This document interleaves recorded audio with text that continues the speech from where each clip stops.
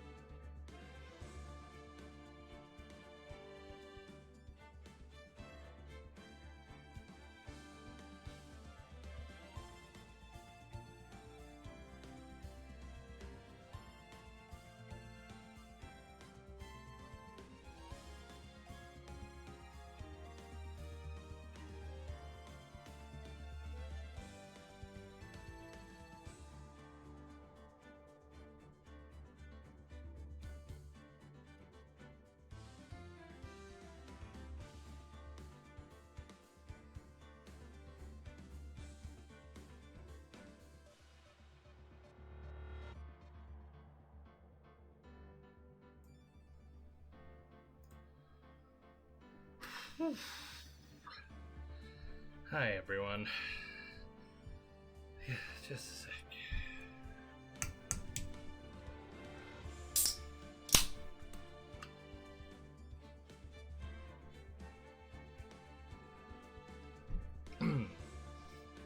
Oh, sorry about that. I am Scruffy Matt and I am late. My apologies. Everything was going to plan, and then, like 60 seconds after I hit the start streaming button, I got a phone call. And of all things, a job interview. So, it's not something I could exactly put down, is it? So, yeah, seemed to go well.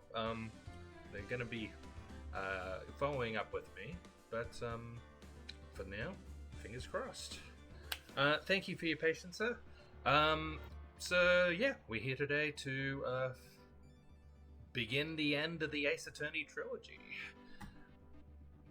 Last time we had a bit of a flashback episode to Mia's first case, which did not go well, which tied into the first episode of Trials and Tribulations, where we saw Mia's second case, where she was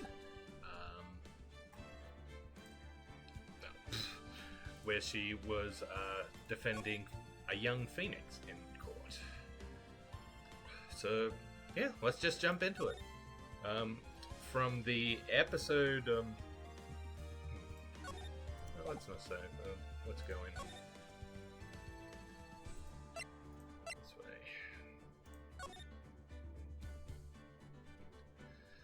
way. Still a bit flustered. I really wasn't expecting that. So, episode 1 was the flashback. We had young Phoenix defending, being accused of murder, thanks to this young lady who was actually responsible. And after that, we flash back to a year prior to that, Mia's first case, which again involved that young lady, but that time she got away. So it's nice to see she eventually got picked up for her crimes. And now we're up to the final episode of the Ace Attorney trilogy, and it looks like it's going to involve the Fae clan again. So let's find out what happens.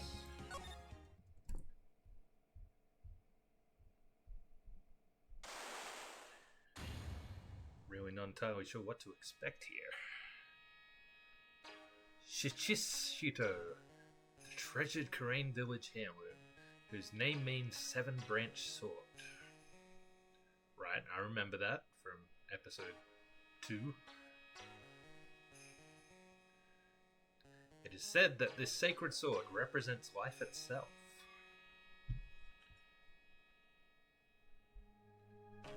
Though the branches may appear to be infinite, the choice is limitless.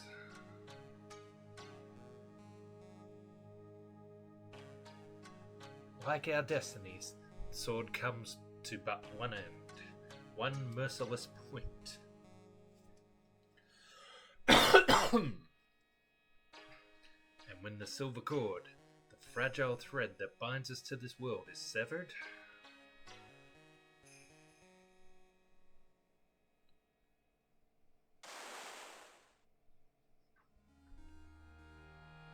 oh jeez, who's dead this time? The illusion is revealed, and the implacability of fate is finally laid bare. That had better not be Maya.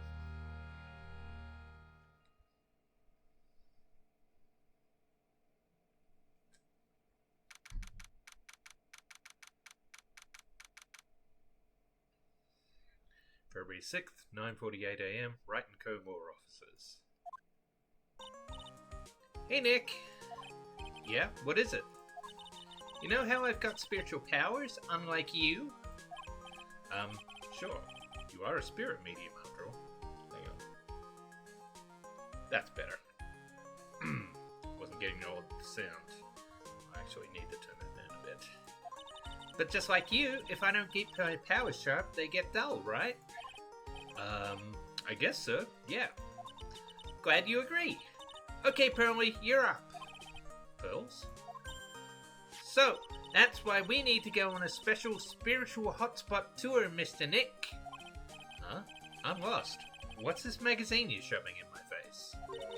It's the New Year's issue of Oh Cult, Winter Spiritual Location Special. Oh, Pearls look so happy. Maximize your spiritual powers with just one night of intensive training. You can make the text box transparent in the options that makes the art more visible. Oh, thank you for the tip, Polygon. Let's see. Text box. Whoa. Is that it?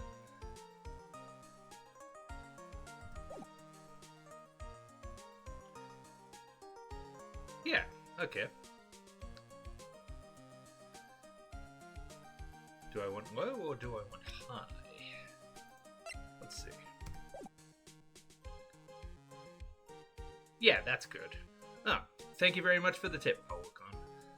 God, I'm up to the final episode of the third game in the trilogy, and only just now have I figured out to do that. Oh well. Oh, it sounds too good to be true! I'll say, it sounds more like a scam to me. It's at a spiritual retreat called Hazakura Temple. It's way up in the mountains, and I bet it's nice and cold. Just perfect for training. Now I definitely don't want to go. You know, I think I've heard of this temple before. It's a famous channeling dojo. It's hard for even real spirit mediums like us to make reservations up there. Reservations? For a temple? Are you serious? Don't worry, I've already made special reservations just for us. Yeah, and I signed up for the special course. That's nice. And the timing couldn't be better, since we don't have a case right now anyway. Alrighty then, it's settled. Well, come on, don't just stand there, start packing your stuff. Also, I just realized you're first-time chatter in my stream, so welcome, Polygon. Hope you enjoy your time here. Yes, Mr. Nick, you better start packing your stuff. Huh? Me? Why do I have to go? Well, we have to be accompanied by someone over 20 years old. Hey, I don't have anything to do with spirit power. The only thing I can channel is the TV. So, is there a heated pool at this Hazakura temple? No, but you can stand under a freezing waterfall. Sorry, but I think I'll pass. I hate cold places. What? No way! How can you be so selfish? Come on, Mr. Nick, look at this place. Doesn't it look beautiful? Give me 1 minute.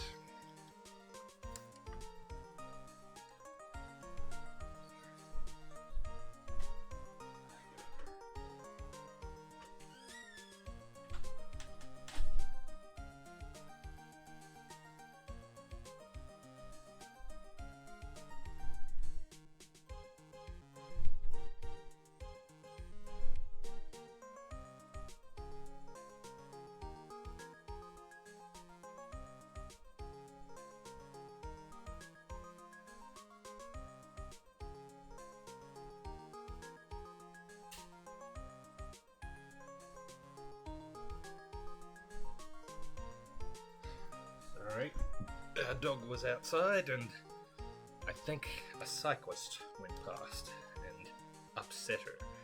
Heaven forbid anyone should happen to pass nearby. I really hope that's the last interruption. Nope, not going. I'm gonna be nice and toasty at home. What the? What is it, Mr. Nick? Let me see that magazine.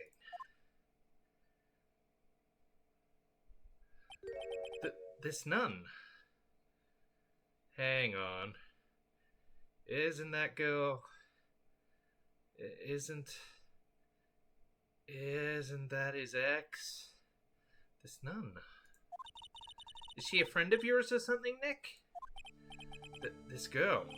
It's... My name is Dahlia Hawthorne. I just want to say, it's an honor for me to be here in your noble presence.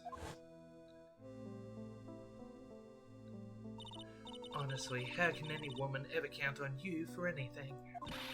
You disgust me. But it can't be. She was found guilty and should still be in prison. Mr. Nick? I'll go. Huh? Hazakura Temple. I said I'll go. This is a bad idea. Why not call the police and ask Gumshoe to look into it? You know, check whether she's out on bail or if she's paid her time to society or if she's escaped. Yay! Isn't that great, Pearly? Yes! Oh, thank you. Thank you, Mr. Nick. You'd do anything for Mystic Maya, right? Even walk over burning coals, right? Oh, Cult. New Year's issue received from Pearls. And a cult magazine featuring Hazakura Temple. Dahlia Hawthorne. Right, before we do that, is there a better look at this? Nope. Oh no. She's got a Megatama as well. That's not a good sign. Dahlia Hawthorne. I knew there was no way she could possibly be at that temple. But I just had to see for myself who this nun really was. I mean, it's definitely her. Unless she has an identical twin.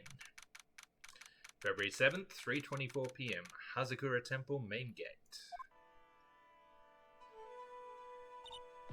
Brr, it's so cold here, Nick. Maybe you should put on something warmer for a change. Well, it's supposed to be cold. It's training. Achoo! Her teeth are chattering so loudly it's all I can do to make out what she's saying. Wow, Mystic Maya. So this is the famous Hazakura Temple. Pearly, achoo! Well. How nice to see you here. Welcome to our temple. Oh, thank you. Achoo! Oh, my. Thank you for coming all this way.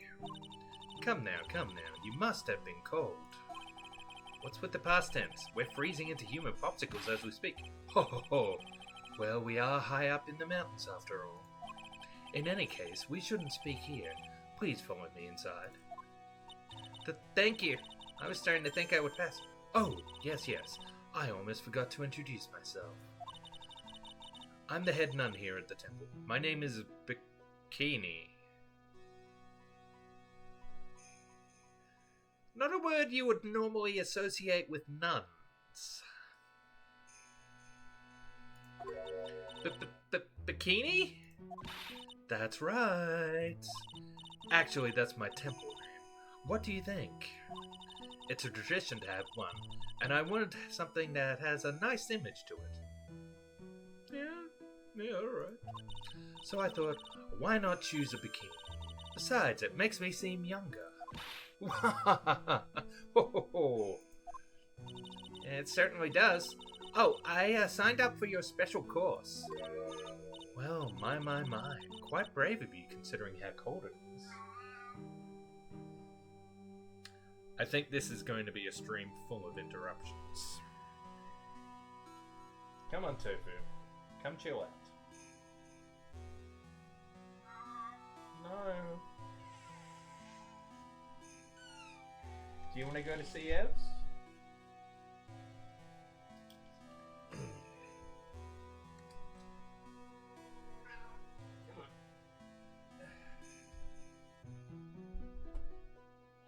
I think Tofu wants to speak with you. Yeah, he was hiding in my room.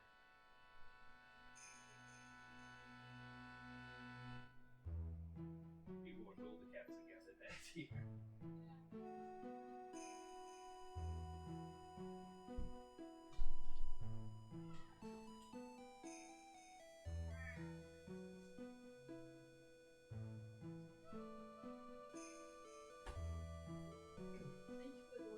You're welcome. Enjoy your cat.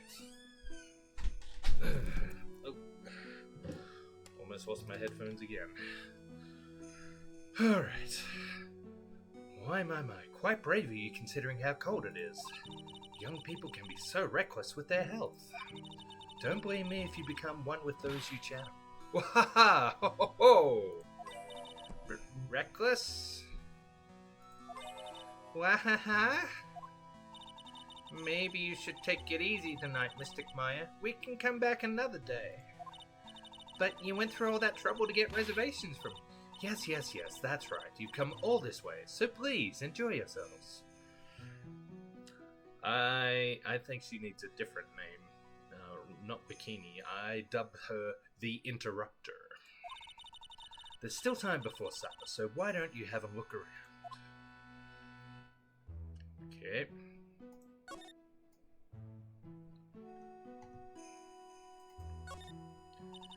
What do you think, Nick? Pretty awesome gate, huh? It sure is. It looks pretty well maintained, too. This thing kind of puts your hometown to shame, Maya. Yeah, well, a lot of things have happened in Karain Village. We used to be a lot richer back when people hired us to perform channelings. Oh, I see. But now the place looks a bit run down. I guess I was just born in the wrong time.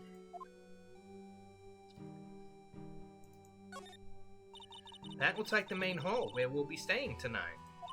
From here, it looks like one of those ice hotels you always hear about. I gotta have a heater or something in there, don't you think? I don't want to die. I'm not worried. I brought my hot water bottle. Did you bring one for me? What are you talking about, Nick? Who carries around 2 hot water bottles? If the cold doesn't kill me, the Ice Queen over here will finish the job. Oh look, it's one of those snow motorcycle things.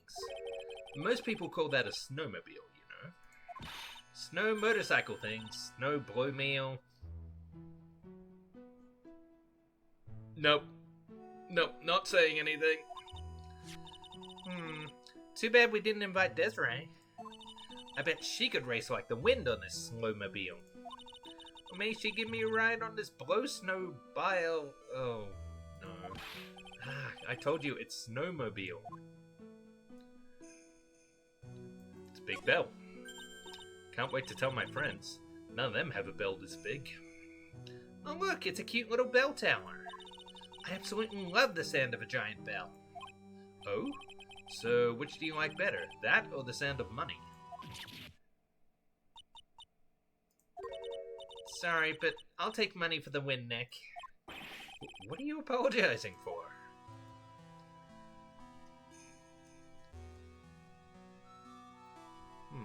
Wonder what this little gate is for here on the side.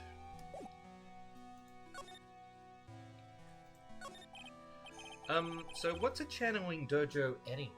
Oh, come on, Nick, you should know that. You've been to Maya's place. Oh, my, you don't even know that? Forgive him, sister, for he knows not what he is saying. Well, just call me Bikini and forget that sister part. A channeling dojo is basically a spiritual power training ground. We have special holy items prepared here to help people boost their spiritual power. Holy items? If you train an entire evening surrounded by these items, it's quite mysterious. The spiritual power of these items seems to envelop you. Wahaha! Wow, she must have just gotten off the trolley from the land of make-believe. Really, Nick?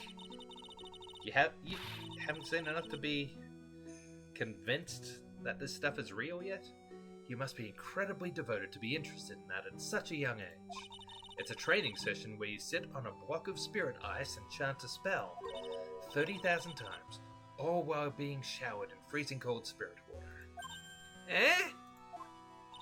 It's February now, right? You have to be careful this time of the year.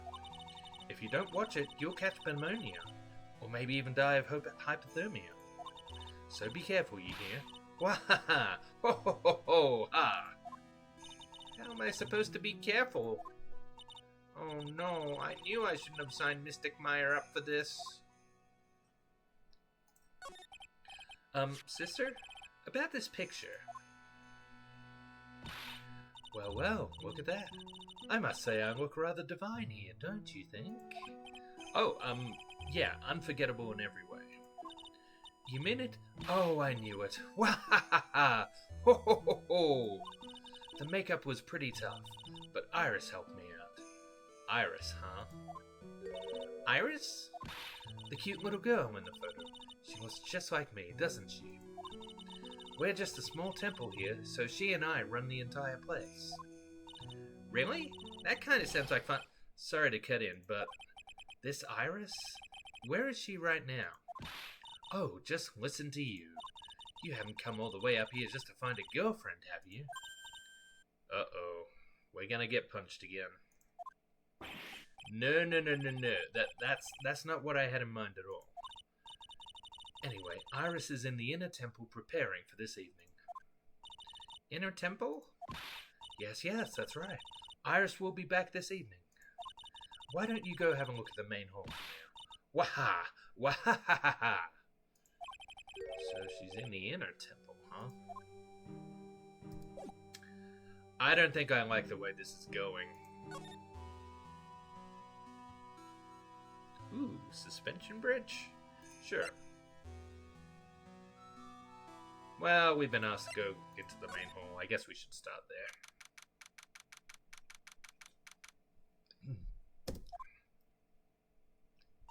there. The main hall? I think it's even colder in here. Achoo! Ah, Mr. Nick, do you smell that? It smells like meat and gravy. Yeah, you're right. I guess it's pot roast for tonight. Yum! Weird.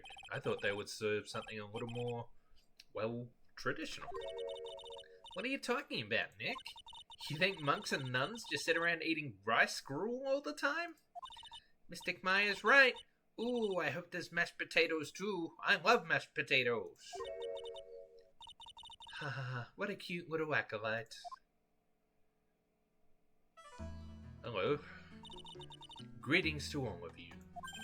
Oh, hello. Wow, this lady makes Maya look like a 6.8 out of 10 on the weirdness scale. Your outfit. Did you come here for the special course too? Ha ha ha. Unfortunately, no. Actually, I'm... Ah! You're Miss Elise Donim. Donum? Dunham. Yeah, Dunham. Yes, that's right. You know of me? My name is Profay. I'm your biggest fan. Who is she, Nick? I see it now. Zavari, a fortune teller. I've got all your books, Miss Dunham. Ha ha ha. What a sweet thing to say. And please, call me Elise. Books? Mr. Nick, don't you know anything? Don't you even know who this is? Well, an author, maybe? Yes, and an illustrator of picture books. Picture books, huh? Oh, now I get it.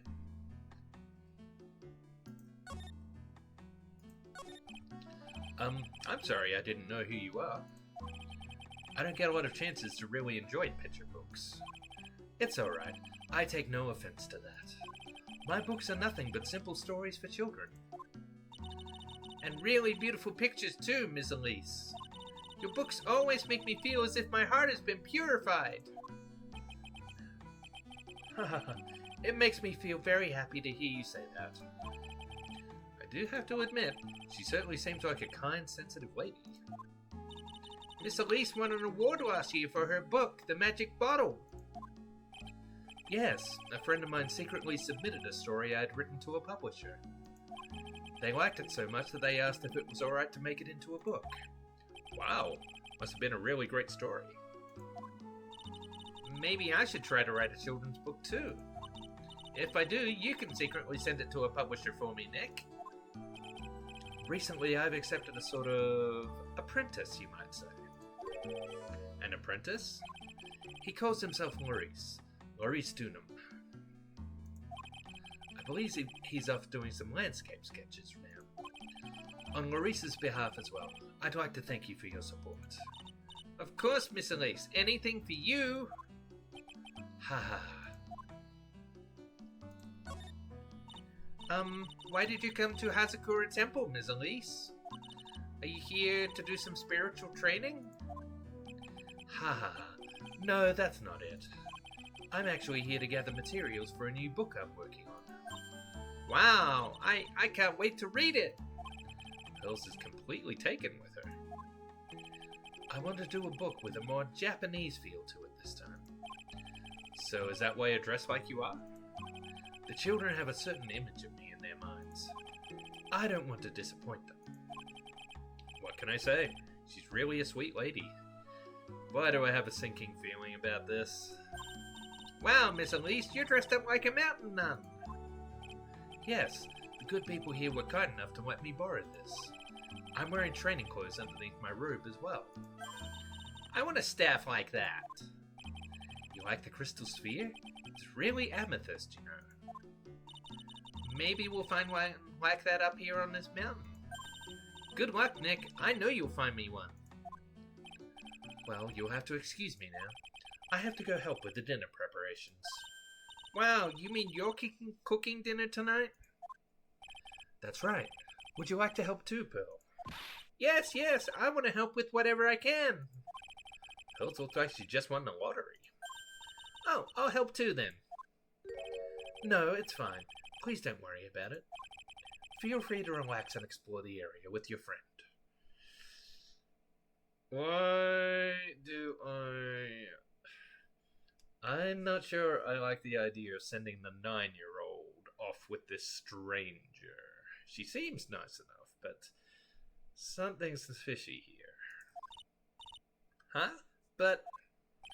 Oh yes, please take this. I think it will be of help to you. It's a map of the area. We wouldn't want you to get lost now, would we? The inner temple. There it is, on the other side of that bridge. Well, if you insist, I guess we'll take this chance to go check out the other temple. Hazakura Temple map added to the court record. Shows Hazakura Temple and the surrounding area. Okay, I'll see you two later then. Remember, you're not allowed to fight. Come on, Nick, let's go. At least we'll stay warm if we keep moving. Well, let's have a look around here first. There are straw zabuton cushions arranged around a hibachi brazier. I haven't seen a layout like this since I saw this really old Japanese movie on TV. If it wasn't for this hibachi, they'd probably freeze to death. I bet the writing on these sliding doors are instructions for spirit channeling. Kinda like how we scribbled math formulas on the bathroom walls to remember them. Except we couldn't go to the bathroom during tests. And I can't read these walls. It's a stack of straw zabuton cushions. Maya told me this type of zabuton is called Enza. I suppose if I'd never come here, I'd have missed out on all these new things. No clues here. It's an altar. It looks a bit old, but someone does a good job taking care of it. Speaking of altars, I remember seeing one like this in Korean Village last year. I guess I really do have something to do with spiritual power after all.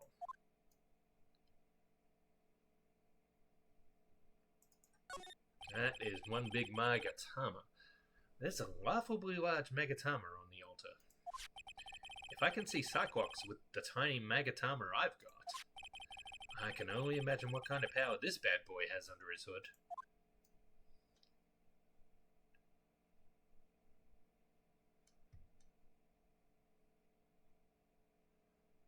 Alright, I think that's everything.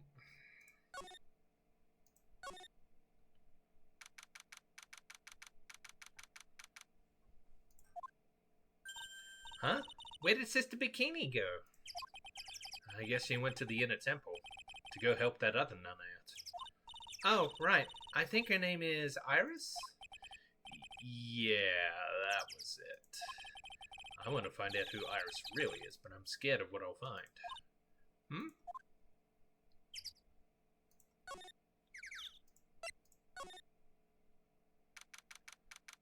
Is that an emergency phone? Interesting. Wow, look at this broken down old bridge, Nick. Yeah, and look at that big canyon below us. Hey, there's a river down there. It looks like it's flowing real fast.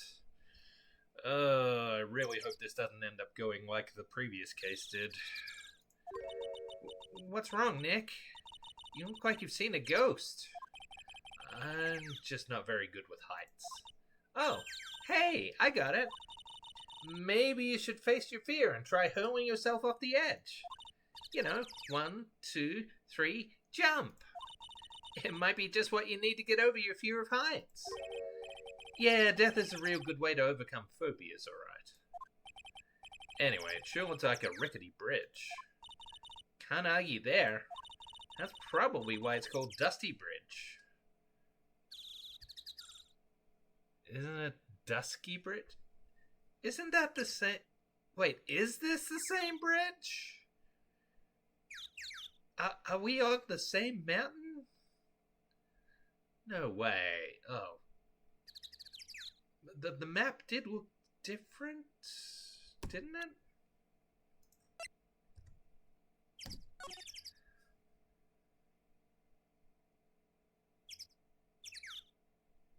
Oh no.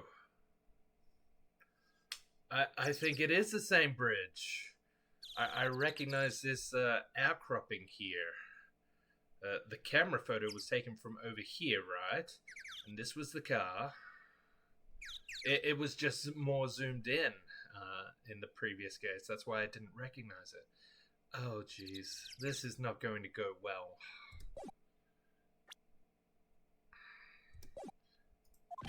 Read it again, Maya. It says Dusky Bridge. Well, it's practically the same thing. Anyway, the inner temple is just up ahead, right? So let's go and check it out. Ugh. Why isn't there another way across?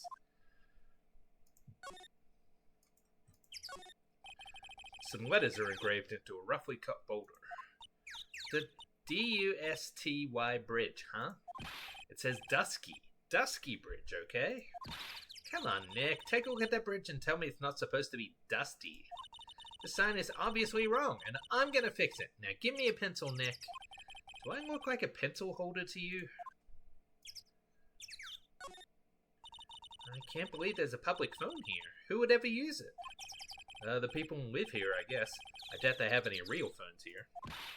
Yeah, but it took like 20 minutes to walk here from the main hall. It would have been smarter than to build the main hall here, don't you think? Maybe you should work on channeling someone who makes logical sense, Maya. Come on, Nick. Why don't we hop across the bridge? It'll be fun. I'm not so sure.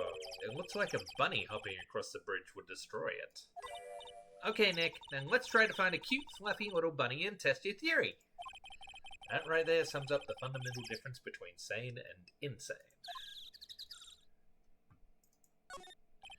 There's a narrow path going off in a different direction than that of the main hall. The sign here is so old, the text seems to have vanished.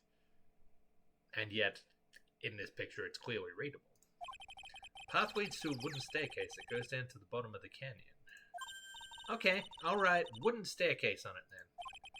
Do you really think that is necessary? You'd have to be blind not to see the stairs. Well, it can't hurt. Just pass me a pencil, okay?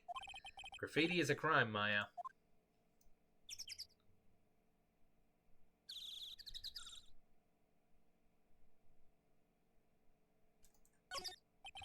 Yeah, it looks like it's about 20 yards to that cliff over there. I guess that's where I'll be training tonight. Do you want to train with me, Nick? And do the special course? I think not. But it'd be so great if you had spiritual powers too. Really? I see dead people sounds more like a cause for alarm to me. Alright.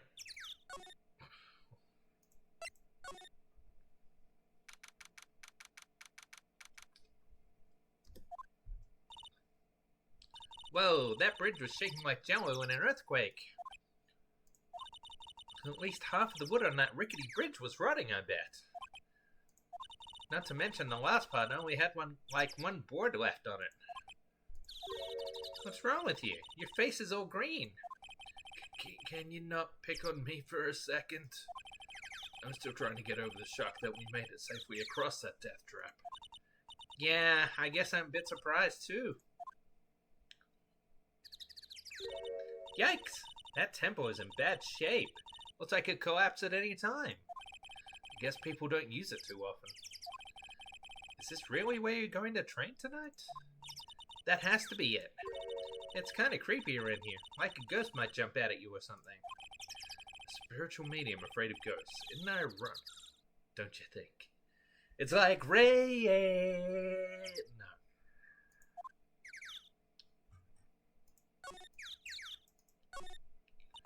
So that's the inner temple up ahead, huh? Looks kind of run down. Well, it wouldn't be very temple-like if it was all bright and shiny. So you're training here tonight, huh? Yep. Then everyone will see my spiritual powers. Oh dear. Sounds like your stomach wants to show off its digestive powers instead. I wonder if that roast is ready yet.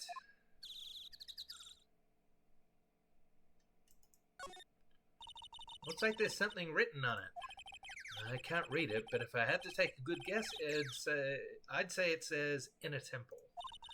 Well, what's the point of a sign if you can't read it? Must be tough for the mailman when he's delivering here. I guess the sign is a good indication of how long this place has been here. Hey, a half-open gate. That's practically a welcome mat. Yeah, except the sign on here says no entry. Nick, rules are made to be broken, you know. You expect a lawyer to go along with that? Oh, come on. You're such an old lady sometimes. Let's just go. Don't blame it on me when Sister Bikini puts a curse on you. Now you got me scared. Let's just forget about it, okay?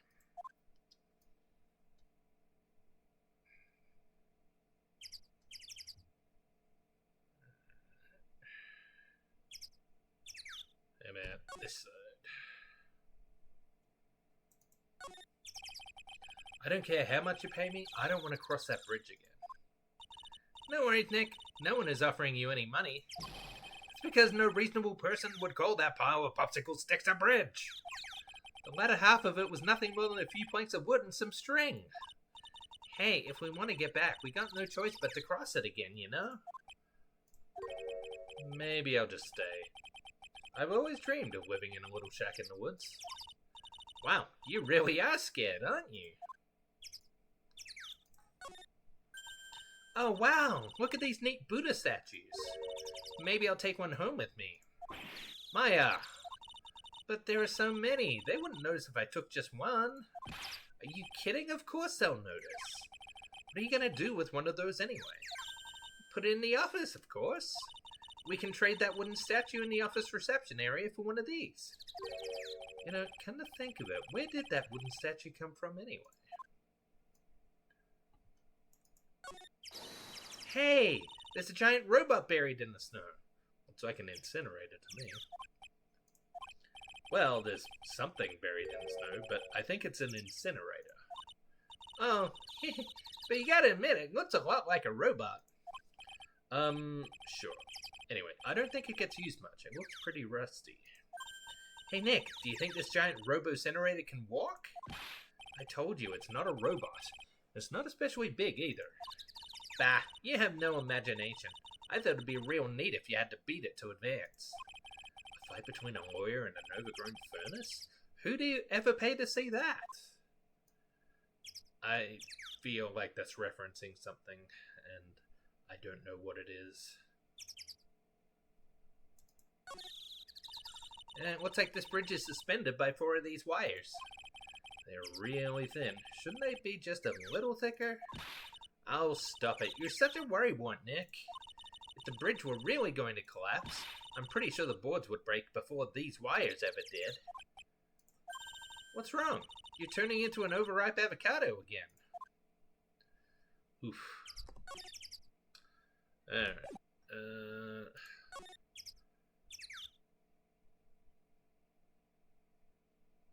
Oh, we can't go in? Oh, we can. Okay.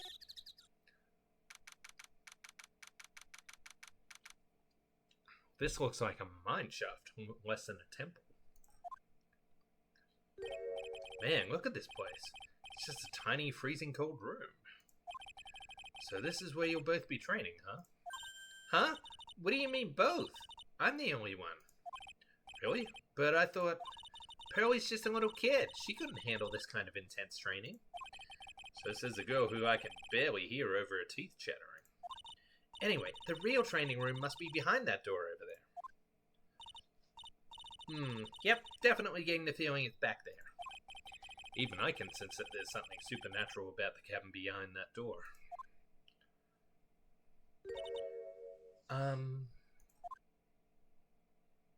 Oh dear. Excuse me, but who are you? Ah. You're... Hi there.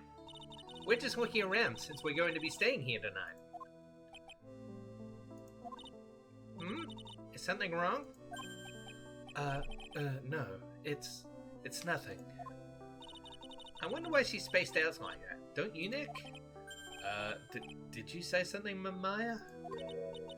Not you too, Nick. My name is Iris.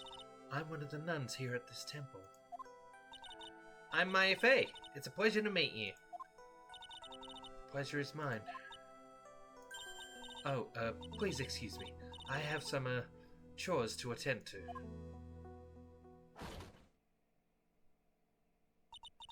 She sure is beautiful.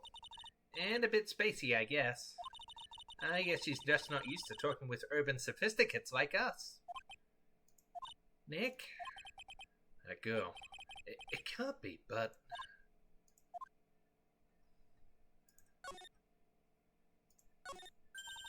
The actual training area must be on the other side of this door. I wonder what it's like.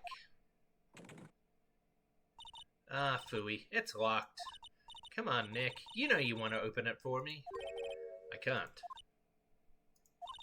You've been in kind of a bad mood lately, haven't you, Nick? Savari! I know what it is. IRIS. Ha ha ha ha! Iris and Nick sitting in a tree. KISSING. Ew. A hanging scroll. It doesn't look that old either. Ah! Ah! What is it? Why'd you scream like that? The scroll. It's my mother. What? Huh. Misty Fey, master of the Karain School of Channeling. Are you sure? Yes. That crest at the top of the scroll. That's the special mark of the master of our tradition. So that's what the mark means. What is it? Nothing. It's just that I last saw her over 15 years ago. Do we think she's been here? If it wasn't for that crest, I wouldn't have even known it was her. My own mother. And I can't even recognize her face. Maya. Hanging scroll added to the court record. Shows Misty Fey, master of the Karain technique. It's a hanging war scroll showing Maya's mother, Misty Fey. It's not that old. The crest at the top is the official mark of the master. I wonder if this temple has some sort of connection to the Fey family. I think it does, actually. Supposedly... pardon me. Supposedly, it was founded by a branch family member of the Karain school. A branch family member. Someone like Morgan Fey, maybe? I'll have to ask Bikini in more detail when I get the chance. About Maya, and the Fey family in general.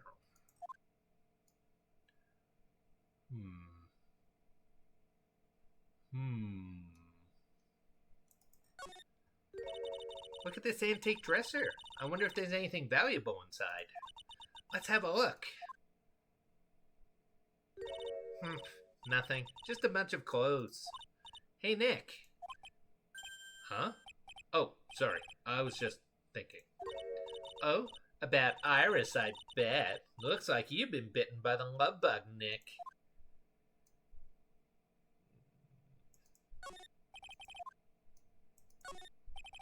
There are a bunch of musty-looking blankets and bedding sets piled up here. I wonder why they're even here in the first place. It's because all spiritual training is done under the supervision of a nun. I wonder if Sister Bikini is planning to sleep in here while I train. But if they sleep, what's the point of having them here in the first place? Alright, we should probably get back.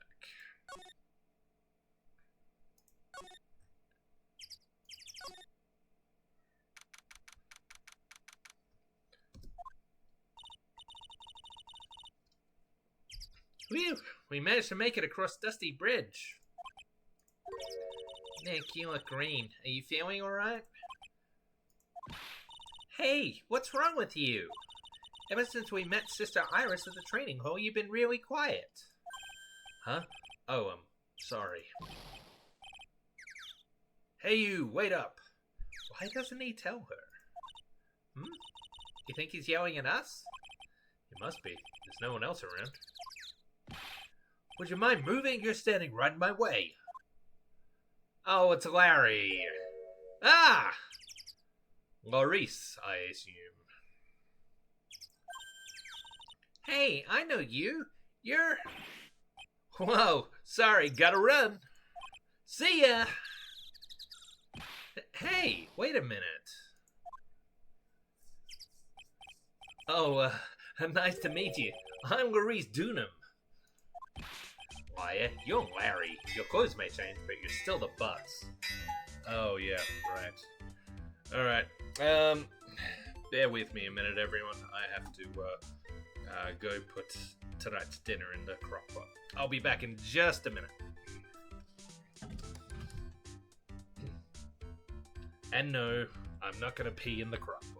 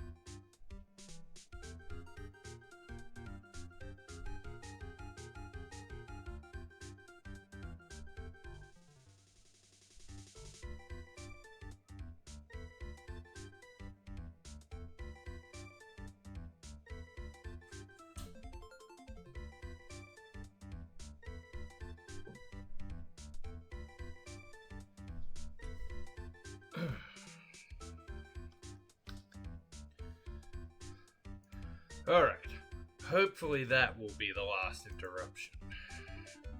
Please? Shut up! I'm Grease! And I'm just here to do a sketch of Dusky Bridge. So it really is our Larry. Not that I get why he's pretending to be someone else.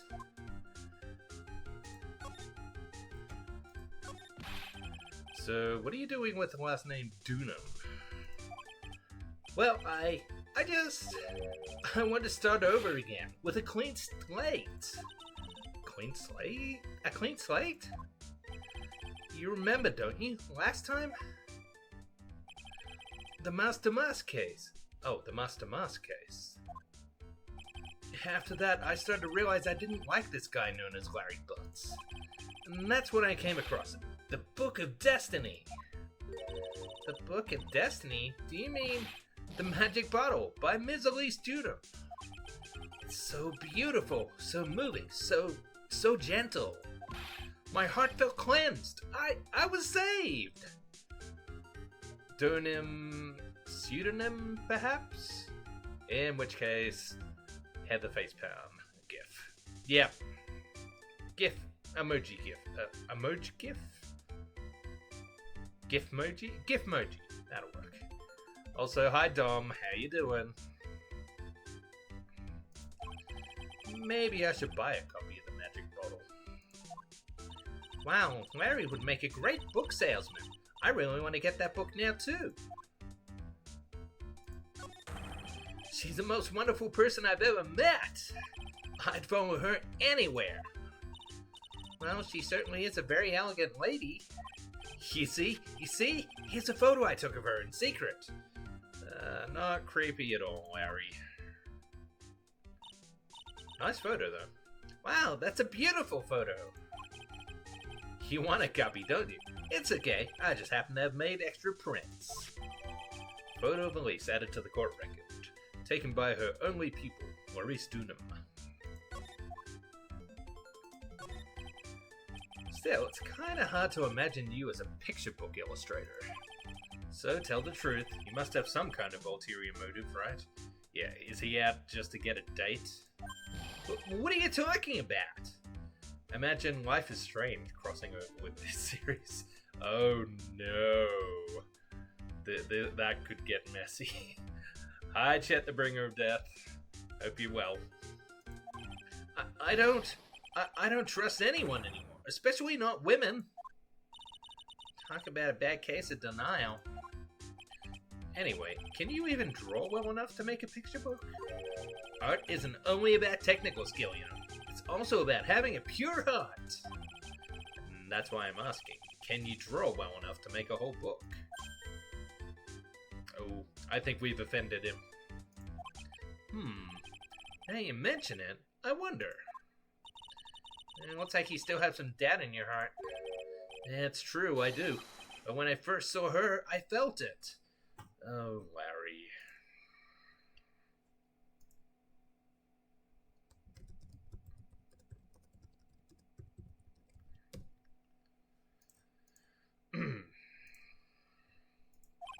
Something inside me ended, and something else began.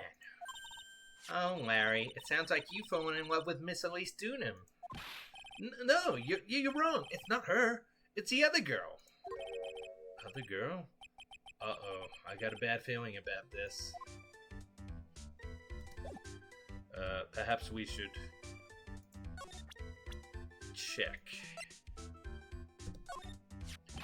Woo, yeah, her, my little Iris. She's really pretty. This girl, she's perfect. She's exactly my type. I wonder if she would model for me.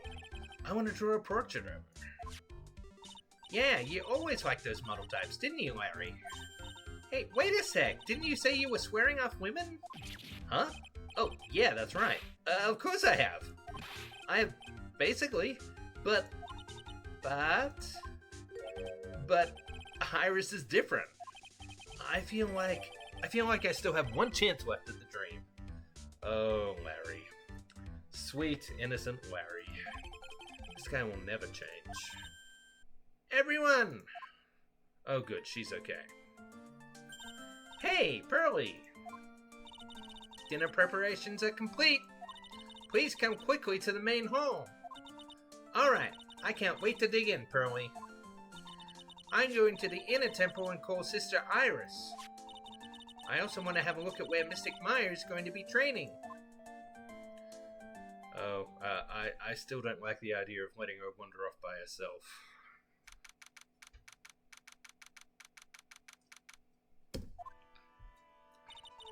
Boy, am I stuffed. Are you sure it's alright to eat that much before your training? Well, this kind of training is a battle of endurance. Mystic Maya, please don't do anything that might put your health at risk. Haha, no pain, no gain, I guess. I'm still worried about you. Well, well, well, let's not dilly-dally, shilly-shally. You must get ready for tonight. Good luck, Maya. Alright, here I go. I'll see you all tomorrow, I guess. Iris, please ring the bell at 10 o'clock for lights out, alright? Yes, Sister Bikini. And then, after you ring the bell, I want you to come join us at the training hall. I understand, Sister Bikini. Maya and Bikini really seem excited about this training thing tonight. Well, Pearl, what are you going to do tonight? Well, If you'd like, you can come to my room. Perhaps we can read some books together. Really? I'd love to.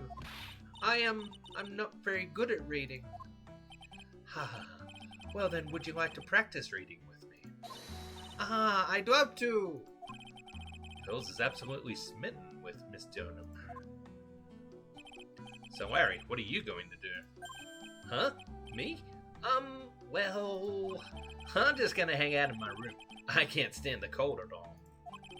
Totally hear you there. Miss Elise, so for example, how do you read this? It says gravely. That's kind of a tough word. Oh, okay. And what about this word? That's another tough one. It says roast. What kind of a book is she reading anyway? Well, I'm going to go wash the dishes and help clean up. I'll go visit you when I'm done, Miss Elise. Well, not much to do except head to my room and huddle under the covers, I guess. And I assume this is where everything is going to go horribly, horribly wrong. Ugh, it's a whole different type of cold up here in the mountains. Why couldn't the nearest bathroom be just a little closer to my room? Mr. Wright? Yeah! Oh, Miss Donham, are you going to use the bathroom too? No, but have you seen Oh, I knew it. No, not since after dinner. I thought she said she was going to go to your room. I know, but she never showed up. I'm going to go look for her. Excuse me. Miss Elise Dunham, a woman as mysterious as origin as her last name. But the real mysterious one is... Oh. Sister Iris. Good evening. The really mysterious one is this girl. Are you on your way to the bathroom too, Mr. Wright? Can't let this chance pass me by. I should try to talk with her, maybe get some answers.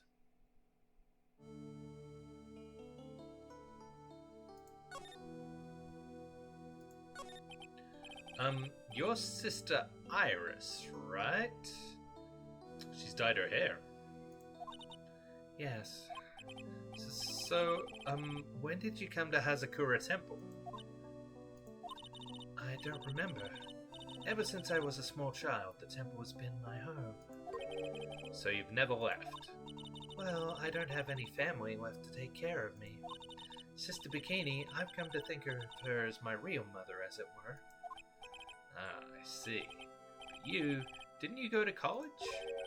And maybe enroll in the Ivy University Literature Department? No, I never had an interest in going to a big university like that. My training is all the education I need. I see. But once in a while, when I get the chance, I make a trip to the nearby town. I can use a computer and a cell phone too. That's not exactly something worth bragging about. But I don't see any Cyclops. So I guess that must mean she's not lying. Please don't stare at me like that. What kind of a place is this, anyway? I heard it's for training to increase your spiritual power or something like that. It must seem awfully crazy to normal people like you. Well, I have to admit it's a whole different world up here. I'm glad to hear you say that. Huh? Talking with dead people? Who does it help, anyway? I hate it. Really? So then why stay in a place like this? Is something wrong? I didn't realize it was so late. I have to go and ring the bell for lights out. I guess it's almost 10 o'clock now, huh? Mr. Wright. Yes. If it's alright with you, I would like you to have this. But this is your hood. It has the power to protect you from evil spirits. Come to think of it, Sister Bikini was wearing one of these too. I pray for your safety on this dark, cold night. Iris's hood, received from Iris. A magical hood said to offer protection from evil spirits. Does it, though? This is very suspicious. I'm sorry, but I must bid you good night. Wait a minute, Sister Iris. Yes. Just now, you called me by my name. You said Mr. Wright. How did you know my name? I never introduced myself to you. That's... Sister Iris, please tell me the truth. You and I, have we ever met before? There it is.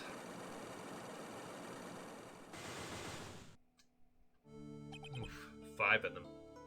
Iris. Oh, it's almost 10 p.m. Perhaps we can speak again tomorrow.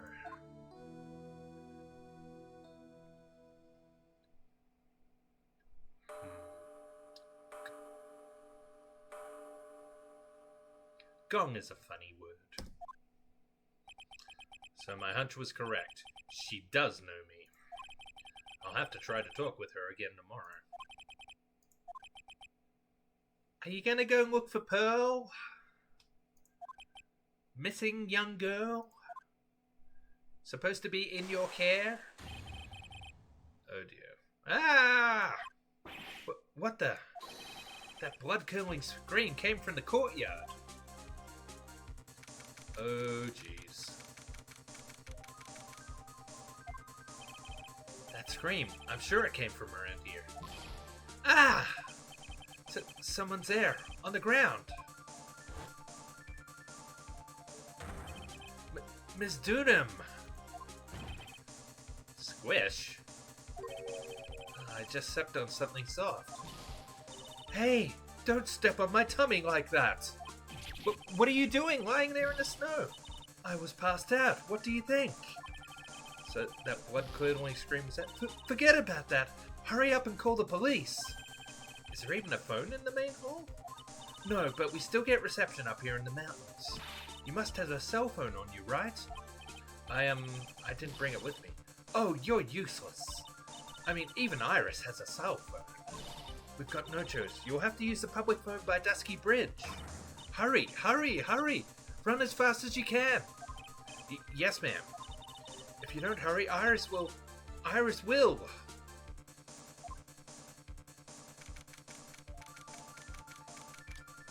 Okay.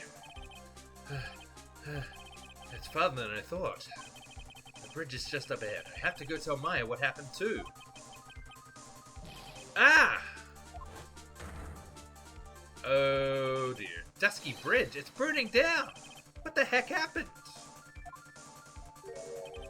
What are you doing here? Ah!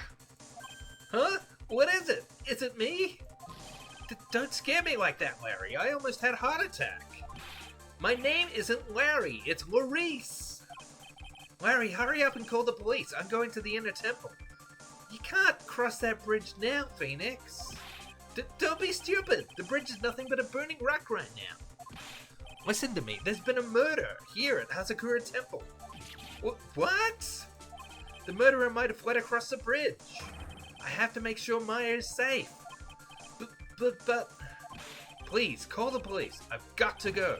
Get out of my way, Larry. This is not gonna go well. It's too dangerous. Nick, wait!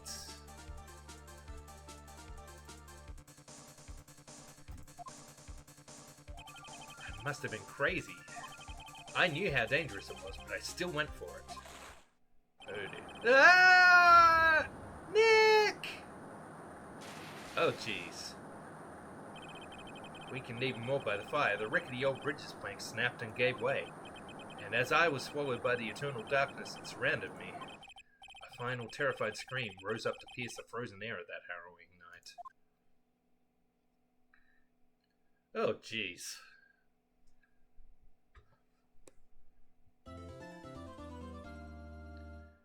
Yes, we will save.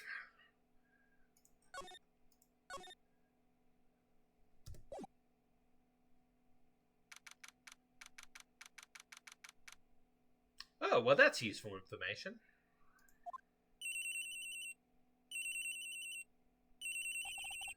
Who could that be at this time of night? We need save spam stat. Yes, indeed. Yes, Edgeworth speaking. Edgy, get up! It's an emergency! Huh? Larry, do you know what time it is? It's not Larry, it's Maurice. Maurice Dunham. This is nothing more than a terrible nightmare. I'll just roll over and... Wait, don't hang up. It's an emergency. It's Nick. He took a really nasty spill. Well, it wouldn't be the first time, so... I'm not joking. His life is in danger.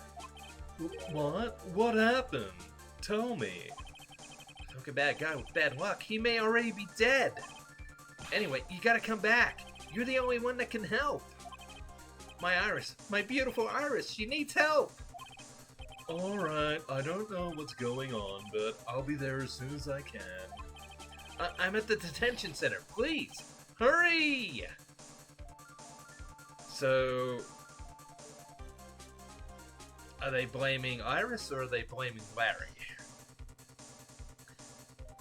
Because I can see Larry being dumb enough to set the bridge on fire to try and, you know, have some art to try and draw. It's been 1 year since I left that country. I thought I wouldn't have to see him again for a while. Sounds like it won't be a pretty reunion, as if I expected anything to change.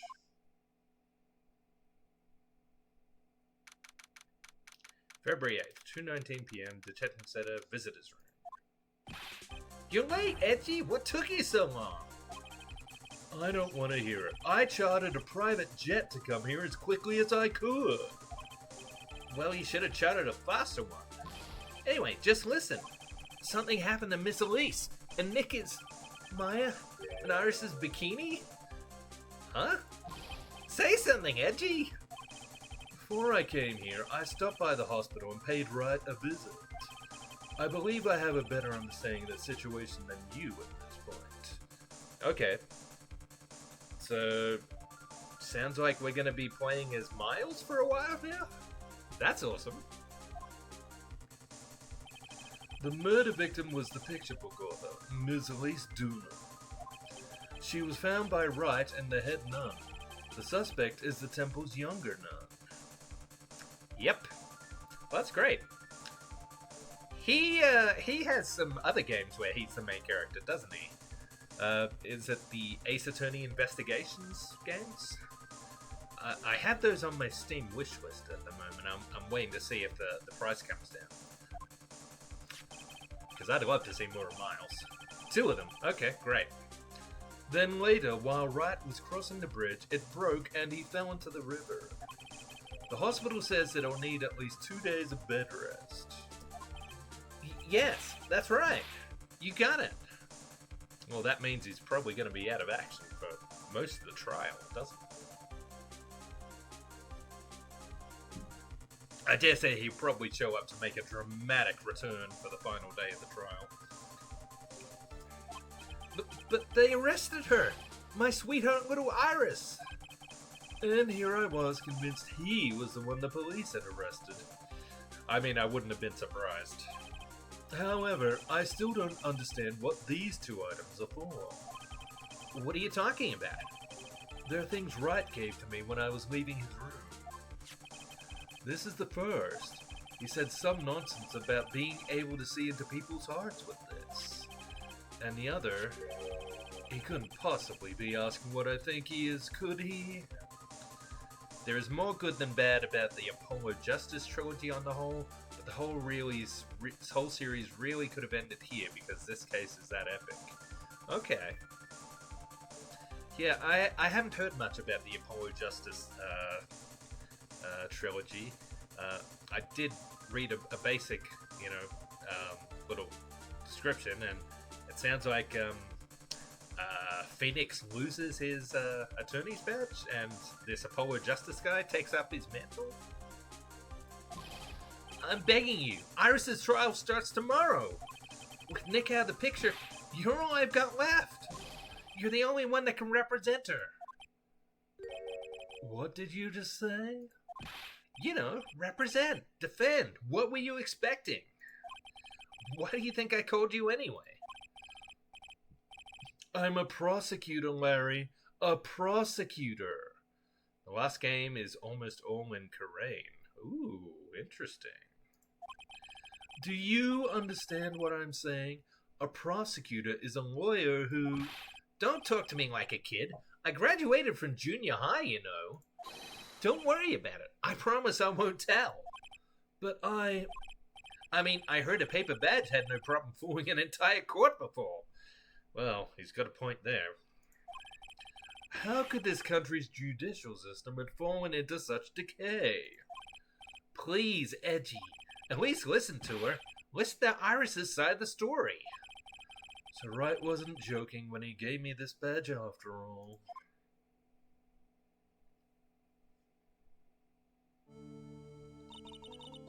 Thank you for coming. My name is Iris. Edgeworth. Miles Edgeworth. I don't know if I can be of any help, but I will at least hear what you have to say about the murder. Mr. Wright, how is he? Mr. Maurice said that he might even die. As if you care. You tried to get him framed for murder. Fortunately, he will be fine. Larry, you moron. How could you say something like that? He was badly bruised when he hit the water, but otherwise he is unharmed. Thank goodness. But he's caught some kind of nasty cold. A cold? He's running a high fever and is drifting in and out of consciousness. I must be imagining things. This woman, I feel like I've met her before.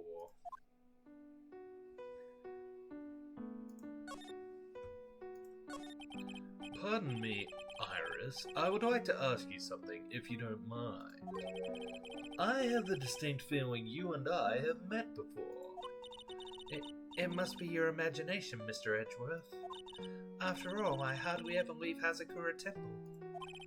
Hazakura Temple? What's that? It's a place where those who wish to boost their spiritual power come to train. Yeah, he's gonna put the pieces together as soon as he finds out that where the murder happened. You need to undergo some very difficult training to release your inner spiritual power. Spiritual power? Did you go to that temple for that reason as well? No, I don't have any spiritual powers. I don't need them. In that case, what are you doing at that temple then? I've committed some sins. Sins that I need to pay for. That's why I'm there, and why I continue to train. To purify my soul. I want to ask you about last night. The night of the crime. Alright. I helped to clean up after dinner, then went back to my room at about 8 o'clock. Later, I left my room to ring the lights out bell at 10 o'clock. Bell? We ring it at the same time each night. I see. And then? And then... I was told to go to the training hall, but... I went back to my room and stayed there. Why didn't you go to the training hall like you were asked to? I was frightened. Frightened? So I just stayed in my room and meditated until the murder happened. There's more to her story. I just know there is. Maybe I should dig a little deeper. You were asked to go to the training hall on the night of the murder? Yes. However, you didn't go. Because you say you were frightened. What exactly were you so frightened of? Oh boy. Only two this time. What in the world? Is there something wrong? I'm sorry, it's nothing. It looks like she's not aware of them herself. These must be what Wright was talking about. Psycho locks. I believe he said that I need to present this Magatama item to do something.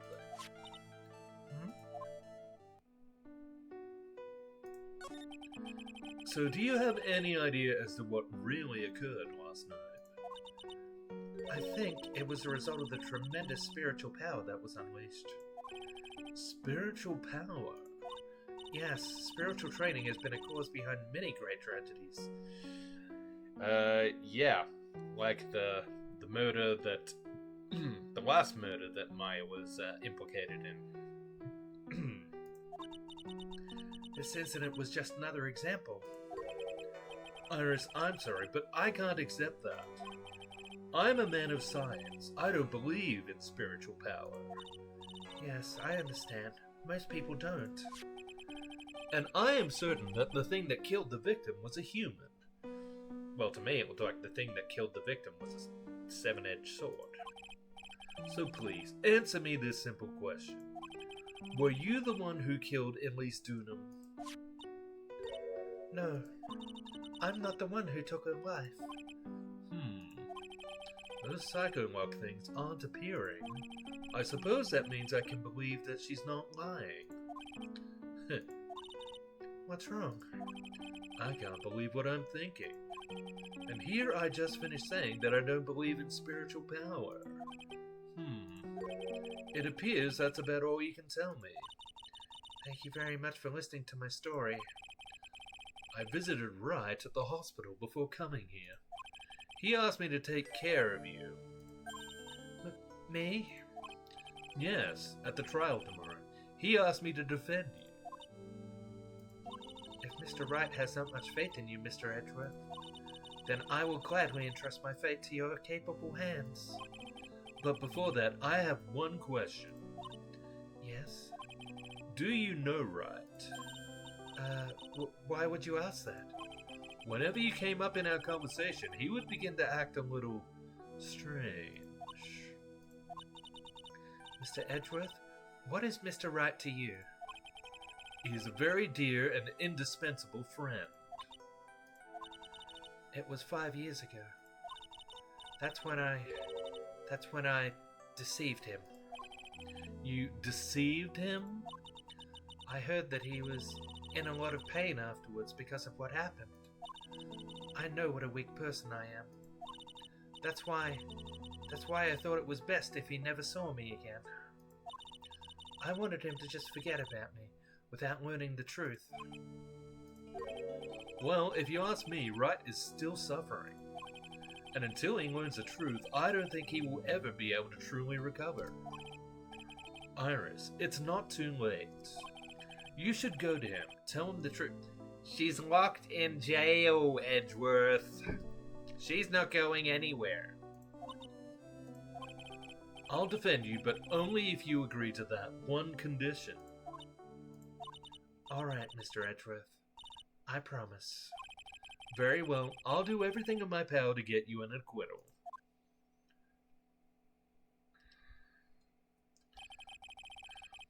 I don't know. I don't know if I trust her. We know she's already committed, what, 3 murders?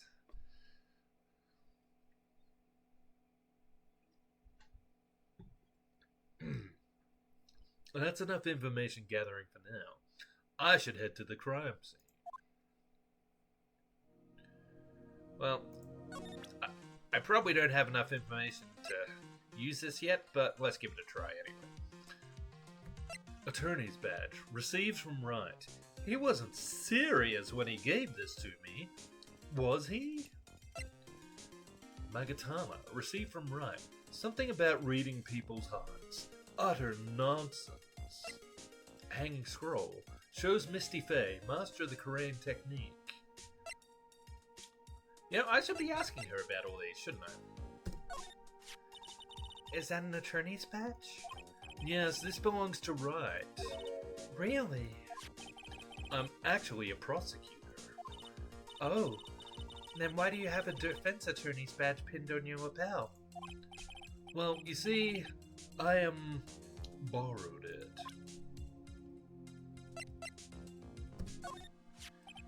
Who is the woman on this hanging scroll? Well, I don't know the details, but I've heard she's the master of the Korean channeling technique. Master? Yes, Mystic Misty. She was a great spirit medium, that's what I've heard. I also heard that she went missing over 15 years ago.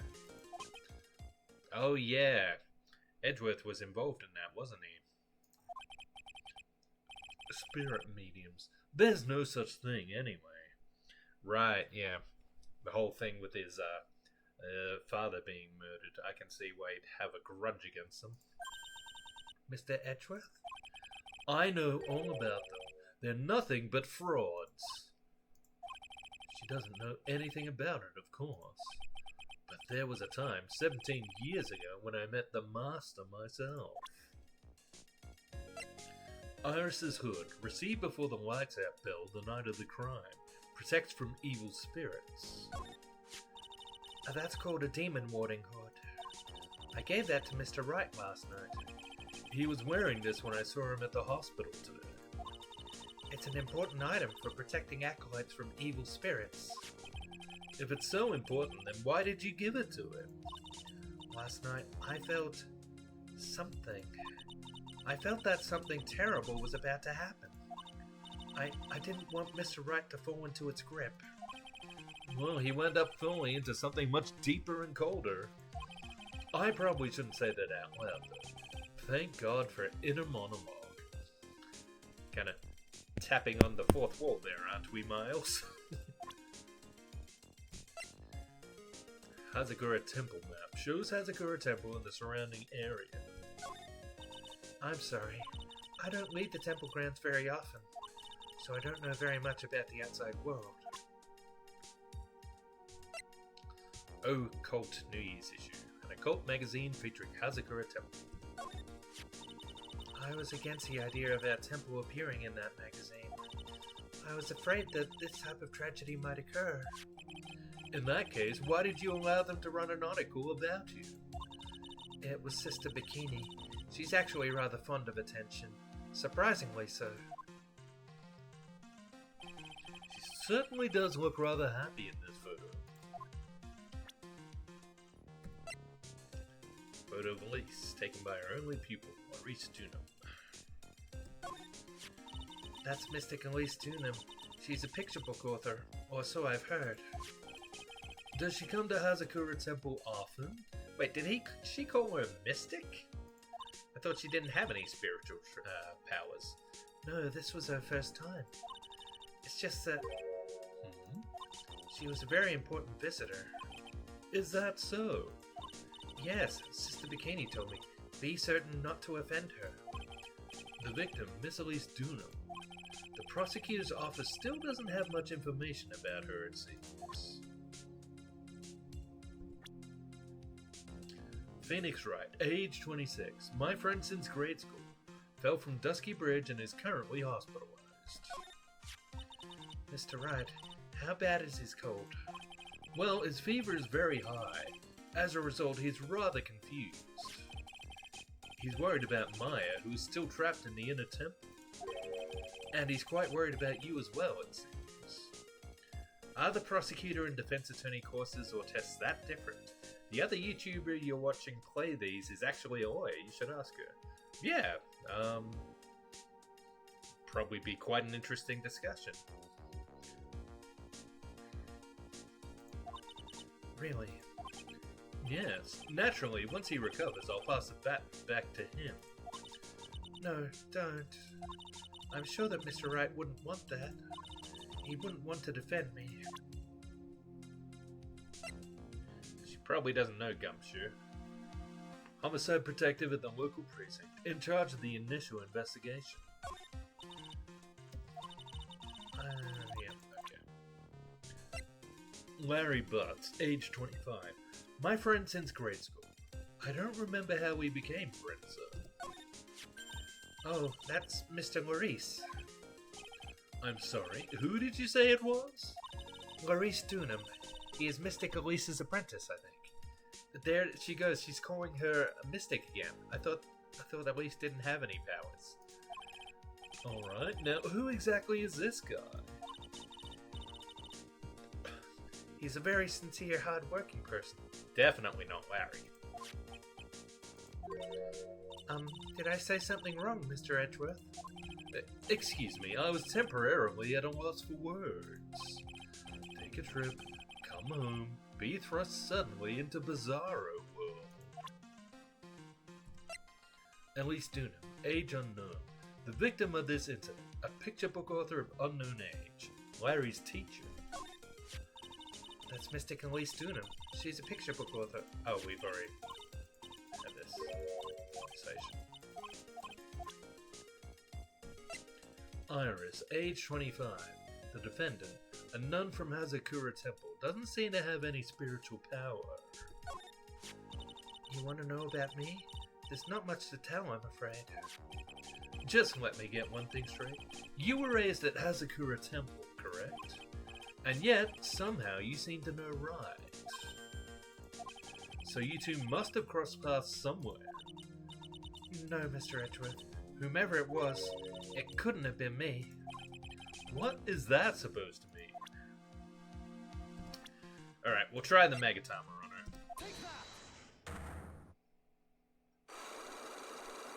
That was not the take that I'm used to. Actually, now I think of it, I guess we haven't ever heard him say take that, have we? It's always just objection! Since I've been handed this case, it is my duty to dig up all the answers. Understand? Yes, sir. The smallest flame can sometimes bathe a case in a whole new light. In my years in court, I've seen it happen over and over again. That's why I'm committed to searching until I have those answers. Now then, is it really true that you didn't go into the inner temple last night? Yes, I swear. I already told you that. Yes, you said you didn't go because you were frightened. That's right. If that's the case, then the obvious question is, what were you so afraid of? Iris, I wonder, is this what frightened you so much that you couldn't even leave your own room? Yeah, I don't think I have it yet. It looks like I still don't have enough information. I need to investigate further and gather some more evidence. Alright. And we talked about everything else? Alright.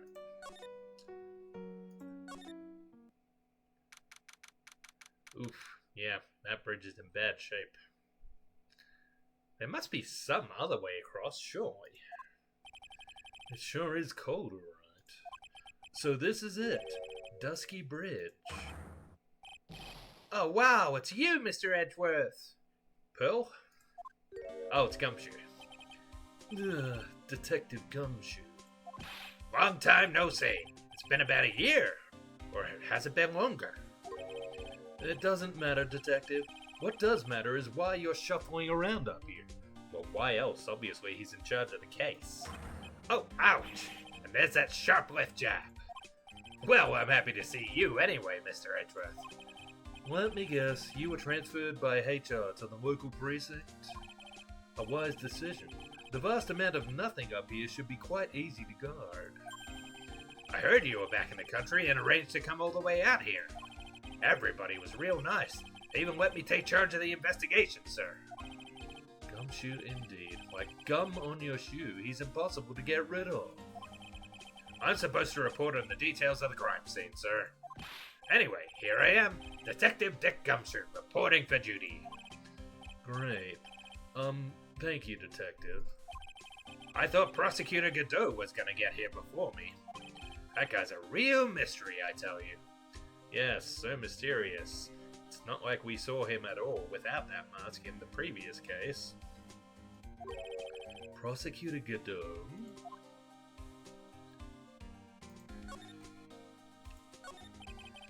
I just got back into the country, so I don't really know much about the case. Oh, it's simple. Well, simple is as simple does, as they... Well, simple is as simple does, as they say. Oh, you've got no idea how much I miss that biting sarcasm of yours, sir. But seriously, this one's a piece of cake. There's a witness that saw the whole thing. A witness? Yeah, that bikini lady. Bikini lady? Here? On this freezing cold mountain? Well, you should talk to her yourself if you want the details, sir. I may have to talk to this bikini lady. I mean, decisive witness myself. So this is the bridge that Wright fell through? Yep, I can't imagine being that reckless myself. Look before you cross, is how it goes, right? What was that leap? And is there something on the other side? Yeah, some old building they call the Inner Temple. But we can't get over there without a bridge, sir. What? Nobody lives there, so it's usually not a problem. But someone was at the Inner Temple and they're doing some training, and now they're stuck there. Yes, I heard that from Wright. It's Maya Fey. Oh no, her again? Anyway, the air's really turbulent right now, so we can't do an aerial extraction. No one's gonna be able to reach the Inner Temple until tomorrow, sir. Will she be alright in this cold? So how did this bridge burn down anyway? We're almost 100% sure it was lightning. Lightning? I don't remember there being a storm the previous night. Lightning? You're telling me the bridge caught on fire due to a fluke bolt of lightning? Yep, last night it snowed for the first time in 3 days. It's a little unusual for lightning to occur during a snowfall like that. But according to the weather data, lightning definitely struck. Weather data added to the court record. A regional weather report from the night of the crime. I see. This is a very detailed weather report. I'm going to want to take a look at that myself. Eagle Mountain weather data. Yes, I say it both ways. Get over it. For February 7th. Snow with occasional lightning strikes. Snow, 7 to approximately 10:50 p.m. Lightning, 10 to approximately 11 p.m. Lightning struck Dusky Bridge at 10:45, around 30 minutes passed between the fire starting and going out. I wouldn't have thought the bridge would burn that long. Especially considering it was really in such a bad state. And I do not buy it being struck by lightning at all.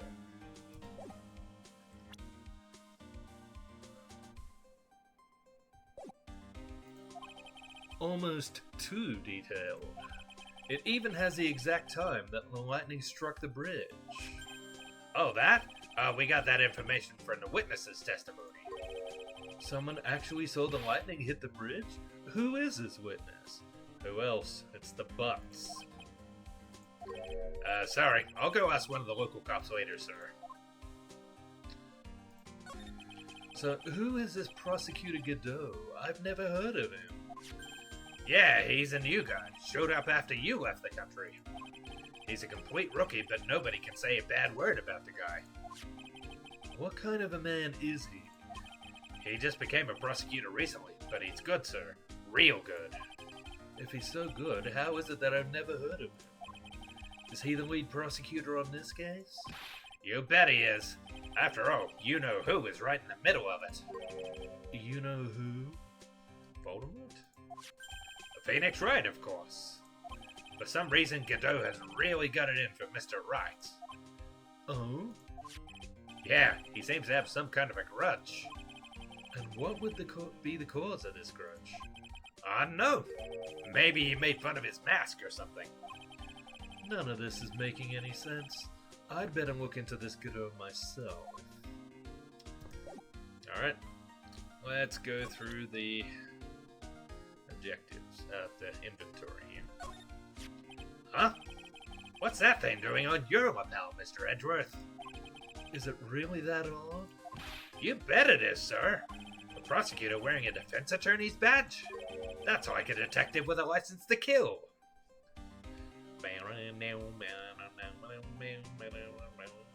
Take a good look at the photo, Miles. The photo? Okay. Does this little thing hold that ominous of a meaning?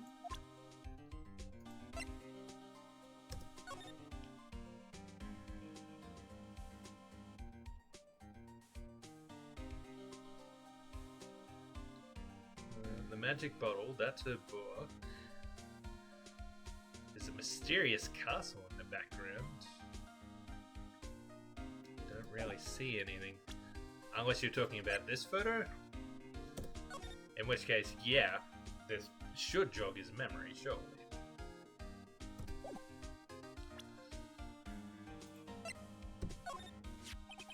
Have you ever seen this thing before? Hey, thanks a lot. I was getting kind of hungry. Hum, hum, hum, hum, hum. What are you doing, detective? Ack! I thought it was some kind of candy that would fill me up, sir. Lately, I've been feeling so hungry all the time. Ugh, maybe his salary's been cut just a little too much? Look, I'm just your everyday simple detective. Don't ask me such tough questions, okay? That's not something to be proud of, detective. Nope. Nothing here.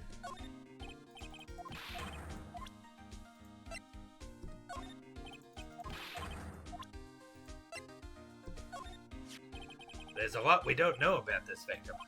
We don't know her real name, her background. We don't know anything, really. That's rather odd. If she was trying to hide her identity, why would she become an author? I'll bet it was just one of those things. You know, she probably never expected to get so popular. She didn't even submit the book for publishing. A friend of hers did that, didn't they?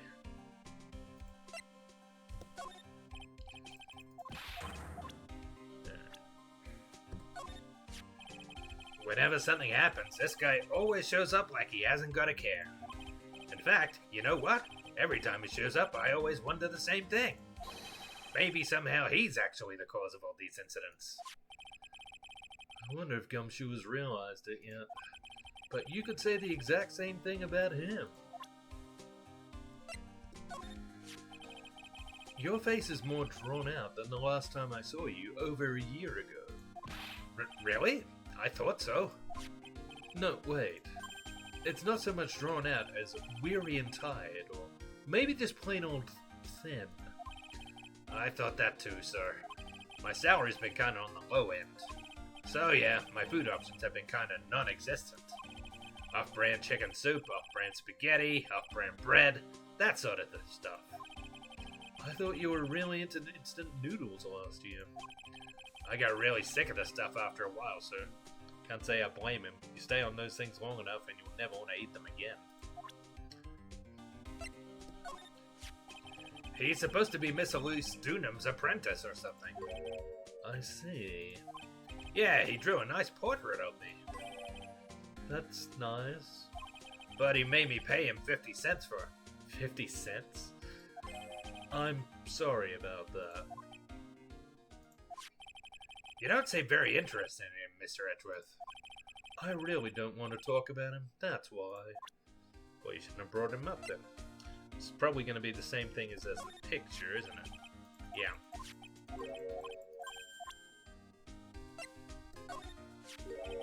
I feel like I've seen this girl somewhere before. She wasn't from a prior case, was she? Nope, can't be. We did a database search with her fingerprints and came up with nothing. Now that is odd. Surely the fingerprints should have told on her. I see. I just can't shake this nagging feeling. Well, everyone knows that you're quite popular with the ladies, sir. Maybe she's an old girlfriend that you sent to Dumpsville when you were younger. Detective, where did you hear such nonsense from? I didn't hear it from anyone. It's just sort of how I imagine you to be, sir. Do I really inspire this sort of frothing desire from the female mass? I feel like this might be a commentary on the real-life fan base for this game series. I usually hear about promising young prosecutor candidates while they're still in school, but I've never seen or heard of this person. I gotta admit, he's puzzling, alright. He just appeared one day, big mug of steaming coffee in his hand. He sounds like an interesting man. Yeah, the whole prosecutor's office is really into double espresso macchiatos lately. Alright, I think I've learned everything I can from him. So this is the bridge Wright tried to cross? Pretty reckless if you ask me. I'm amazed he survived the fall from up here. Yeah, he's one lucky guy, sir. Now I see how he manages to win his cases in court. Blind luck. I think dumb luck suits Wright just a bit better. Some letters are wildly engraved into a roughly cut border. Dusky Bridge. It certainly is an appropriate name. You need to get some glasses, Mr. Edgeworth. That sign says Dusty Bridge. I can see how you read it wrong, though, sir. You're the one who needs glasses, Detective. Try reading it one more time. Ah, you're right. It's Dusky Bridge after all. I guess whoever wrote this made a mistake. Hey, it's a public phone. You don't see a lot of these anymore. That's true. Since we got one here, why don't we take a photo as a memento? Well, sure. Why not? Oh, darn it, I don't have a camera with me. I'm gonna go buy a disposable camera. I'll be right back, sir. What's so special about public phones, and why is he so fascinated by them? Okay. It looks like a pretty good distance to that far cliff. Yeah, it's gotta be around 100 yards or so. Detective, that's not even close to 100 yards. Well, I gotta admit I'm not very good at judging distances. It's about 20 yards or so, and impossible to cross without a bridge, it seems.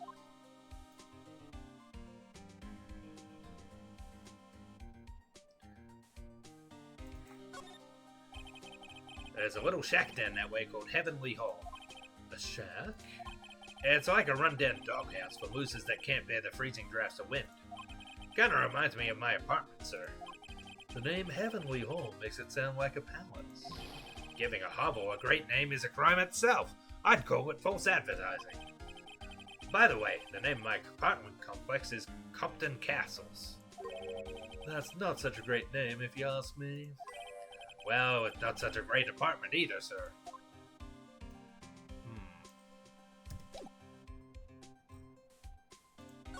Oh. I want to leave. I want to leave and never return.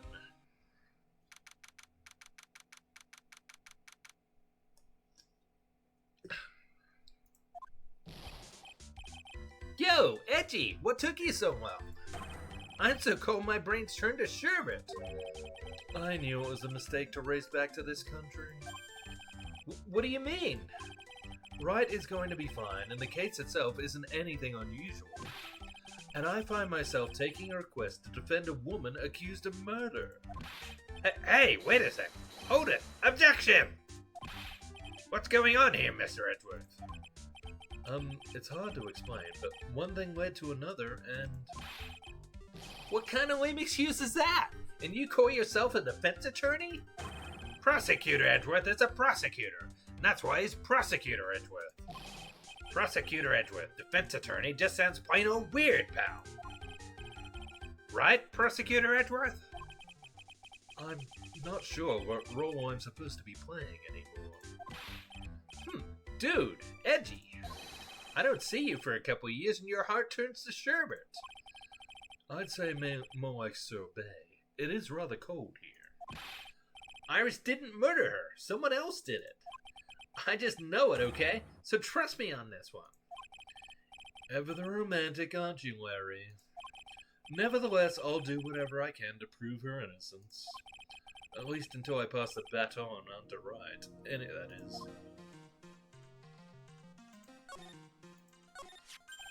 Man, I'm telling you, Iris is so cute! Right, Edgy? You think so too, don't you? What's wrong? Why are you so quiet? To put it simply, your comment has me highly concerned. Could it be that the reason you think she's innocent? Oh, come on. A girl that cute can't possibly be a murderer. 3 times. That we know of. You'll get used to it. Shh, no investigations. Yes, well, I assumed if Miles is the protagonist of his own cases, that where he probably does a career change to defense attorney.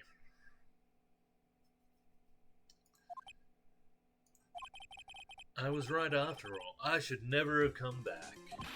No, don't worry. I see things for how they really are this time, honest. If I had a penny for every time he said that. It's just that, well, Iris is a delicate flower. You can't force things too much. Know what I mean? Huh? I have no idea what you're talking about, Larry. Oh, forget it. I didn't say anything.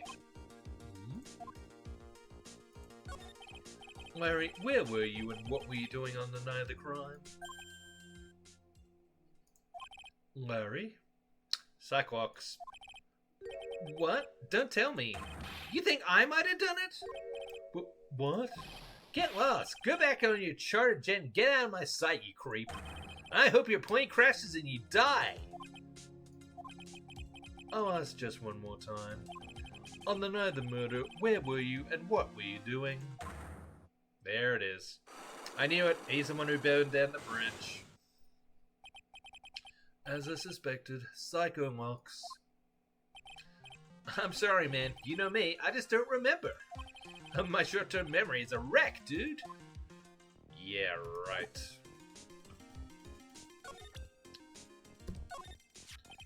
Come to think of it, when you were a kid, you were always saying, when I grow up, I want to be a lawyer and defend people, or something like that. That was a long time ago. But see, now you've got the chance to follow your boyhood dream for a day. Edgy, you've got to do it. You got to save my little Iris. This is exactly why I hate childhood friends. I'll come back to that. I think I need to get more information. Hey, I know I may not look like it, but I'm an artist. I refuse to look at anything that doesn't have a radiant or beautiful motif. He didn't even give it a glance.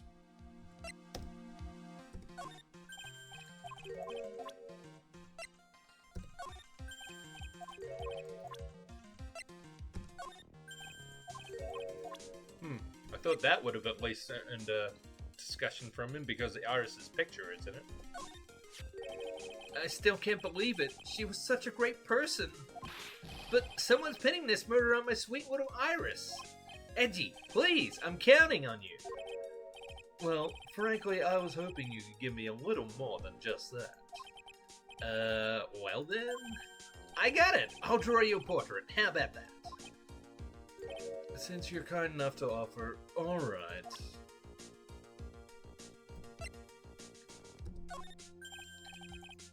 Okay. He was a good guy, a real pal to the end. When I look back now, I have nothing but good memories. What's with the past tense? He's not dead, you know. Yeah, you're right. Anyway, the guy owes me.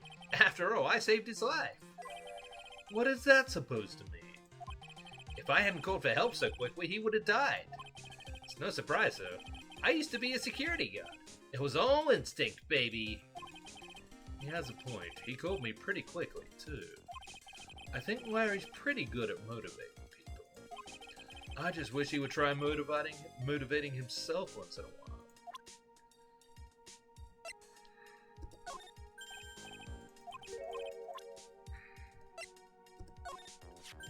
Huh? Me? All you have to know is to remember not to call me Larry anymore. What? I'm a new person now. I've been reborn as Maurice Dunham. Alright, fine. Let me ask you something else then, Larry. Call me Maurice. If you don't, then I'll call you Melise Dunham. Okay. Yeah.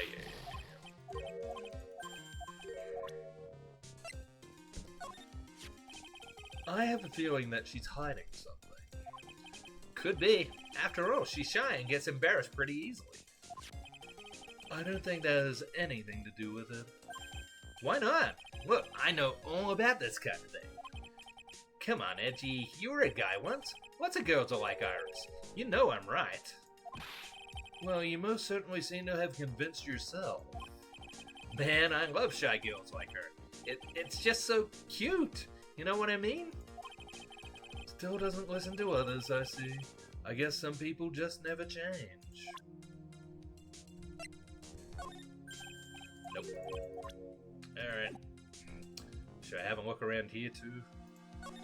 May find a clue I haven't gotten to yet, I guess. I suppose this type of thing is necessary up here in the mountains. Say, this just gave me a great idea. Something tells me he's going to tell me what's on his mind, whether I like it or not. I've got an idea for a brand new invention. It might even make me rich. An invention? Yeah, a car that can travel on snow. I'll call it a snow car. So what do you think, sir? Would you go for a ride or something like that? Only after you take the first 1,000 test rides. I can see a small bell tower from here. Hey, that just reminded me. There's something I've always wondered about. Something tells me he's going to tell me what's on his mind, whether I like it or not. We call a person who tells a lie a liar, right? So why don't we call a person who rings a bell a beller? Or truer for a guy who tells the truth. Oh man, I'm not gonna get any sleep tonight. Wow, this guy's deep. I had no idea he was such a deep thinker. This gate looks quite old, strong enough to resist the weight of time. That's the Mr. Edgeworth I know. You got a real flair for words, sir. I have always appreciated this kind of old, timeless elegance. That's exactly how I feel too. Take this coat, for example. Like a fine wine, it gets better with age. Even fine wine turns to vinegar and begins to stink at some point. I suggest you wash that atrocious rag you call a coat, detective. That must be the main hall back there. A brilliant deduction, sir. Are you trying to flatter me, Detective Gumshoe? A brilliant use of suspense to build the tension, sir. According to Wright, the head nun has some important information. I can't miss the opportunity to speak with her.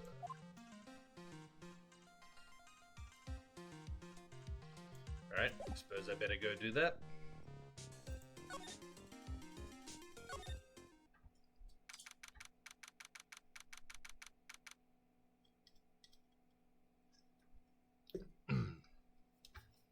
All out of caffeine. Tragic.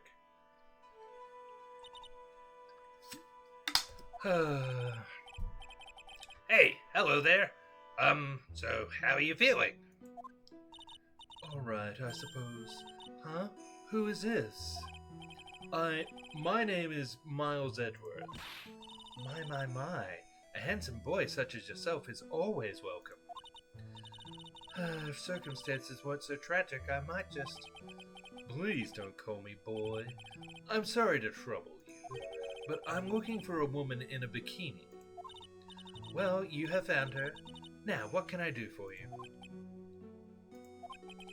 I'm sorry, but I don't see any bikinis. Ha ha ha! If you ask nicely, I might give you a peek, big boy. Oh dear. Wow! Mr. Edgeworth? This is the head nun, Sister Bikini. She's the witness. Why didn't you tell me that earlier? This is exactly why your salary keeps on getting cut. Ugh, my stomach is already growling in protest. So, what's the latest about my beloved Iris? Well, first, I want to hear what you know. First, I'd like to ask you about last night. Well, last night we had an acolyte here for training. After dinner, the two of us went to the training hall in the inner temple. She must be talking about Maya. Approximately what time was that? I suppose it was around 9 o'clock when we left here. Training lasts all night long. It's extremely exhausting. The channeling dojo's head nun must be in attendance at all times to keep watch. Wow, you're right. That does sound exhausting. Detective, this is no time for flattery. Sorry. Sometime around 11 o'clock, you witnessed the incident in the courtyard. But your duty was in the inner temple. Why did you come back here? The way you're staring at me, I'm starting to get goosebumps. Ha ha ha ho ho! I'm starting to get goosebumps myself, but for a decidedly different reason. Oh, you get the chills pretty easy, don't you, Mr. Edgeworth? Alright then, I'd like you to tell me exactly what you saw in the courtyard. It must have been past 11 o'clock. Ah, no, I can't say it. It's too much for my poor heart. Hey, calm down, lady. Let go of my tie! I saw two people. One of them was lying on the ground. The other one was stabbing her from the back with a sword. Oh dear. That's pretty damning. Did you see this criminal with your own eyes? I didn't want to believe what I was seeing, but it was Iris. You must have been quite shocked. Of course she was. Try putting yourself in her shoes. It'd be like if you were stabbing Mr. Wright smack in the middle of a courtroom. And I happen to witness it from the witness stand. I'd be pretty shocked too. I know it sounds insane, but that's what I saw. And when I finally realized what I was seeing, I screamed. And then I passed out. Unfortunately for us, her testimony seems to be pretty solid. However, the idea of Iris doing such a foul act seems unnatural. Unnatural. The girl I know simply isn't capable of this sort of act. I wonder what she means by that.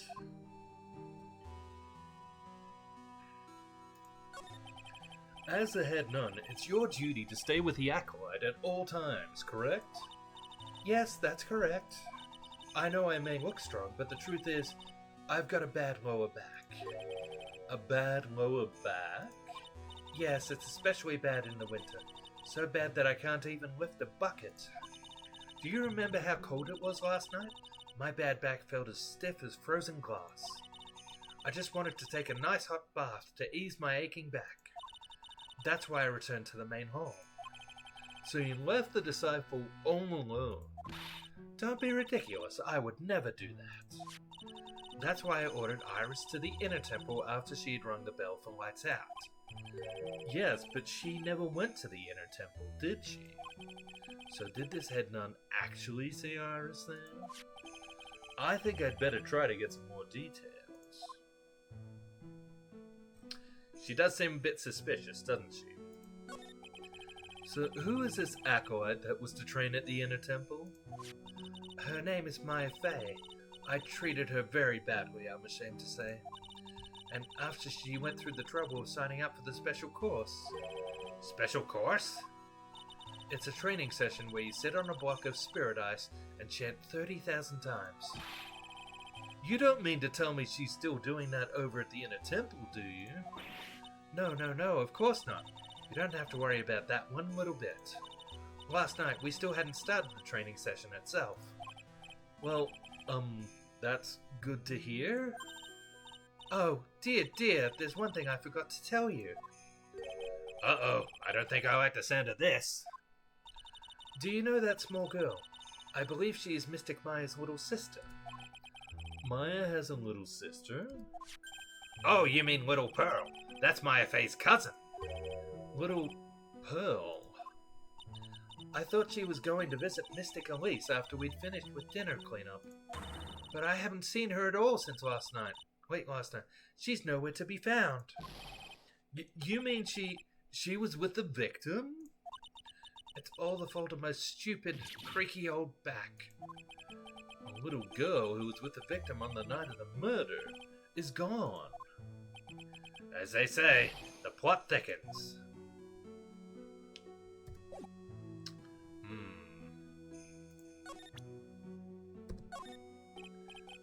About this here. Let me see. Well, as you may know, in order to see reality for what it truly is, we strive to break our attachments to much of the transient material realm. I guess you could call me an immaterial girl. And she's living in an immaterial world, I get it. Dom, do the thing. I guess she lives in an immaterial world, huh, Mr. Edgeworth? There it is. There it is. That's one of the Fae Clan's own Magatamas. That's a priceless treasure you've got there. Well, wow, I'm impressed, sir. You never fail to surprise me. Yes, you don't look it, but now I can see you're a real fan of the occult. Excuse me? Oh, of course this piece couldn't possibly be real, but to have such a nice replica. Clearly you're a big fan of the Korean tradition. Well, wow, I'm impressed, sir. You never fail to surprise me. I should have known better than to show this thing around. Huh. Ah, well, look what you found. That's the master of the Korean channeling technique, Misty Fae. Fae. It's been nearly 20 years since Misty's disappearance. Apparently she intended to pass on the master title to her daughter. Who is this daughter? Well, I myself am part of a branch family of the Fae clan, but even I am not privy to information concerning the main family. Okay, so this is part of the Fae family, or, distant relatives at least. Well, that's a demon warning hood. Acolytes are highly susceptible to possession by evil spirits, you know. So is that where we're going with this? Iris got possessed by a demon because she gave Phoenix her hood? That's why we always wear these for protection. Oh, I see. What are you waiting for? You won't get any protection just by holding it, you know. Put it on already. No, I can't. I was just... Ha ha ha ho ho ho ho. It's like it was made just for you, Mr. Edgeworth. What do you mean by that, detective? It looks absolutely marvelous. You've just got to keep it on for a while. Is this some sort of divine retribution?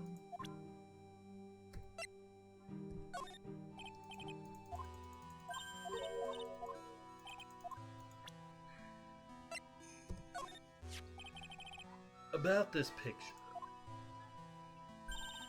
Well, look at that. I look pretty S to the Xy, don't you think? Yeah, absolutely. Up until recently, we've avoided exposure in such magazines. But this time we had our reasons. Is that so? For example... Well, why deny the world of the sight of such a lovely face? Right. Oh, how could such a terrible thing have happened? It's all my fault. Well, come on, lady. I don't think you need to take all the blame yourself. Quiet! What do you know anyway? Ouch, you're scary. With that stupid 5 o'clock shadow and that stupid old coat of yours, it's too bad that you were the one that disappeared. Wow, harsh. Why does she have to take it all out on me? Her anger does seem a little manufactured. Okay.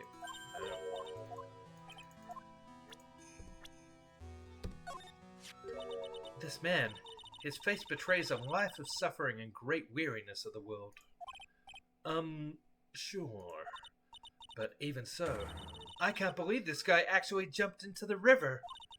Think of all the fun things he might have enjoyed if he had just lived. Relentless spiritual training alone is no way to lead a complete life, huh? It sounds like she's got some major regrets she's dealing with. Perhaps I should let Gumshoe explain Wright's situation to her for me. Hey, don't look at me like that. Do your own dirty work, sir.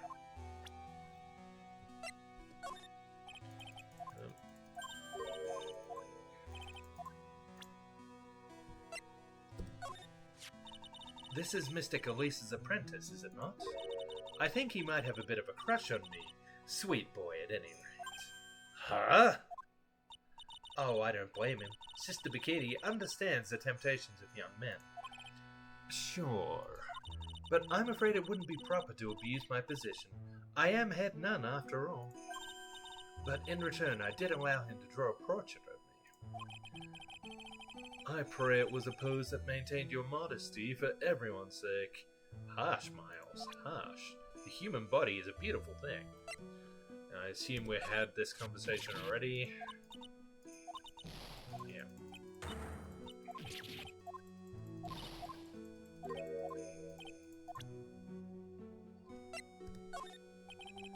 You said you went with Maya to the training hall in the inner temple last night.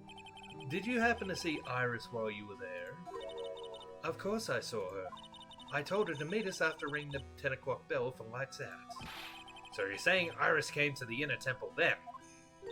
Of course she did. Iris has always been a good, obedient girl. After that, I had Iris help Mystic Maya begin her training.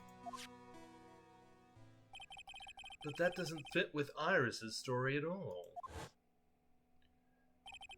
She said that she never went to the inner temple.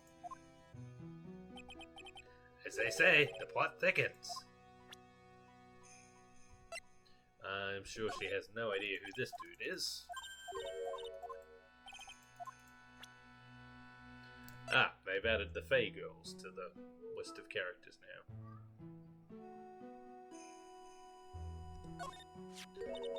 It's all my fault. Me and my stupid back. Mystic Elise has been murdered, an important acolyte is trapped, and a little girl has been lost. You know, you really shouldn't be so negative. It creates bad karma. Quite right. I need to do some more training myself, I think. She's a very important visitor, you know. An honored acolyte. Honored? How so? The Fae name is synonymous with the Karain channeling technique. Therefore, she must be a spirit medium of great power indeed. Now that you mention it, 1 year ago, there was a case that was about the master of the Karain channeling technique. Detective, I detest talk of supernatural drivel. I suppose now you'll say she has midi-chlorians? Whoa. How did they not get sued by George Lucas? Ho ho ho! So it gives you the creeps, huh, Mr. Edgeworth? That's got nothing to do with it. Oh, this poor girl. Where could she have gone? Well, we checked out her home, and she's not there. And she's nowhere in the vicinity of the temple either. Which means there's only a few other possibilities as to where she could be. Probably in that little shack that the road sign is pointing to. Ah, do you think maybe she fell at the bridge and was carried downstream? Why do you have to be such a pessimist, Detective? I was just trying to think like you, Mr. Edgeworth. Ironic. I became a pessimist only after I had the pleasure of working with you. Larry makes you feel better about your love life. Oh, poor Larry.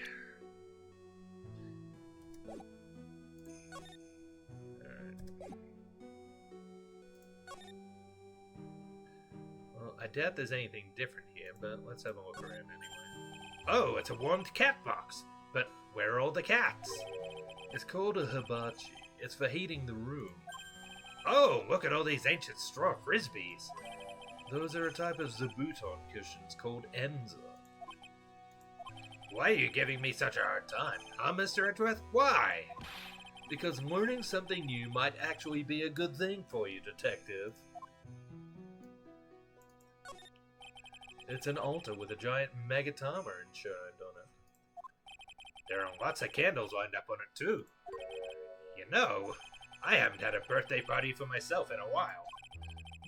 Maybe you should blow out those candles over there to make up for that. Mr. Edgeworth, would you mind singing happy birthday to me? Stop that! Cut that out! Please don't blow out the altar candles! Oh dear. Well, I'm glad we did decide to look around. That thing sure casts a strong presence over the whole room. This is the lesser Magatama. It's a precious heirloom containing a great many souls. Huh? This is lesser? What is the greater one like?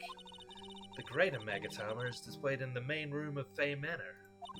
It was supposed to be shown at the Treasures of Karain exhibit, but it was so large that they couldn't bring it through the doors. Okay, that's interesting. Oh, there's a note there. There are more Enzakushes in the corner of the room. Wait, what's that white piece of paper sticking out from under that stack? Beats me.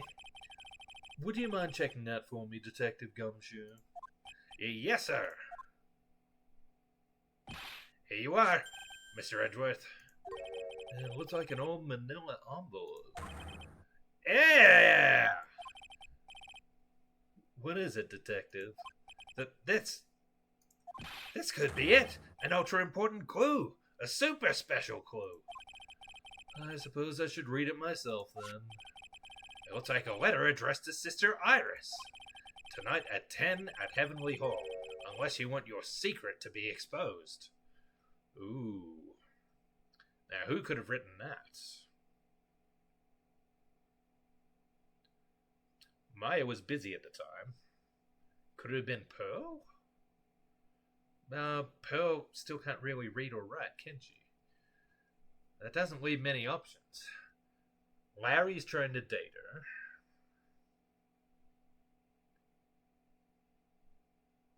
I suppose it would have been Elise.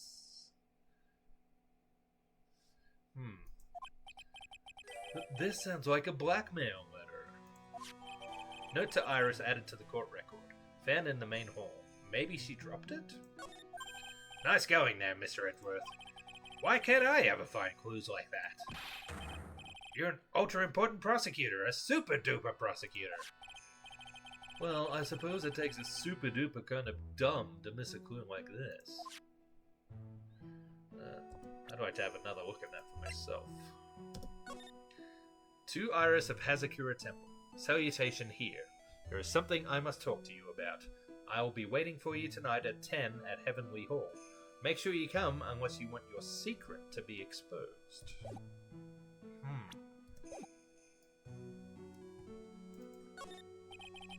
It's flowing script written everywhere on the walls. Man, I'd bet you'd have awful nightmares if you tried to sleep in here. This is our main hall, so it's protected by a variety of magic spells and charms. They're all designed to prevent evil forces from entering. So if I slept here, the Oogie Woogie Boogeyman wouldn't hunt me down for eternity? Alright! Does this guy think about anything other than eating and sleeping? I think that's probably it for in here, isn't it?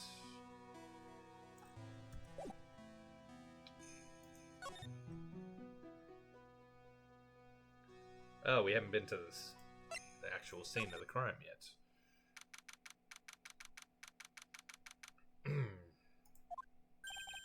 And this is where the murder took place, sir. Other than removing the body, we left everything else untouched. Thanks, Detective. I'll just have a look around. It looks like the police is still investigating. Oh yeah, by the way, I thought I'd better ask just to be sure. Are you really gonna defend that nun, Iris, at the trial tomorrow? Yes, I will. I gave him my word, and now I must follow through with my commitment. Well, in that case, I gotta be careful. Gotta make sure I don't leak the prosecution's whole investigation. Don't worry about it, Detective. Just keep your mouth closed, and I think most of it will flow out on its own. You got it, sir. I'll make sure it flows out like water from a tap. Yes, you do that, Detective. Just how much has your runny spout leaked over the years?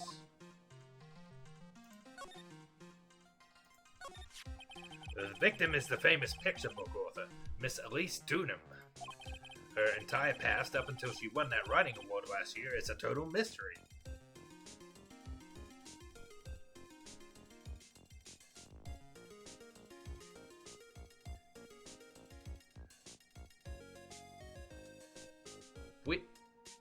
We don't think this is Misty Faye, do we? Could it possibly be? But she didn't have that much of a reaction when she saw Maya when we came here.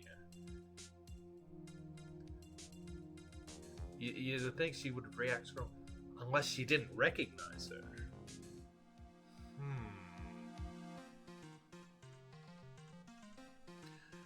But she did want to have Pearly, but she didn't want Maya to help her out with the cooking dinner. She didn't want to spend time with her. Oh man, that's tragic if this is actually Misty.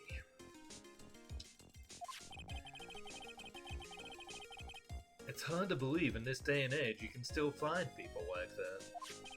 The estimated time of death of the victim was between 10 o'clock and 11 p.m. on February 7th. Cause of death was blood loss resulting from a stab to the back by the murder weapon. The murder weapon?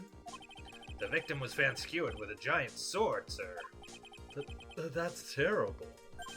Yeah, but there's one strange thing. Yes? The victim's entire body was covered with bruises. The bruises are consistent with falling from the height of a 2-story building. A 2-story building? The bell tower, maybe? That would be about the same height as that room in front of us, correct? Hey, you're right. Way to go, Mr. Edgeworth. That just happens to be the room that Elise Dunham was staying in. Maybe she was pushed out the window after she was stabbed by the sword. Probably the other way out. Round. Elise's autopsy report added to the court record. Time 10 to 11 p.m. Cause loss of blood from stabbing the back. Body fell 10 feet after death. Oh, after death, okay. Now then, detective. Let's see if we can summarize what we've learned so far. Okay, let's take a look at the map. According to the testimony of Sister Bikini, the head nun, right after they'd finished dinner, she and Maya Fey headed to the inner temple.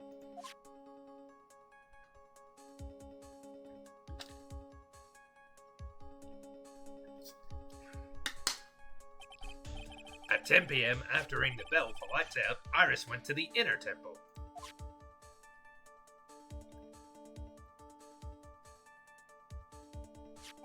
When she got there, Bikini had her take over while she went back to Hazakura Temple.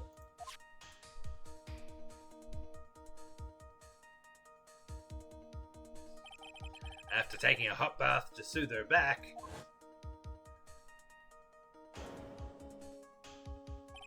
Sister Bikini witnessed the murder in the courtyard. But Iris said she didn't actually go to the inner temple. If you want more details, you should ask Bikini herself in the main hall. The inner temple, huh? I'd like some more information about that place. What is this inner temple that Maya was supposedly training at? According to Bikini, it's an old building they use for training the acolytes. It's on the other side of the Dusky Bridge. The bridge that burned down, huh? Is there anything else on the other side of that bridge besides the inner temple? Nope, not a thing. Nothing. The other side is surrounded by cliffs on all sides.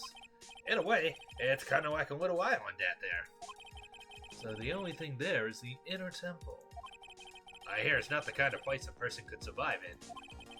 Please be alright, Maya. The trial begins tomorrow, but who's the prosecutor? I'm pretty sure it's that Godot guy, but nobody can get a hold of him, so they're looking for a replacement. What do you mean? It's really weird. All of a sudden, no one can reach him. I wonder if the rumors are true. Maybe since Mr. Wright caught a cold and won't be defending, he just lost interest. I intend to appear in court in the role of defense attorney. However, I would be quite unhappy if it came out that I'm actually a prosecutor. Yeah, I can see why, but I'm not the one you have to worry about. I think the real problem is going to be that judge. Yes, he certainly would remember my face, even after such a long absence. That's why I requested that another judge preside over the trial tomorrow. I assume it's going to be the one from the previous chapter. But Miles was in that case too, so... We've only met each other once. There's a good chance he won't remember me at all. Oh, I see. Yeah, but what about the prosecutor? Everyone in the prosecutor's office must know you. Wouldn't it be a problem if someone there made a big stink, sir? There's no need to worry. I pulled a few strings and arranged for a prosecutor of my own choosing. Wow, Mr. Edgeworth. I had no idea you had such a powerful string to pull. Let me guess. Franziska? Alright. Well, we have a couple of new things here.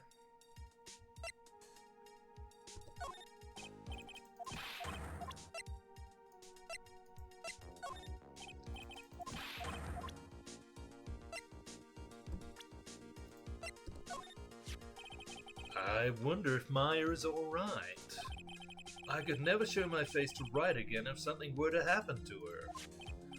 It'll be okay. If that ever happens, you can just show him my face. How's that? I didn't mean it like that, sir. It was just a silly little joke.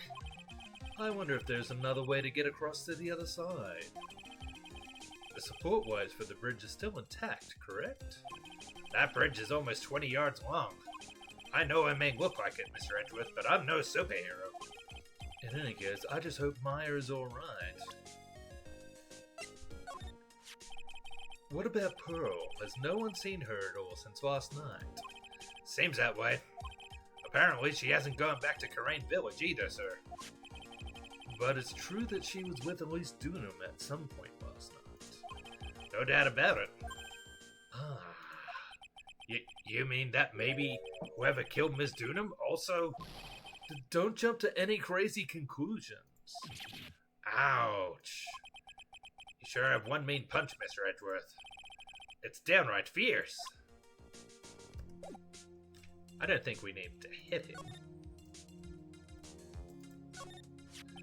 So the sword from this gold statue is actually a murder weapon.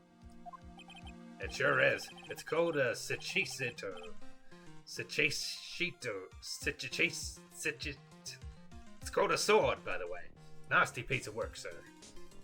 Sure about that? Sorry, Tom. I don't remember what I said. Am I sure about what? or are you talking about one of the characters? There's still blood on it. I suppose this is the victim's blood? Yep, it's all over the blade. And speaking of all over the blade, there are fingerprints all over the hilt of the Sichito too. Fingerprints? Naturally, they match the prints we got from the younger nun, the defendant. Her fingerprints are on the murder weapon? What's wrong? You're looking real solemn. Is this how it is for Wright? Is this what it's like to be a defense attorney? Yeah, I figure it doesn't feel real good. To be honest, it feels more like it's detrimental to your health. Sword added to the court record. The apparent murder weapon had the victim's blood and the suspect's fingerprints on it. Oh, that's Elise's staff. The crystal's missing. What's this? It looks like a wizard's staff. That belonged to the victim, Miss Elise Dunham. There's nothing strange or magical about it. Oh yeah! Listen, this is just between us, okay, sir? Yes? What? This is top secret stuff. Don't tell anyone about this. Alright. The truth is, when I was a kid, I wanted to be a wizard. Oh boy. That's it? That's what you wanted to tell me? That's it. This stuff was made from a very strong kind of wood. What about fingerprints? Were there any on it? Just the victims. Victim stuff added to the court record, carried by Elise Dunham when she was alive, has her fingerprints on it. Okay. It's a lantern. I suppose they light it at night. There's something elegant about the light of a fire. At the end of each month, I always like to relax in my room by candlelight. Detective, can you not afford to pay your electricity bill? How did you know? Woof. Oh, I'm pretty sure there's an achievement for talking about step ladders. The main gate must be just over that stone wall. Ah, stone walls. I jumped over a few of those in my time. Most of them are good memories, but not all. Detective, perhaps someone should introduce you to the concept of paucity for words. Okay, we're not discussing the ladder then? Or maybe when Phoenix comes back. Ah, I just love skiing. Really? You don't, seem like the type. Well, what about Sleds? sleds? Nah, they're a little too kiddie, you know? Messes with my hard-boiled image. What's with the silence, Mr. Edgeworth? Is the world starting to go mad?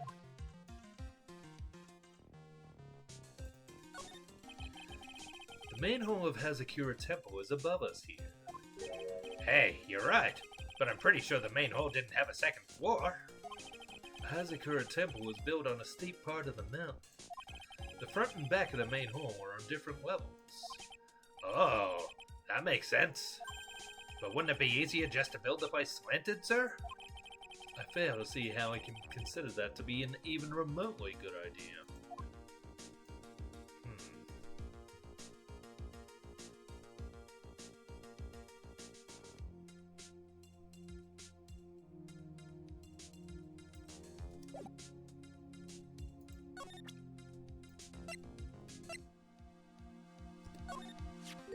This sword represents the multiple branches that life can take, all ending as one. I've never heard that one. You know what I think about sometimes? What kind of life would I have if I hadn't joined the homicide division? So you think about that kind of thing too, huh? Of course I do. I think about it a lot. Me as a traffic cop, me as a detention officer, me as the blue badger. I guess he didn't have any plans to leave the force. Oh, so I think I might have already told you about this, but the truth is, when I was a little kid... You wanted to become a wizard, right? Hey, that's amazing! How did you know that? So, what do you think? I'd make a really great one, don't you think? We just had this conversation a little while ago, Detective. Oh boy.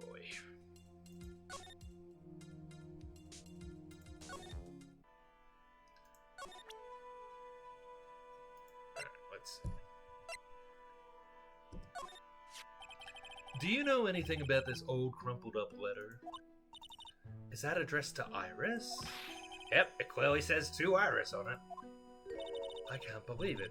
That girl doesn't have any secrets from me. Ah, so Sister Bikini didn't know anything about it. Nope.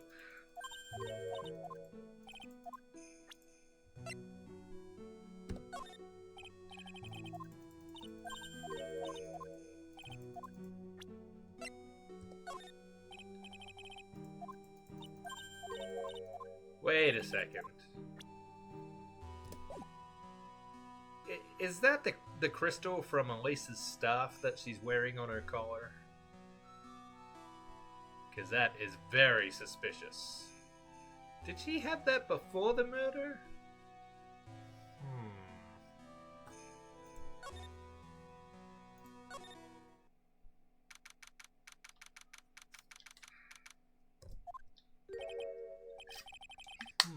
I don't see Larry anywhere. Maybe we scared the poor kid away. His heart was shut tight with a number of psycho locks. I guess I'll have to look for him now. What a thorn in my side.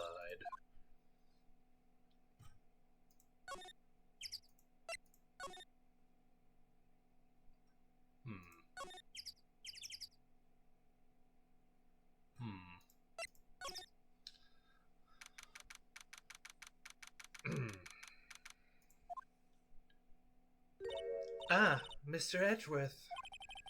I came back because I need to ask you a few more questions, if you don't mind. But I've already told you everything that I... Iris, please remember, I'm on your side. You can tell me anything. Yes, thank you.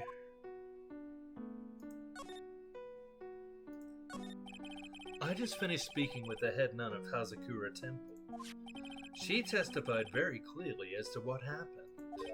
She said she saw you stab Ms. Elise Dunham with a sword. And one other thing.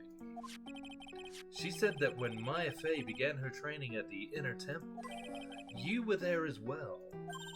What? When I spoke with you last, you claimed that you never went to the Inner Temple. And yet, Sister Bikini says she met with you at the Inner Temple that very night. But I didn't go there. I didn't go to the Inner Temple last night. It looks like she's unwilling to tell me the whole truth. I wonder if I'll find the answers I'm looking for if I break those psycho locks. Alright, what if we have her look at some more evidence?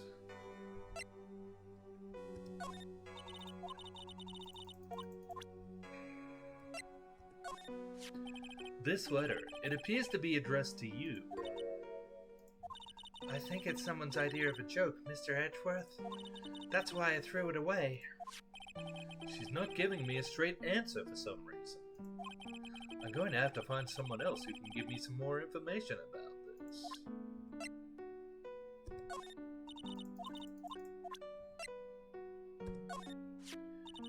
Is that the murder weapon? Yes, it is. Have you ever seen it before? Yes, Mr. Ami was holding it in the courtyard. And apparently the head nun witnessed the whole sad affair. She saw you stabbing Miss Elise Dunham with this very sword last night.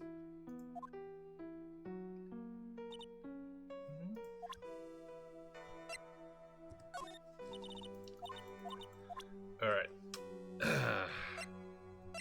Let's see if we can figure out what she's hiding from us.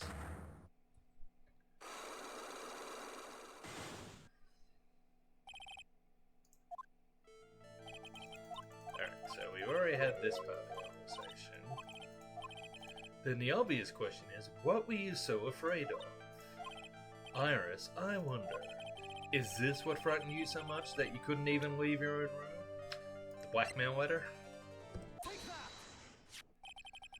I found this in the main hall. It is addressed to you. That's... Well, Iris? Why are you glaring at me like that? You were scared of the blackmailer who wrote this to you, isn't that correct? Was it the evidence or the power of my glare that broke that lock? Oh well, I don't suppose it matters either way. But Mr. Edgeworth... Yes? I thought that letter was just someone playing a prank on me. A prank? Well, yes.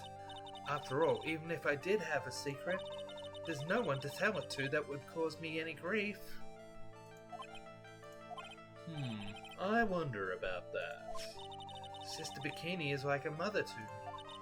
I would never hide anything from her. No, you may not have anything to hide under normal circumstances. However, last night was different.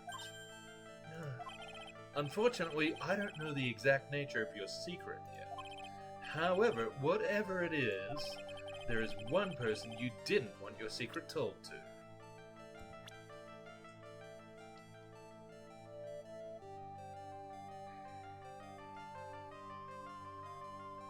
Well, I assume it's Phoenix. Phoenix Wright.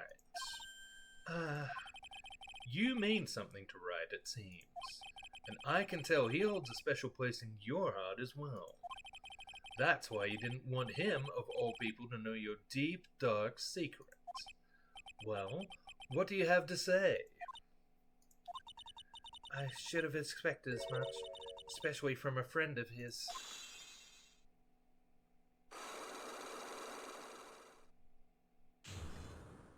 Da da da da da da da da da. After dinner, this letter was waiting for me in my room. As I said, I was frightened by it. What is this heavenly hole the letter mentions? It's a small mountain shack at the base of the Dusky Bridge. A small shack, huh? It's more like a broken down shack that no one would ever want to go near. Where is it on this map? Now, isn't this where, our defendant in the previous case, picked up the poison? It's around here. To get there, you must follow a small path down from Dusky Bridge. The reality is, to get to the inner temple, I had no choice but to cross that bridge. But the thought that such a terrible criminal could be lurking at Heavenly Hall...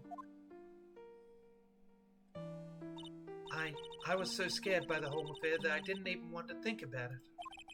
So this is the secret that you locked away in your heart. Yes. It looks as though I may have to visit this Heavenly Hall now. Maybe I'll find some sign of our mystery black man.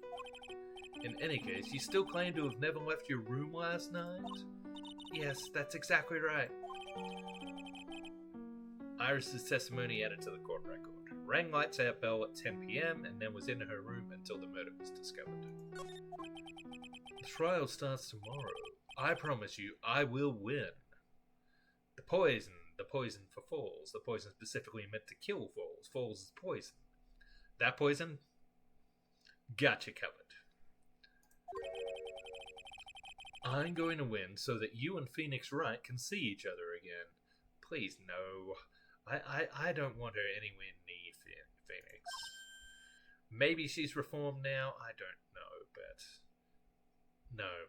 She needs to go away. Far away. But when I do, you must promise me that you will tell him your secret. But it's pointless. Why would you say that? Because I may know who Phoenix Wright is. But he has no idea who I am. Oh, he knows. Alright, let's go have a look at this Heavenly Hall. Oh no. Larry, really?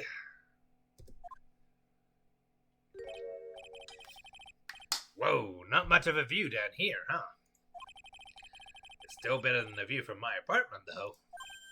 Yes, someone's here. Hide yourself, detective.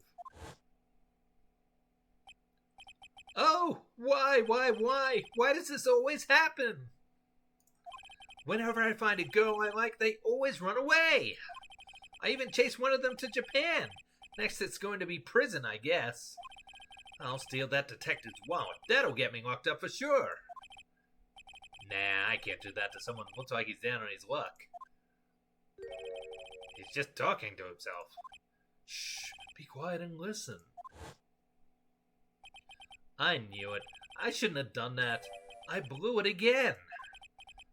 Done that? What did he do, I wonder? Hey, you! About what you just said. I got an objection. Oh no. What the? Edgy, you dirty rat! Gumshoe, you oaf. I'm sorry, sir. Before I knew it, I was shouting an objection. In a loud, commanding voice, too. I even pointed with my pointer finger. You watch too many trials.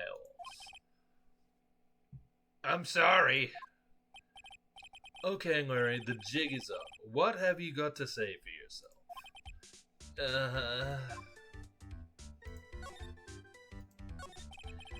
What is this little shack anyway? Well, I just discovered it myself yesterday. And why were you down here in the first place? Come on. I'm an artist. I was looking for a good place to sketch. This is a great little place. It's, artistic. It's quiet, it's cold, it's got no power, and it looks like it's about to collapse. Sounds a lot like my apartment there, pal. One thing's for sure, no one is likely to show up and disturb me here. So, can I get you something to drink? Some hot water, maybe? He's getting all buddy-buddy on us, sir. Listen to me, Edgy. You gotta do this. You gotta save Iris. Why are you so sure she's innocent? Because she's cute? Watch your mouth. Anyway, I made up my mind about it. I'm going to marry that girl. Mr. Edgeworth is pretending he didn't hear you, so I'm gonna ask for him. Have you already asked this girl to marry you? No, not yet. But I can tell how she feels by the look in her eyes. She's got this I really want this man to carry me over the threshold look. I'm sure Nick would be surprised. He'd never imagine I could marry such a beautiful girl like that. Something tells me he would be shocked indeed. That's why I didn't want her to do anything dangerous. I mean, what am I gonna do if she gets hurt? What is this guy trying to say? He wants me about a mile back. If we really want to know the answer to that, we're going to have to drag him out to the witness stand. Come to think of it, you still haven't answered my question. Where were you and what were you doing last night? Oh man, don't you have anything else to talk about?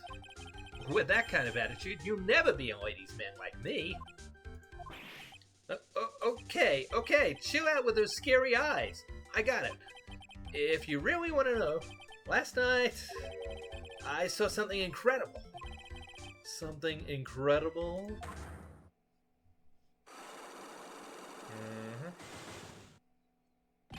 Yeah, but let's not talk about that now. Well, let's talk about the good old days. What do you say?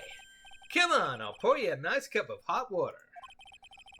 But why hasn't he realized that I absolutely despise talking about the good old days? Especially with him? Alright. Let's see.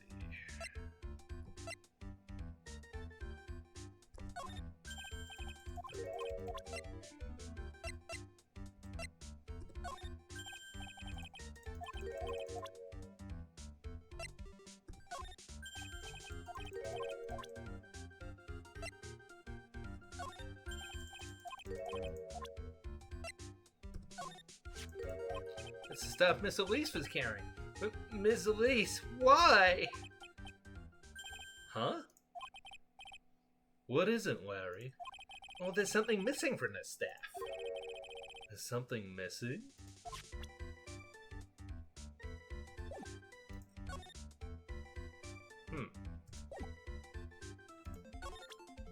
You're not gonna go into further detail? No. Okay.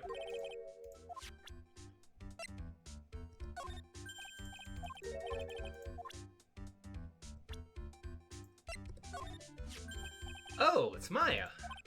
Nick was trying to go save her, you know. But instead, he wound up falling off the bridge. I'm not surprised, sir. Nick always gets himself into trouble. Well, if that isn't the pot calling the kettle black, I just hope that Maya doesn't catch a cold, too. Or something worse. Oh, hey, it's Pearl. But she's way cuter than this Pearl I used to go out with. Like, in a kid-cute way, yeah? Yes, well, apparently she hadn't been seen the whole morning. What did you say? Edgy! Why are you wasting your time with me, then? What's wrong with you? Excuse me? If anything happens to her, I'll never forgive you. Wow, I guess he's right for a change, sir. Now I feel like I'm the bad guy in all of this. Alright, can we actually look inside the shack? No. Alright, let's have a look around. That's a horrible graffiti problem you got there, pal. You don't know anything, detective. This is art. It's an expression of my bittersweet love for Iris. Larry, do you know what the difference between graffiti and true art is? It's how the artist himself defines it, right? I should have seen that one coming. Well, if that's the case, then all of my lunchboxes are masterpieces too, pal.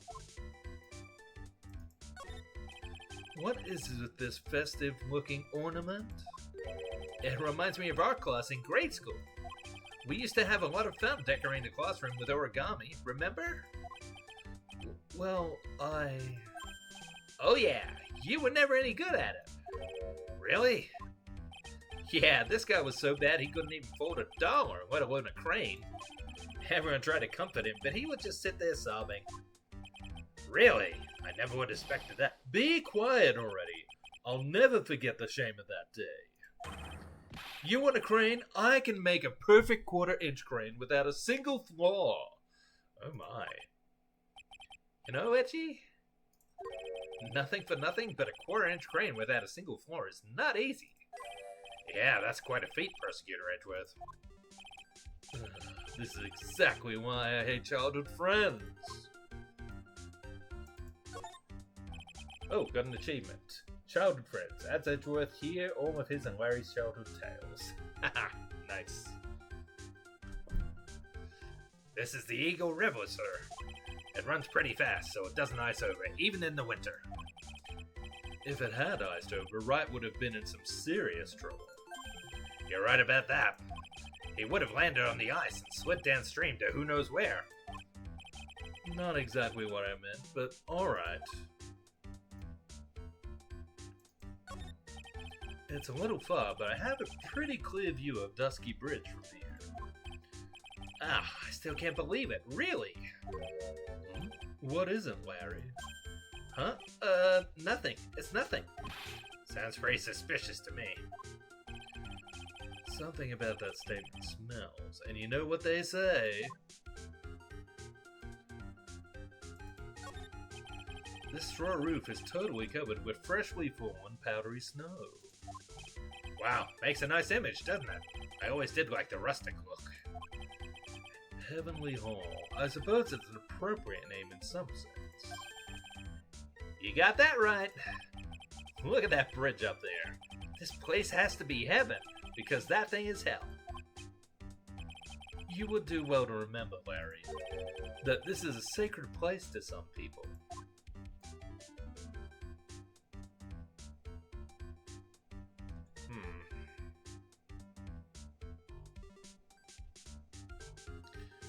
Alright, can we break this idiot's cyclops yet?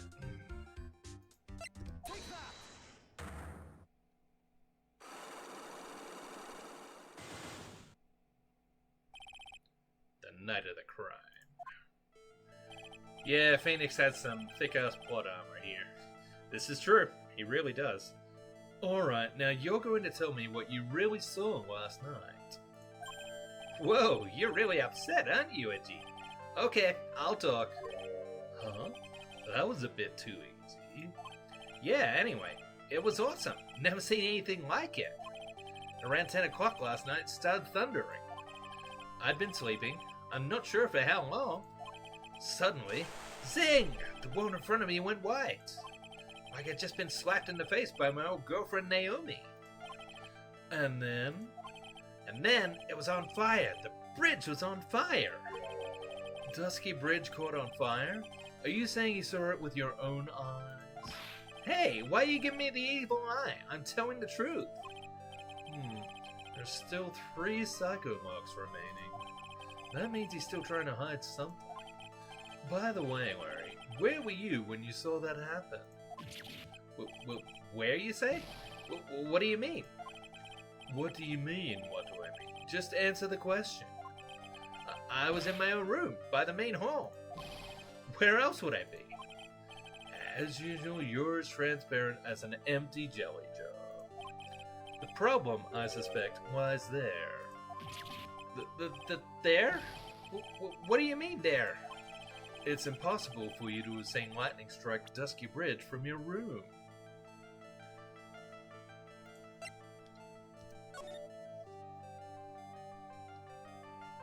Yeah, I don't think that'd be a clear view from there, would that? This is a map of the area. take a look around the vicinity of Hazakura Temple. What am I looking for? I think that should be fairly obvious.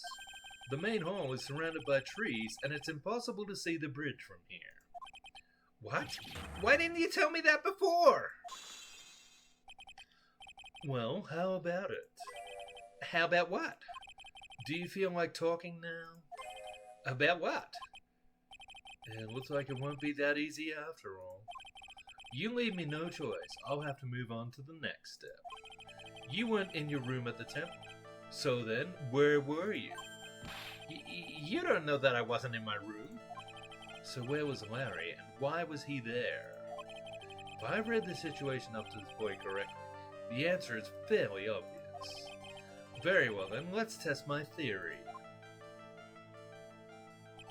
The place you witnessed lightning striking Dusky Bridge from was here. Well, it's either going to be Heavenly Hall or right in front of the bridge.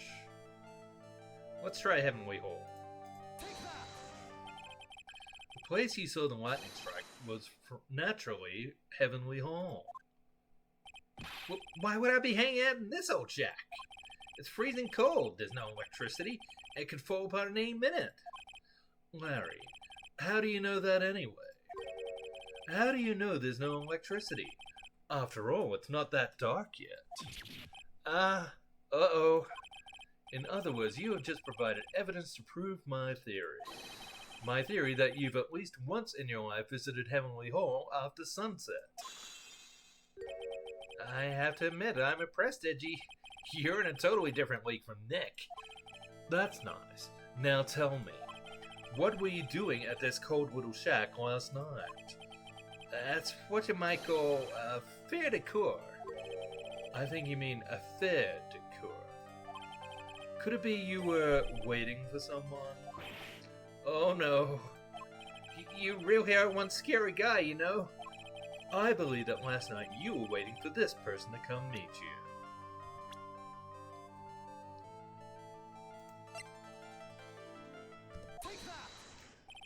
There's only one person you'd wait for in a horrible place like this, Larry. I told you before, don't call me Larry. The person you were waiting for was Iris. Oh, suddenly feel cold all over, Edgy. No doubt because of my chilly glare. So you think I got the hots for Sister Iris, huh? Do you have some kind of evidence? You got something that proves I was waiting for her? Or are you just guessing? This is where I draw the line and end this ridiculous little game. Here's the evidence that proves you were waiting for Iris. So wait, we're saying he wrote the blackmail note?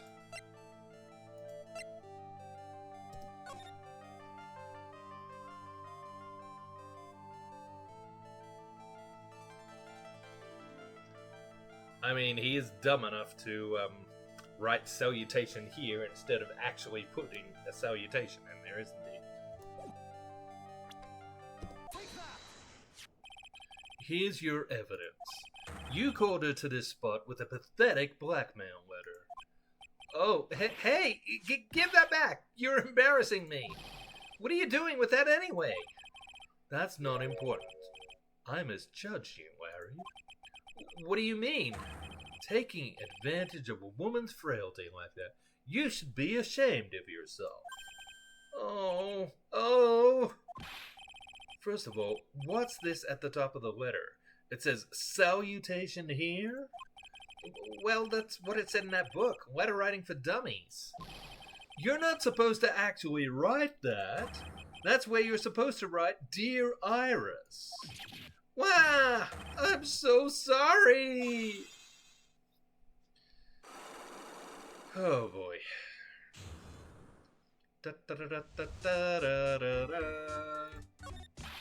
So you were here in Heavenly Hall last night, weren't you, Larry? And you saw the lightning hit Dusky Bridge, didn't you? Sorry, Edgy. Sorry doesn't cut it, you scumbag. Threatening a young lady like that. Wait, hold up. What now, pal? What are you talking about? What threatening stuff? I'll tell you what, you tried to scare Iris by threatening to expose her secret, pal. What do you mean threaten? When did I threaten her? Unless you want your secret to be exposed. That sure sounds like a threat to me, pal. Blackmail, in fact. Give me a break, it's a love letter. Haven't you ever been in love? What did you just say? My love for her burned so hotly you could melt all the snow on this mountain. Oh, then what is this secret you mentioned? Oh, come on, Edgy. Don't you get it? I'm talking about the secret love between her and me. Oh my god. Obviously, she wouldn't want old Lady Bikini to know about it, right? About our hot and sour, bittersweet love affair? Alright, then why did you send a love letter in a business-like manila envelope? Give me a break. It's not my fault. It's not my fault I didn't have any other envelopes. Yeesh. Then why were you so quick to apologize, pal? It's 'cause Edgy gave me that scary look of his. What's wrong, Edgy? Why are you so quiet all of a sudden? That's it? That's what all those huge locks were about? I don't understand why you were so defensive. Well, I don't know either. I guess the thing is, you shouldn't expect too much from a guy like me. Hey, come on. Don't let it get you down. But Mr. Edgeworth, this guy is still hiding something. I know it. What do you mean, Detective? Well, don't forget what this guy said a minute ago. If you really want to know, last night, I saw something incredible. He's right. Larry? What? You're looking at me like a hungry dog that just found a bone. What was this something incredible you saw last night? You're going to tell me, Larry, one way or another. I already told you, didn't I? I saw lightning strike Dusky Bridge. Yes, and I believe it was the incredible sight you saw. But now that I think about it, something doesn't quite ring true. What doesn't? If that's all there is to your story, your heart wouldn't have had all those locks. Therefore, Larry, I do believe you saw something last night. Something more incredible than lightning. What? When? Where? Why? How? Hey, what do you think you're doing? If you hide anything from Mr. Edgeworth, I'll arrest you on the spot, pal. Again? Oh my god, 5? No! What's wrong, sir? Does this mean I have to do it all over again? Why are you glaring at me like I'm next to be hit by a bolt of lightning? I just about had it with this Harlequin. If I really want to drag the truth out of him, I'll just have to drag him down to the witness stand. Oh boy. To be continued.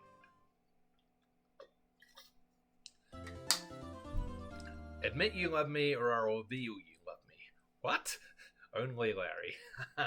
Yeah, that's, yeah. Well, you know what they say. If something sticks, if something stinks, it's usually the butts. Alright. I'm just gonna take a quick peek here. Figure out how long the, first day of the trial is. Can I squeeze it in today?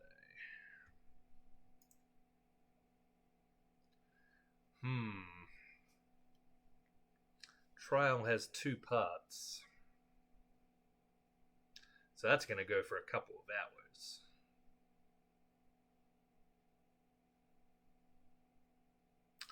Well, you know what? Why not? I'll give it a go. But I need to take a quick toilet break. So give me a couple minutes and I will be back soon for the trial.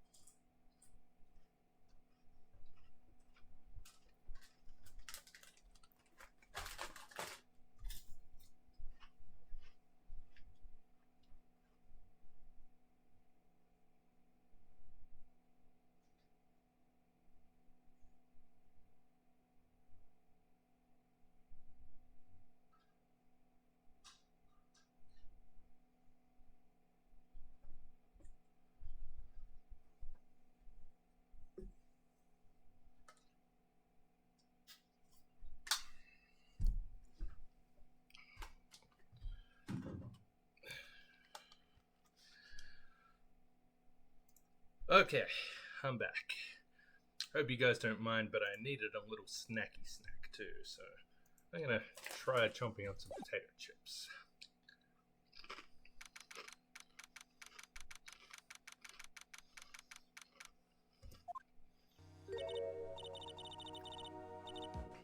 Oh my, Mr. Maurice feels that way about me? Apparently, he isn't aware of your real secret at all. This is no time to be embarrassed. I'm sorry. I'm just hardly accustomed to that sort of thing. Worry not. And in any case, whatever it was that he saw on the night of the incident, mark my words, I will drag it out of him. Does that mean Mr. Maurice is the witness today? No. I believe that none will be the first to take the stand. Sister Bikini. Don't worry, he'll fall in love with someone else tomorrow. This is true. Larry is... well, yeah. He falls in and out of love at the drop of the hat. She claims to have seen the very instant in which you carried out the crime. I just want to ask you one last time. It really wasn't you who killed Ms. Elise Dunham, right? Correct? That is correct. It wasn't me. Very well then. Mr. Edgeworth. Yes. You are a prosecutor, aren't you? Are you sure about this? If your true identity is revealed... Don't worry, I've made the necessary arrangements. I see. Iris. It is a prosecutor's job to doubt people. But right now, I am a defense attorney. The defense attorney's job is to believe in people and to believe until the bitter end. That's what my friend told me once. Mr. Edgeworth, I simply ask that you watch and decide for yourself whether or not I am fit to do the task I have been entrusted. Very well, sir.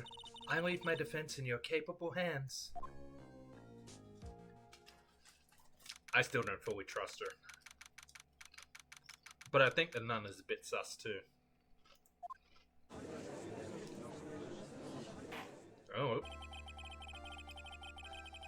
Alright. What voice did I do for this guy last time? It was old-timey announcer voice, wasn't it? Court is now in session for the trial of Sister Iris of Hazakura Temple.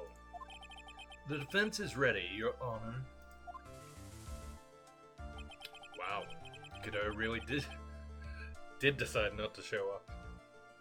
The defense does indeed appear to be ready. However, the same cannot be said for the prosecution in this case. Indeed.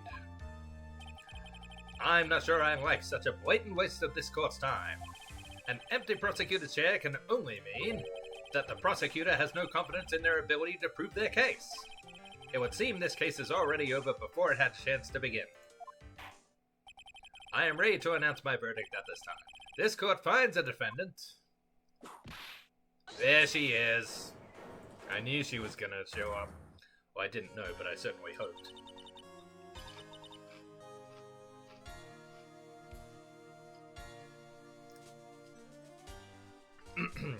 The prosecution stands ready.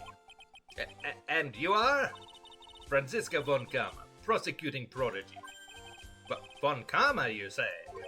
Perchance you wouldn't be of any relation to the legendary prosecutor Manfred von Kama? Legends are a thing of the past. I am a von Kama, that is all. Upon a special request, I flew in today for the purposes of prosecuting this case. You did? Then you must be quite a big shot, eh? By the way, Mr. Edgeworth.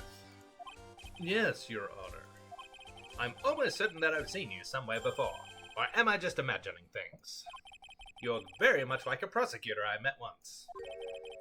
I believe you are imagining things, Your Honor. Ms. von Kama, do you have anything to say? There is no such weakling as this man among those of the prosecutor's office. There isn't? But I'm sure, once before in this courtroom... I told you there's no such weakling. What is it? A whip? I'm not sure I care for such a thing in my courtroom. But bailiff, remove that whip. I have no objection to the whip. You don't? The prosecution can wield a whip or drink 17 cups of coffee. But there is still only one truth. That is what I stand here to prove today. This promises to be interesting, Miles Edgeworth. I had expected to face Phoenix Wright here today. But looking at you now, maybe this is what I have been waiting for all this time. Miles Edgeworth, I will not allow this chance to crush you slip through my fingers. Bring it on. I see you brought your flair for the histrionic. Allow me to add to the things I'm not sure about. People acting bizarre. Allow me to add to the things I'm not sure about. People acting bizarrely in my court. Waha! The stage is set. Now continue with the proceedings, Your Honor. Very well. Ms. Von Karma, please give an outline of this case. With as little weapon as possible. The murder victim is the famed picture book author Miss Elise Dunham.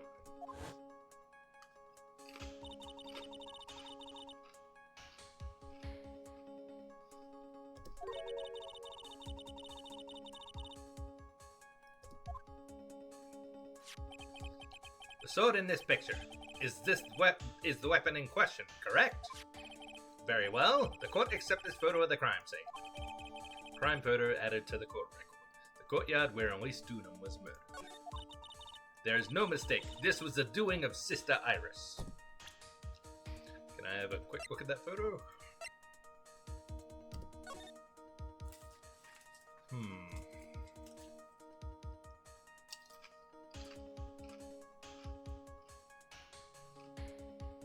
Well, I don't think I see anything out of the ordinary yet. After all, there is a witness to her crime. Very well. Please bring this witness to the stand. And so it begins. My first and last trial as a defense attorney. Oh dear. Witness, state your name and occupation, please. Hold on here. I'm not sure about being not sure if I care for this or... No. Witness, please stand up nice and straight. If I recall correctly, there are a few milk crates in the defendant's lobby for our back-plagued witness. Bailiff, fetch a crate for this poor lady, please.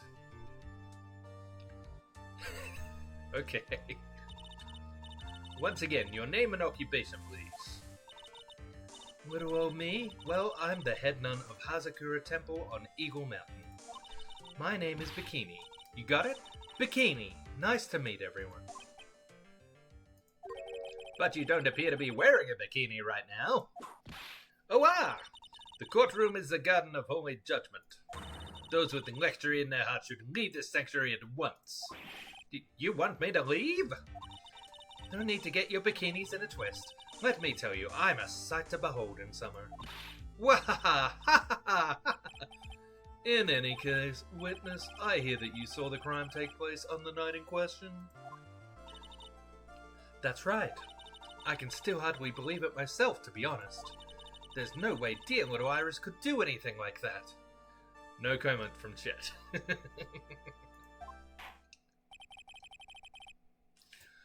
I'm sure there's fan art over out there. First, tell us about your own movements that night, eh? That's right, I forgot this dude's Canadian.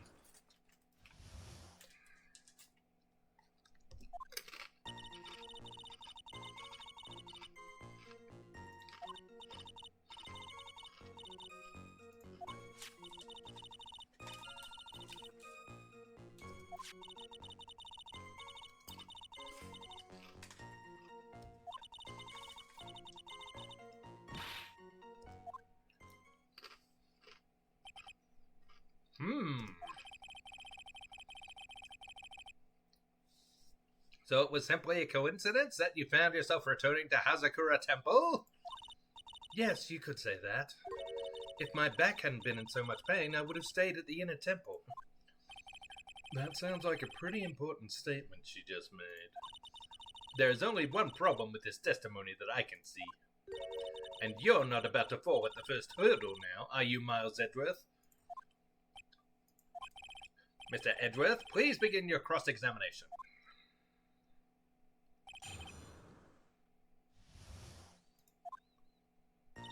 That night, I was helping an acolyte with her training in the inner temple, but... What is this inner temple? Well, see, conversing with the spirits is what we train people to do, right? We'll be the ones asking you the questions, madam. In order to do that, a place strong in spiritual power is required. There's a small temple across Dusky Bridge called the Inner Temple. Acolytes must spend an entire night there to undergo intense training. And how exactly do you help with this process? It is all quite exacting. It can't be performed without an unsupervising. Like a tutor watching to make sure a spoiled chuddy studies. Spoiled child, say. A tutor with a whip in your case. If that is the case, then why did you return to Hazakura Temple where the murder took place? Well, as you can see, my back likes to act up violently. Violently? That's right.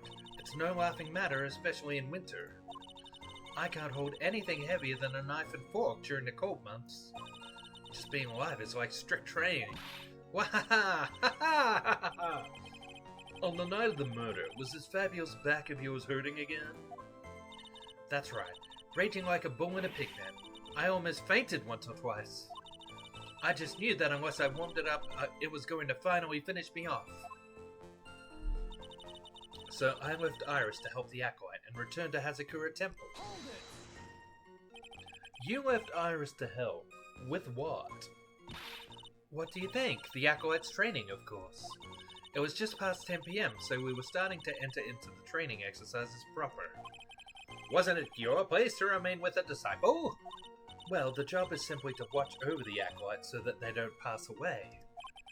Just to confirm this point again, that night, you met Iris in the inner temple, correct? Yes. She's a gentle, honest girl. She's never once failed to follow my directions. There's no bath at the inner temple, you see, and I needed a long, hot soak. The power of one, the power of two, the power of many. So you returned to Hazakura Temple in order to take a bath? My back is to blame for everything. It's a do or be done in kind of world, after all. How long were you in the bath for, if you don't mind me asking? My, what a filthy little rogue you are. I know what's on your mind. I bet your next question is going to be, where exactly did you wash? Ah, this is why you have to watch the young ones. What are you going on about? I was... Whoa! Pathetic, Miles Edgeworth. The lowest of the low. Is there some sort of kick-me sign stuck to the defense's bench? You know, that's a good question. Anyway, I couldn't afford to be away from my post for too long, you understand, so... It was after I'd finished, just as I was heading back, that's when I saw it. The crime took place in the courtyard, correct? When you go from my room to the main hall, you have to take a winding hallway from which you can see the courtyard. That's right. In other words, it was pure coincidence that the witness saw the crime taking place before her eyes. There was no complicated setup in this case. That certainly seems to be true. There is indeed only one problem with this testimony. Miles knows how Phoenix feels now. Indeed. If I can clearly point out what it is, then I can begin to quantify just how good this witness's memory and observation skills are. Alright, let's see.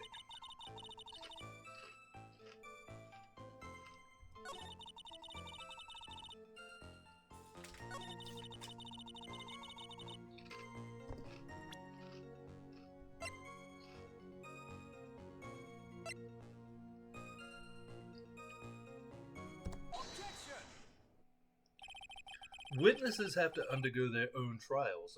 I'm afraid. The defendant's fate rests on their powers of observation and memory, after all. Well, don't worry. I'm more than up to the task.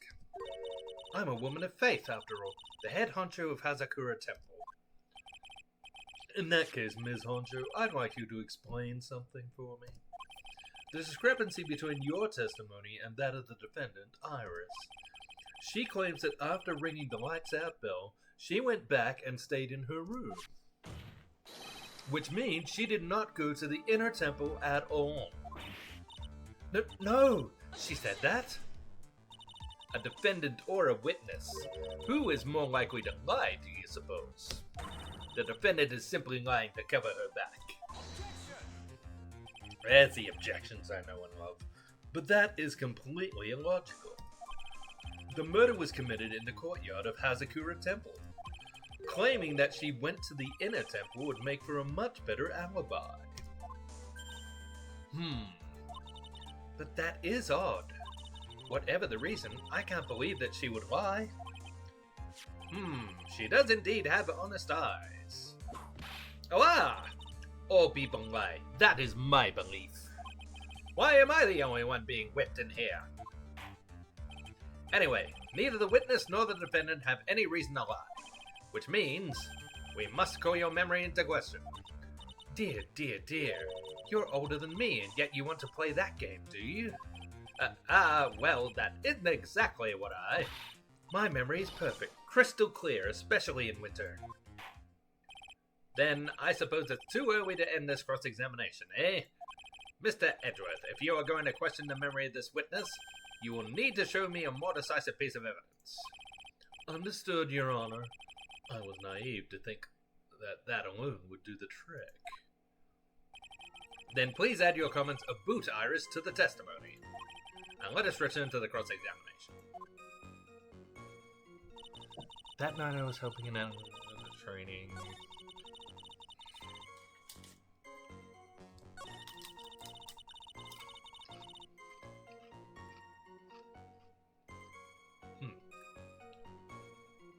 Iris came to the inner temple. She was dressed exactly as she had been at dinner. Are you sure that you're not making a mistake? You, young men, need to get your estimation of me up from the floor. Iris always wears the same clothes. The smallest thing out of place would have stood out like a sore thumb to me. You're making a mistake, thinking I made a mistake. An excellent finish there, witness. Still, I have to wonder.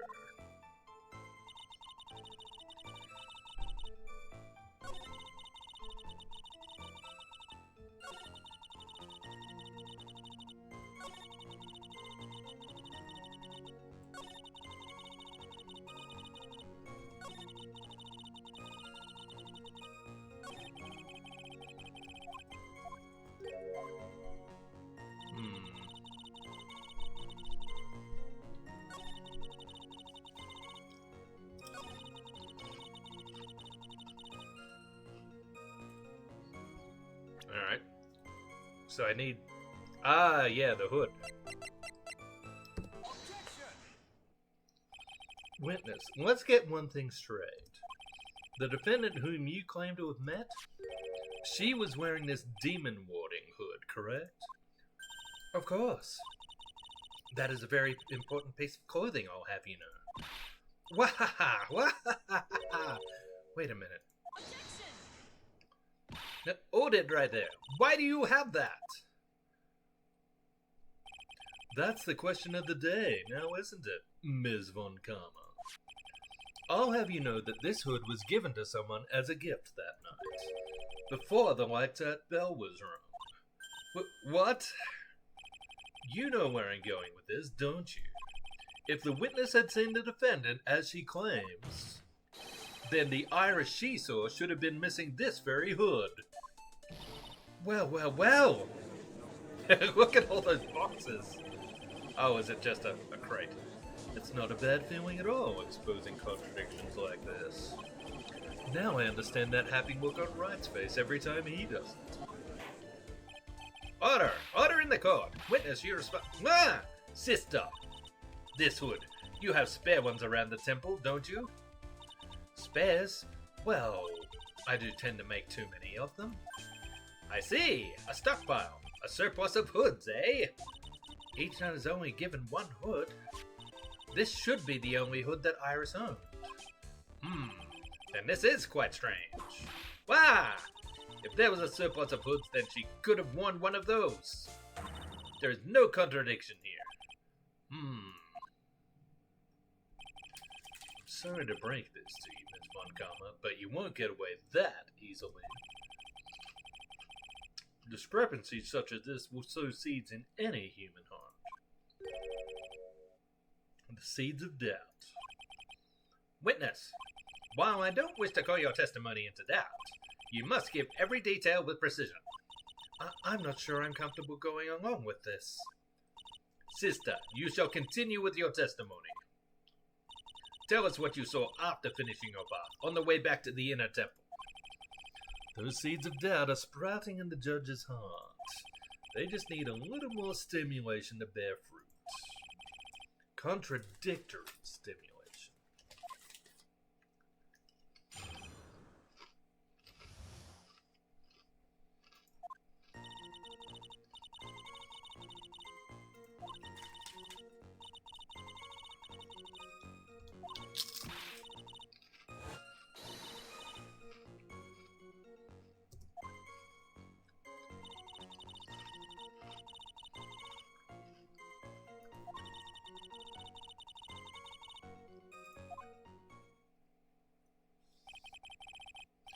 You saw a truly terrible sight, didn't you?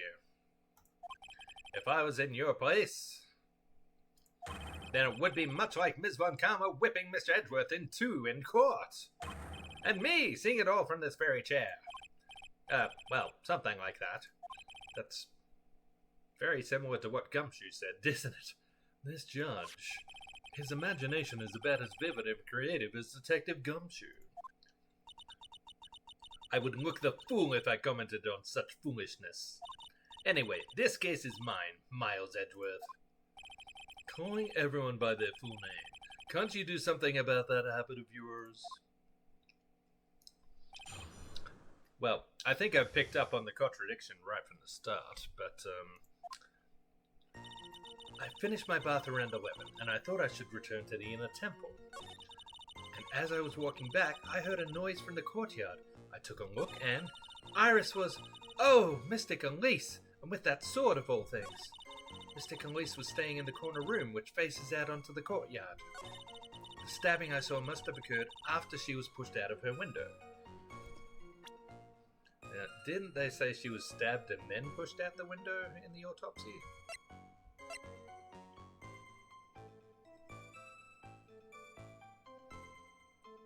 Yeah.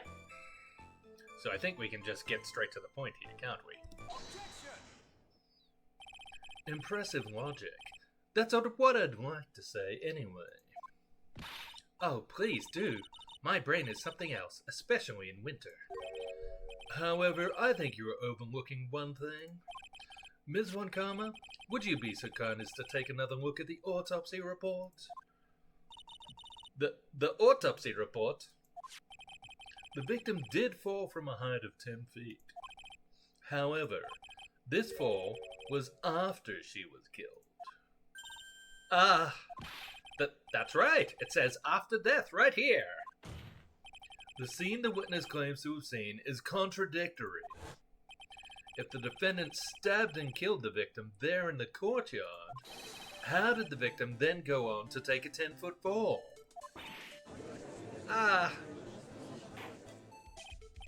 Order! Order! The victim was killed and then fell. If that is the case, then the victim must have been killed in her room. Don't you agree? That is a logical conclusion. Why was her room not searched?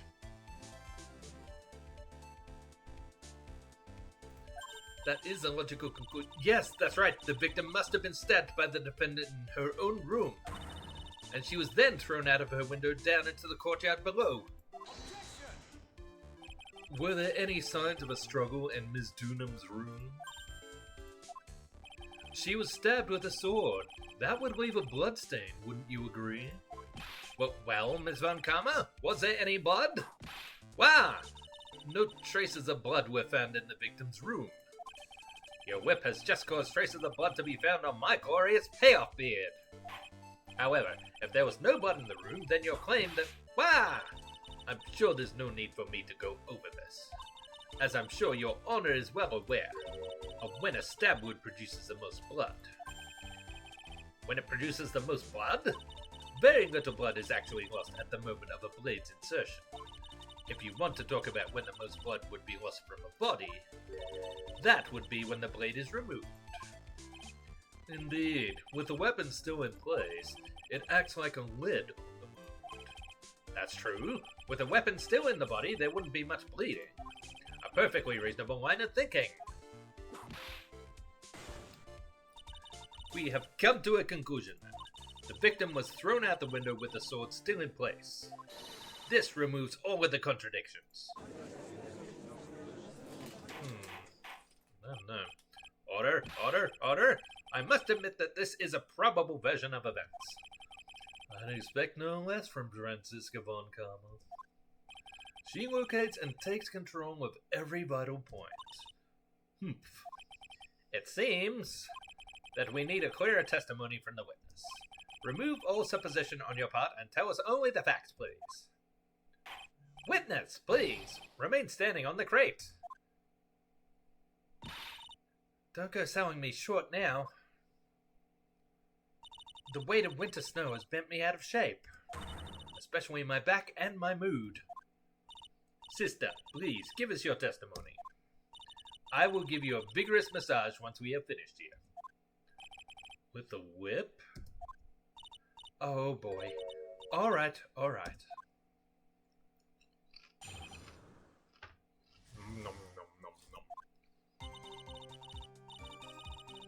When I looked across at the scene, the sword was already in place.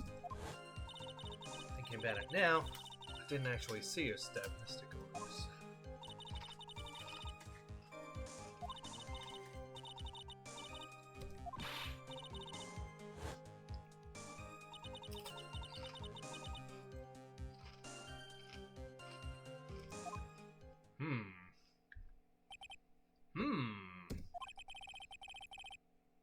This all confirms Ms. Von Karma's theory. Von Karmas strive for nothing but perfection. Putting together such facts is nothing for me. You should know that, Miles Edgeworth. Perfection is an impossibility, Franziska von Karma. And I'm here to teach you just that.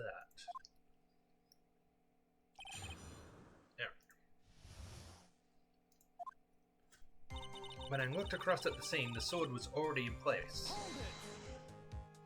At that time, was the victim bleeding? Well, I was very shocked to be seeing all this, of course, so I'm not entirely sure. But I don't think I saw any blood, not then. I'm sure that you didn't. The weapon was acting as a plug in the wound. In any case, let's be clear on one very important point. Did you actually see the instant in which the victim was stabbed? Thinking about it now, I didn't actually see her stab Mr. Glees. Think carefully. This is very important. It's Iris we are talking about here. I'm thinking for all I'm worth. No, when I looked over, the sword was already in Mr. Glees's body. It might not be conclusive, but this testimony supports her theory. The victim was stabbed in her room, then dropped into the courtyard. I think this proves it rather well, Miles Edgeworth. I've never seen so much blood before. So you're saying that you saw the victim's blood? That's right. Some of it is splattered onto Iris, too. When the defendant was arrested, she was meditating in her room, and her blood-flecked clothing was neatly folded in the corner. What? Her clothes were blood-flecked as well? That seems quite conclusive to me. What should I do? Press his point further? Always press further, except for when it's a bad idea. Going back to your previous statement, You said that you saw little bleeding when the victim was stabbed, but now you say you saw the victim bleeding. Well, I say that what I saw is what I saw. What did you see? Maybe I didn't see the poor one get stabbed, but I saw the girl pull the sword out of her plain as day. Pulling the sword out? Well, it wasn't exactly pulling. It was more like it came out. Witness, you will add this statement to your testimony. Oh, was that important? More important than you can imagine. I saw the instant which the blade plunged into the hilt was smoothly drawn out. Smoothly, you say? You're saying you saw the sword smoothly slide out. That's right. The whole thing happened right next to the gold statue of Mystic Ami. Mystic Elise was on the ground, and Iris was stooped over her. The sword was buried up to the hilt. When Iris stood up, the sword in her hand just slid out of Mystic Elise's body. It slid out from that gaping wound. Ah! Goes without saying that if the sword was removed, there would be bleeding. Nothing out of place here. Is that really the case? I can't help but feel that something about this testimony is very out of place. That something which couldn't possibly have happened appears to have happened.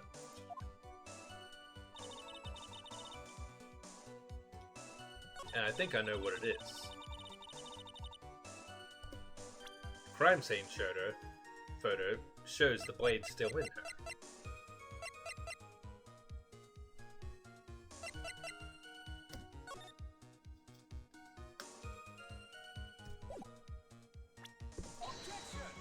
What? This evidence clearly reveals the contradiction in that statement, Your Honor. Unfortunately, I'm afraid I can't accept that.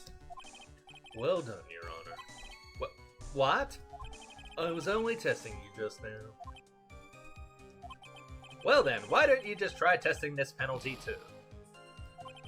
It looks like I shouldn't have spoken in haste.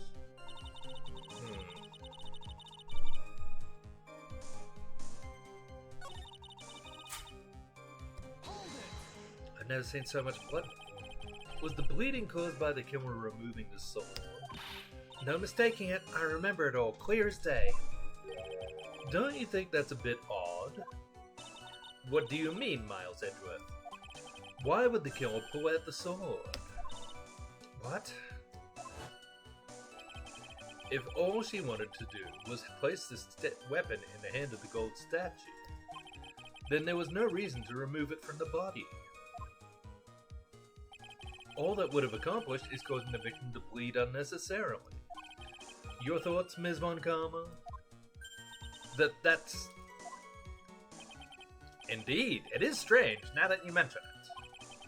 I'm going to need to find an answer to this mystery, too. Anyway, the witness saw something terrible. So what did you do after that, witness? That's when I fainted. You can't blame me, can you? Now, on to what the killer did next. You saw none of it, correct? Well, I was unconscious. How long were you out for? I don't know. 10, maybe 20 minutes? A young man with a very prickly looking head woke me up. By stepping on me, actually. I'm not sure I like that method of resuscitation. Well, I wasn't asking for mouth-to-mouth or anything of the sort.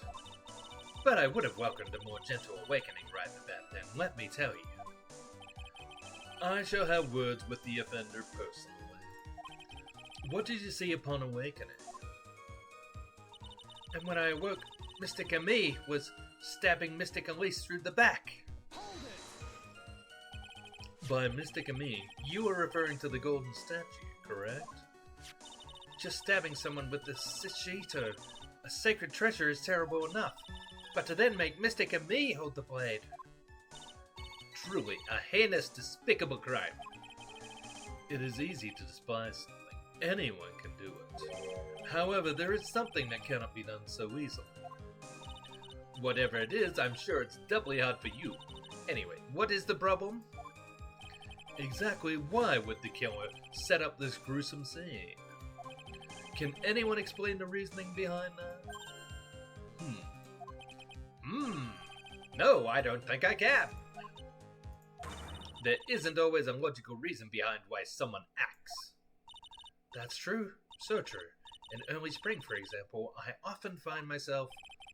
There isn't always. That phrase might come in handy someday. There are too many unnatural elements in this case. Why was it necessary to use the Shishita from the Yami statue as a weapon? Why was the weapon ultimately placed back in the hand of the statue? If I can expose the flaws in this testimony, perhaps then I will begin to find the truth.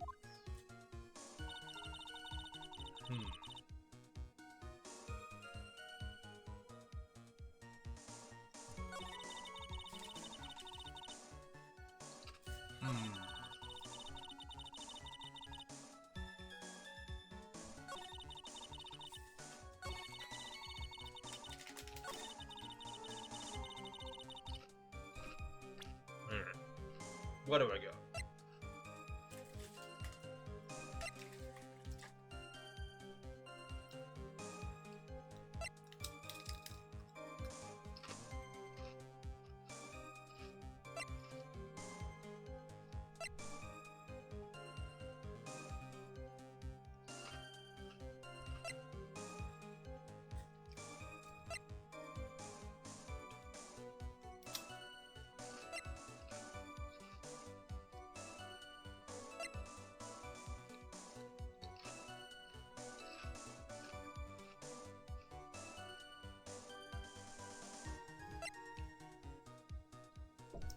So, I guess we're supposed to believe that lightning did actually strike the bridge. I seriously thought that Larry decided to burn it down to inspire his art or something.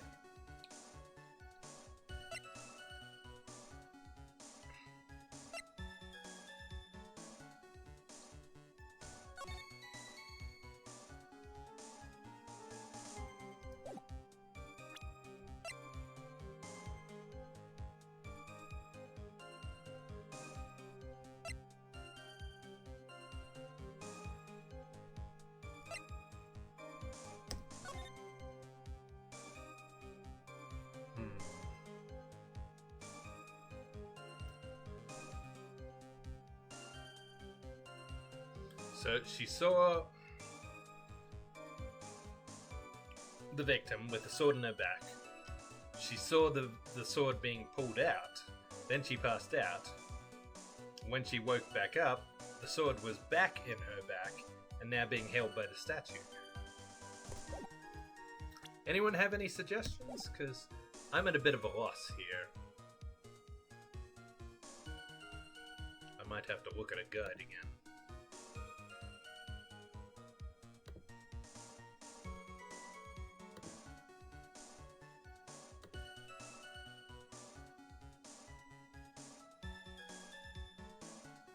It is the sword. Okay.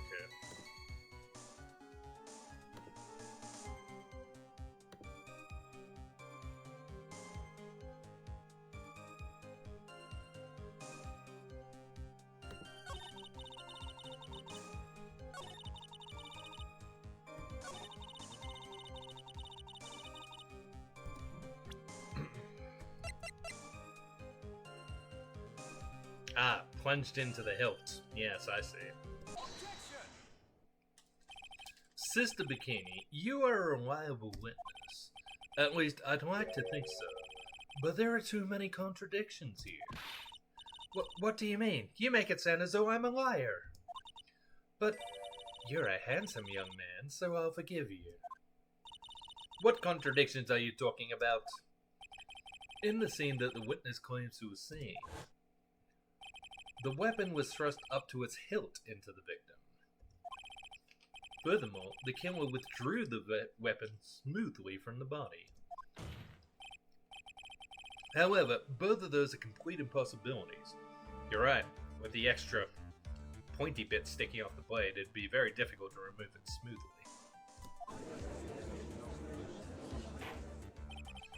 What do you mean? Please explain. Ah! Explain yourself!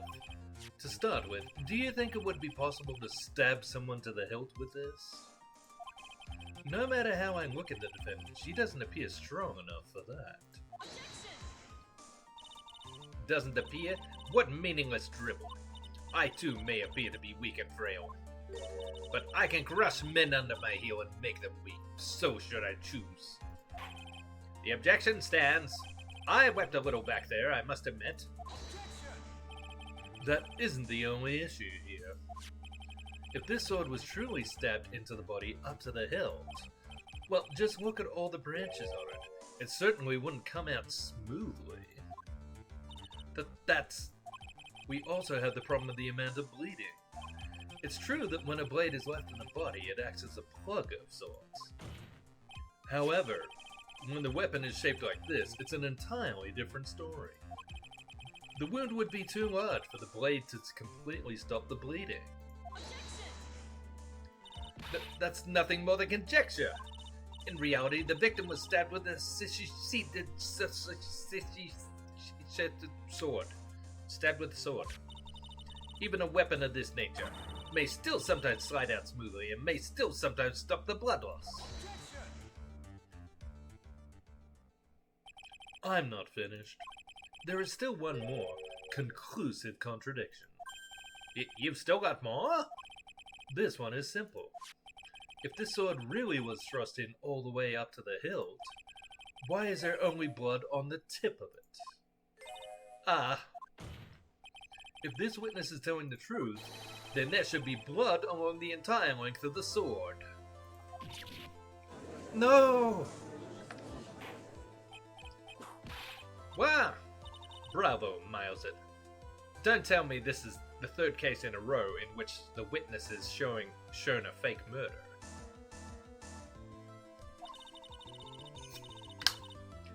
Bravo, Miles Edgeworth, raising this many contradictions from a single piece of evidence. All the other attorneys I know could manage maybe one, if that. But what does this all mean? You've proven contradictions regarding the murder weapon, but having come this far, there can only be one answer. And that is? The weapon used to kill the victim was not the she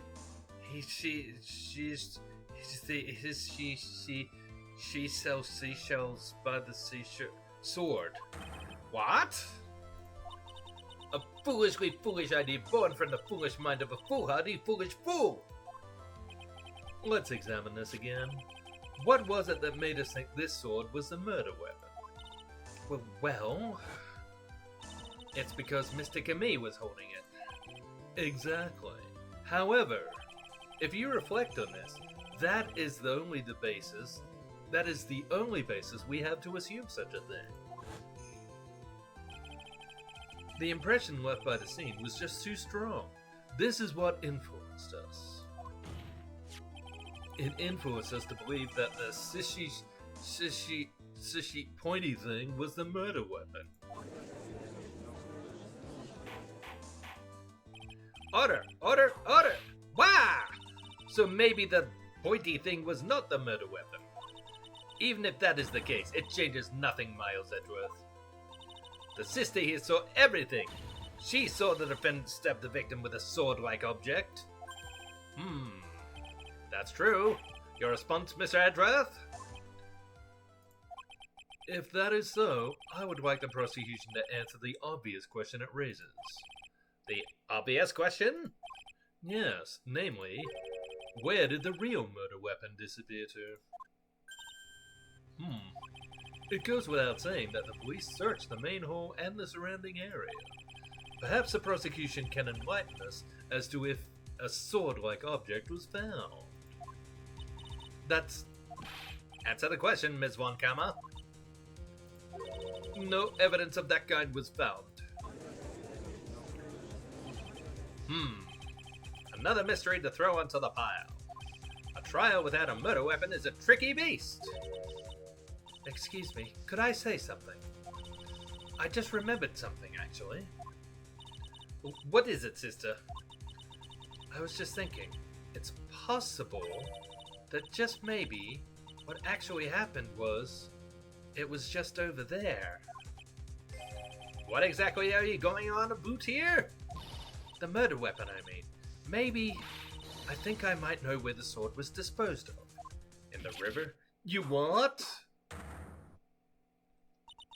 Well then, I think we need to hear testimony from you one more time, sister. Impossible. What else could this old woman have seen?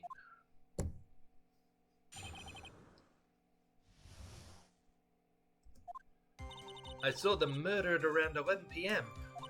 And after asking that it be reported, I went out to the main gate. And there I saw tracks that indicated the snowmobile had been used.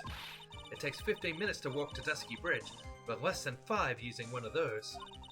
Maybe they threw the weapon into Eagle River and came back while I was knocked out. Iris could have done that. She can drive a snowmobile after all. Witness, please tell us everything you know right away next time. Well, I'm none in the best of shape. What with my back and my age, you know. Quite. There were indeed snowmobile tracks in front of the main gate. Here is a photograph. Yep, okay. A snowmobile, eh? I see. Well, it certainly is an interesting theory. The tracks begin in front of Hazakura Temple and run all the way to Dusky Bridge. Tracks photo added to the court record, taken that night from main gate to Dusky Bridge. That solves your pesky little problem, yes? The Eagle River's current is quite swift, meaning that it doesn't freeze over in winter, making it the perfect place to dispose of the murder weapon. Did she really go to the river to dispose of the murder weapon? Mr. Edgeworth, your cross-examination, please.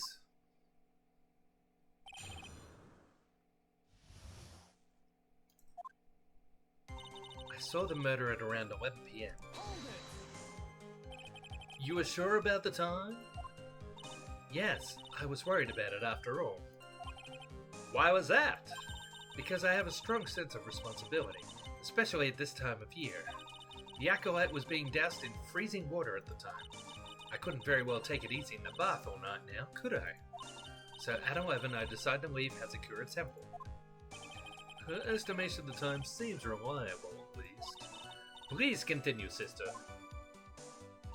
And after asking that it be reported, I went out to the main gate. You asked Phoenix Wright to report the crime, correct? Right, the one who trampled me. Seems she is the type to hold a grudge. There isn't a phone in the main hall, so I sent him to the bridge. Phoenix Wright, he didn't even have his cell phone on him? He had forgotten it at home, apparently. What a naive boy, as always. Not only do I always carry my phone, but I always have my whip in hand, too. Anyway, I was really scared, and it was taking him a while to get back. So I thought I'd go out by the main gate for a spell. And there, I saw tracks. Tracks that indicated the snowmobile had been used. As I recall, there was a snowmobile outside the main gate when I visited. That's it. That's the only one we have. It'll run no matter how much snow falls. Now, you're certain the snowmobile was there at the main gate when you arrived? Yes, of course. It was parked in front of the gate. So she had already gone, discarded the murder weapon, and returned by that time. I'm not sure if this is really relevant. What should I do? Always press further. Except for when you shouldn't. I need answers to every possible doubt. The snowmobile in question, was it still warm at that time? Huh? What do you mean? What do you mean? What do you mean, eh? What do you mean, Miles Edgeworth? I'm playing to a slow crowd here. It goes without saying that using a snowmobile will heat its engine. If it was still warm, then it means it was recently used. Ah, I see. I never thought of that. That's right. I overlooked that too. Of course you did.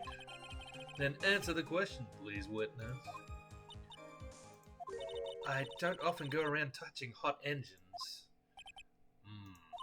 However, now that you mention it... There wasn't any snow on it. Snow? Yes, for some reason only the snowmobile wasn't covered in snow.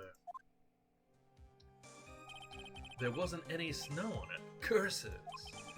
It seems highly likely that the killer did use the snowmobile then, eh? How long does it take to get to Dusky Bridge by snowmobile? It takes 15 minutes to walk to Dusky Bridge, but less than 5 using one of those. In that case, why didn't you use it yourself? You could have spared yourself some walking. Ah, there's a reason for that. Have we got a moment for me to explain? I think that's why the question was asked in the first place. It was about a month ago. I was driving my beloved little snowmobile, happy as can be. I'd fetched some water and was heading back when I crashed and went into a tree. The tree and my back both went crunch, just like that. Crunch. Crunch. I haven't been able to find the courage to write anything since then. Anyway, the killer must have used it. Maybe they threw the weapon into Eagle River and came back while I was knocked out? Refresh our memory. How long were you knocked out for? Like I said, somewhere between 10 to 20 minutes. It's possible to get to the bridge and back in 10 minutes using the snowmobile. I have to concede that that is more than enough time. Is that all you wish to concede, Miles Edgeworth? Iris could have done that. She can drive a snowmobile, after all. While it would have been possible time-wise, one element remains out of place here. Oh, and what would this mystery element be? The killer's reasoning, Your Honor. Why did the killer do all of this? Why go to the Eagle River to dispose of the murder weapon when there are other methods?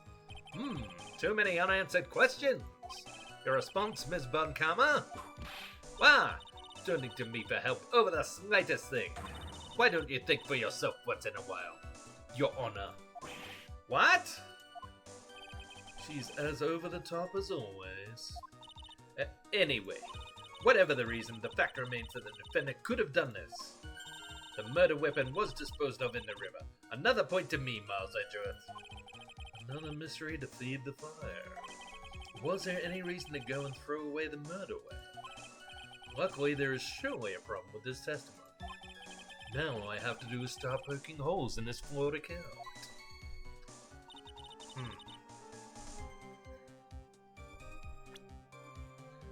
What time did the autopsy say? Between 10 and 11. Well, we're not going to get her on that.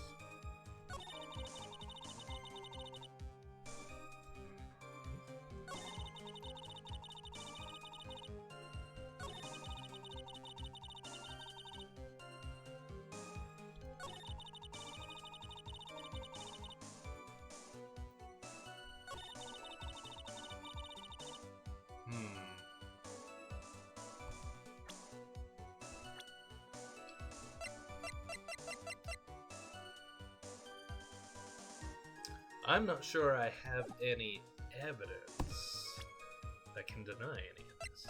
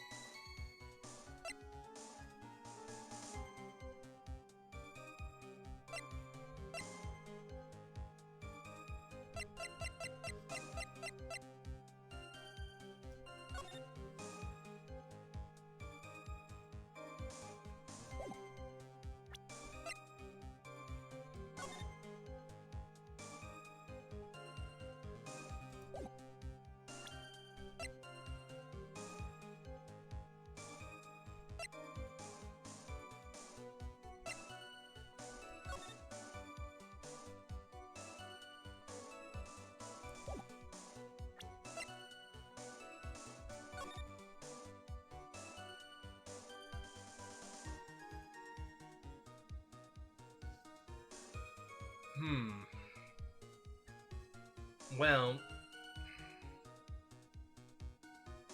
It only shows the tracks of the snowmobile returning. There's no tracks of when it left, is it? Are there?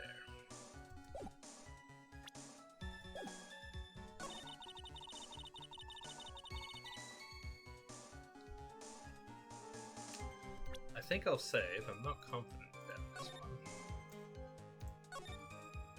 Although I do still have lots of points left.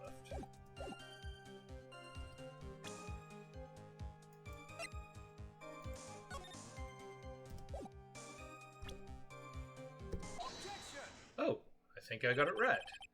I admit this photograph proves something. It proves that the snowmobile was used on the night of the murder.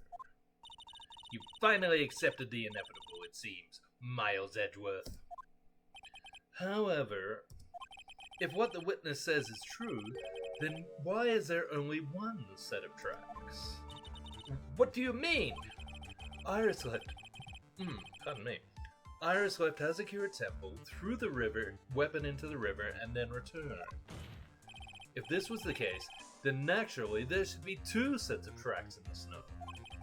Those from heading out to the bridge and those from coming back. Ah, you're right. You are forgetting one thing, Miles Edgeworth.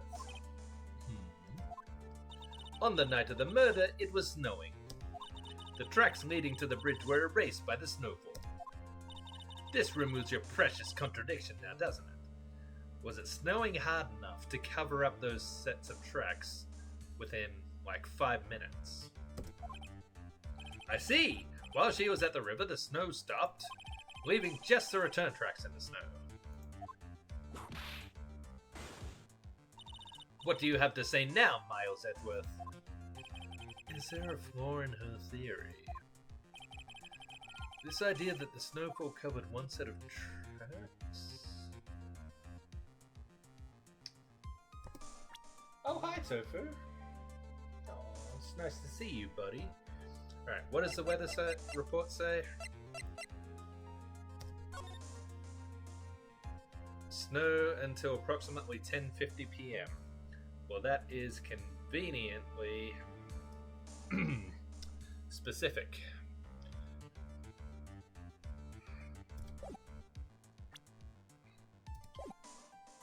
Yes, there is a contradiction. The tracks to the river were covered by snow. What a nice theory. However, Ms. Von Karma, that is impossible. Would you care to explain why there is a rude index finger currently pointed in my general direction? No need. The evidence will do all the talking for me. On the night of the murder, the killer went to and returned from Dusky Bridge in order to dispose of the murder weapon. The outgoing tracks were erased by snow, or so claims Ms. Von Karma. Mr. Edgeworth, present your evidence to the contrary, eh? Evidence that the outgoing tracks were not covered by snow. Where is it? This one? Witness, please tell us again what time it was when you witnessed the crime. Like I said, it was around 11. Of course, this means that the weapon was thrown away after that time, correct? Hi, Tofu. Did you want to come sit with me, or are you just after my potato chips?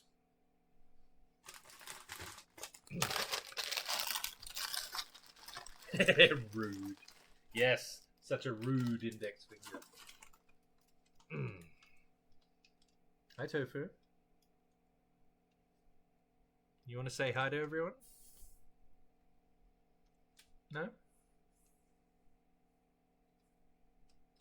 Fluffy buddy. Oh, come here, mate.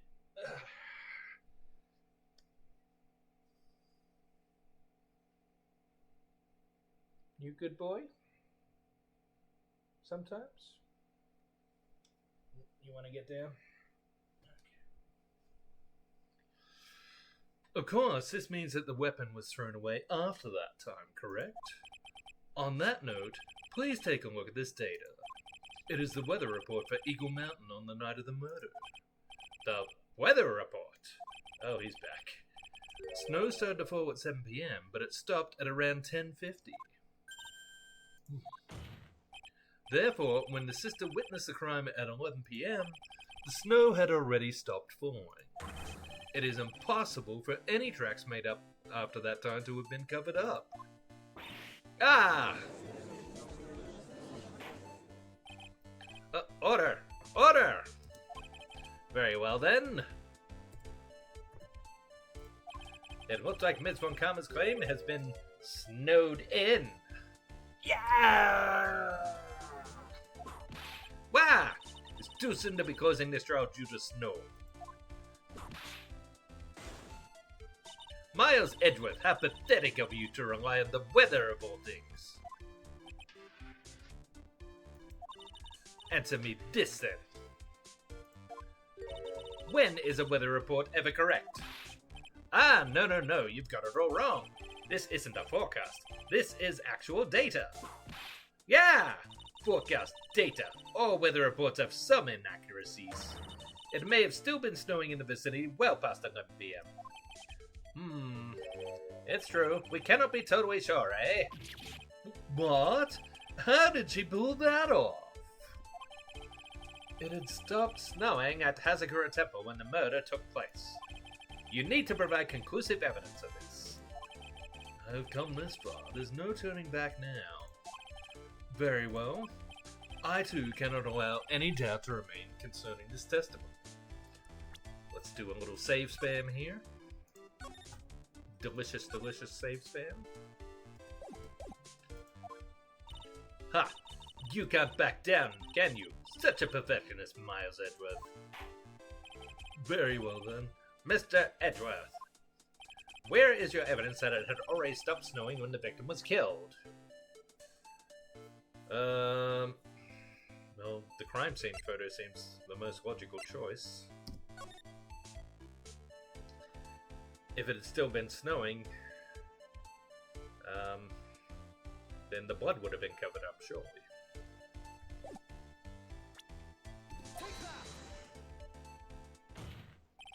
Ultimately, it all comes down to one point. That being, whether or not it was snowing in that courtyard when the victim was stabbed. That's right, but proving that is incredibly easy. If we want to know whether it was snowing or not, this photo will tell us everything. Of course, I'm referring to the photo of the crime scene. As you can see, everything is covered with snow, with just one exception. And that is the victim herself, Miss Elise Tuna. Why is there no snow on top of her? The answer is simple. It had stopped snowing when she was killed, that's why. Nah. In other words, if the killer really did go to the Eagle River to dispose of the murder weapon, then in this photograph there should be two sets of tracks. Ah! Order! Order! Just what are you... Yeah!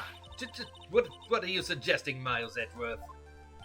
To be honest, I'm not entirely sure myself, but this is simply what all of the facts point to. That night, someone used a snowmobile to leave Hazakura Temple. From the tracks left, it can be understood that they were heading for Dusky Bridge. At that time, it was still snowing. Of course it was, because the tracks were raised by the snow. Then, when this person returned to Hazakura Temple, the snow had stopped. Thus, the return tracks remained.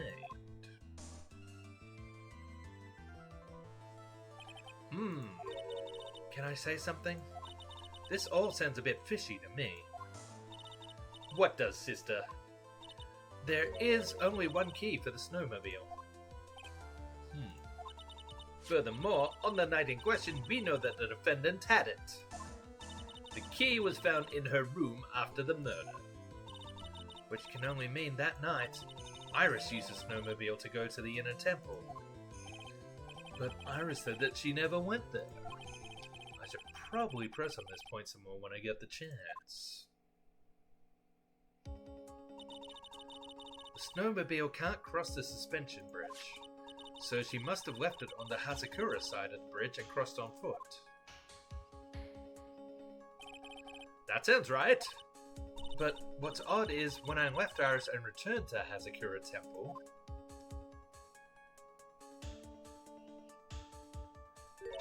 I didn't see anything near Dusky Bridge. You must have just failed to see it, sister.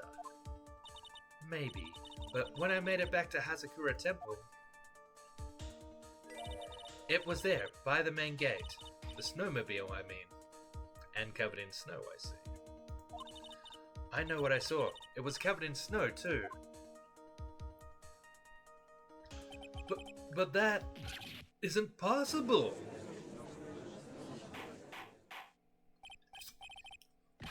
Order in the court. What does this all mean? Yeah. So then what was the snowmobile used for? It wasn't taken by the defendant when she went to the inner temple. If it had been, then the witness couldn't possibly have seen it by the gate.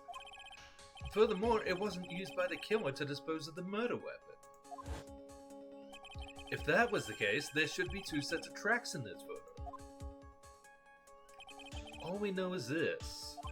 After it stopped snowing, someone used a snowmobile to return to Hazakura Temple. I never thought a simple snowmobile could cause so much trouble.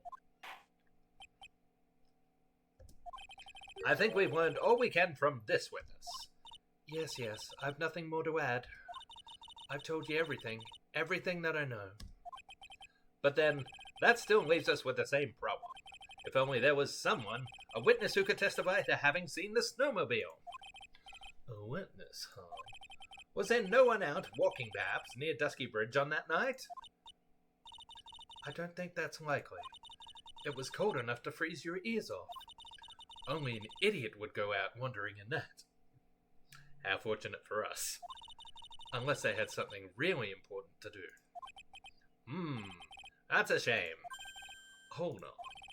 Something is coming to me. An idiot may well have gone wandering out on that subarctic night. Your Honor, actually, there just might be one individual who may be of help to us.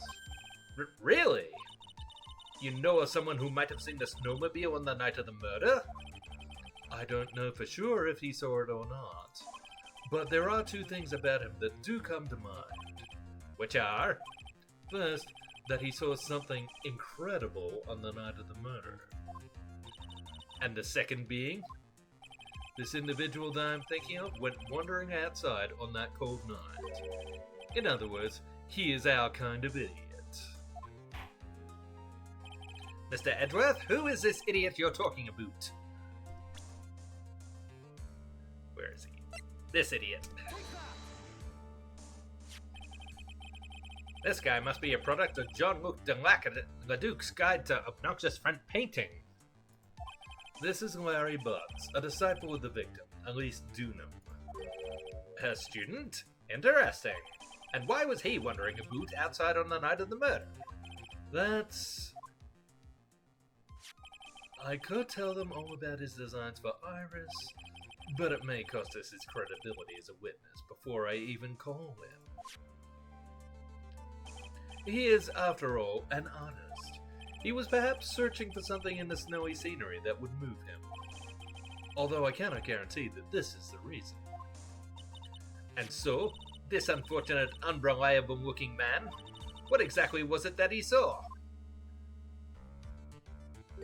I intend to extract that from him right here in this corner. Summon this youth as a witness immediately. I have no choice, do I? I believe he's in the gallery for this trial. It will not take long to summon him. Very well. Larry, you may have escaped me yesterday, but today I'm going to get everything out of you. The court will now adjourn for a 20-minute break. Ms. Von Karma, please see to preparing the next witness. Understood, Your Honor. Good. Well then, court is now in recess. To be continued.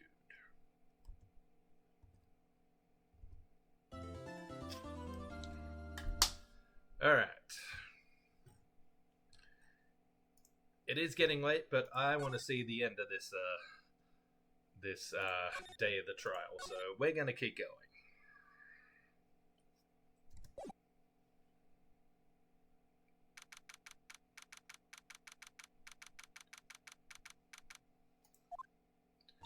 Excuse me, Mr. Edgeworth? I'm not really sure what to say. Iris, we only have 20 minutes. There are two things which I need to ask you before we reconvene. Alright, I'll help you any way I can. First, about that night. You really didn't go to the inner temple, correct? The last witness claims to have met and talked with you in the training hall. Either you or Sister Bikini is lying. Mr. Edgeworth, it is just as I said yesterday. Until the incident occurred, I was in my own room in Hazakura Temple. Very well. The second thing. That night, the temple's snowmobile was used in between the times Sister Bikini returned to the main hall and when she bore witness to the murder. Sometime between 10:30 and 11 p.m. that night. Were you the one who used the snowmobile? There's only one key for the snowmobile. The only person who could have used it was me. So it was you. But why? What made you go out to Dusky Bridge? I'm sorry, Mr. Edgeworth. Oh, god damn it.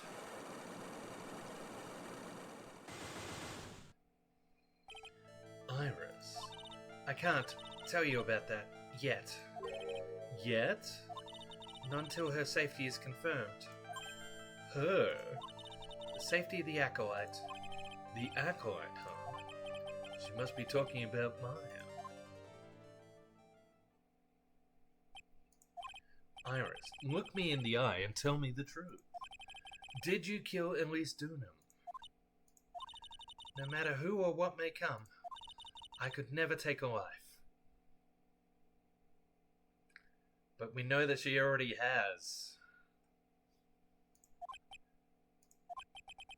As I thought, no psycho marks.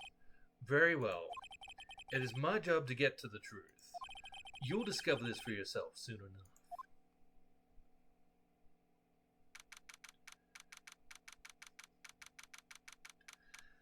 Alright. Feels wrong not having Maya by the side there. Court will now reconvene. Ms. Von Karma, where is the witness? During the break, a man was detained for suspicious behavior in the gallery. Suspicious behavior? He was sketching something very intensely. Dare I ask what the witness was sketching when he was detained? He drew a terrifying woman, armed with a demonic face and a vicious whip. I can only presume that his intention was to capture you. Ah! Anyway, it's time to drag this pathetic excuse for an artist before the court. Maurice Dunham, I hope you're ready. Get in here. It would seem that whip is going to see plenty more use today. Ouch! Your sketch is in contempt of this court. Hey! I was just artistically rendering. Ouch! You tried to run away from the bailiff who was trying to hand you your speeder, correct? Look, I'm nothing but a fledgling artist training out in the mountains. I'm only down here in the city because I ran out of green paint. Well, to use a technical term for the goal, Viridian. Isn't Viridian blue? Larry, this isn't an art store, now is it? I know! I graduated junior high, okay? Look, art is all about working in the fields, isn't it? Working in the fields? I presume he wanted to say field work. I hope. That's it! Thanks, buddy! It's kind of sad that I was able to understand his mangled train wreck of a sentence. I just happened to stop in here and found a wonderful new model. So see, I got nothing to do with this trial, at all. I expect all of your faces to be red when you realize this mistake. Bright red. Or to use the technical term, Crimson Lake. Crimson Lake? Ouch! Ow! Ow! Ow! Ouch! Ouch! Ouch! Stop your pathetic blabbing and testify like a man! Refrain from whipping me, Ms. Von Kammer. Cross-whipping is as bad as cross-checking. Witness, that was all your fault. Testify now. Well, this is too much for me.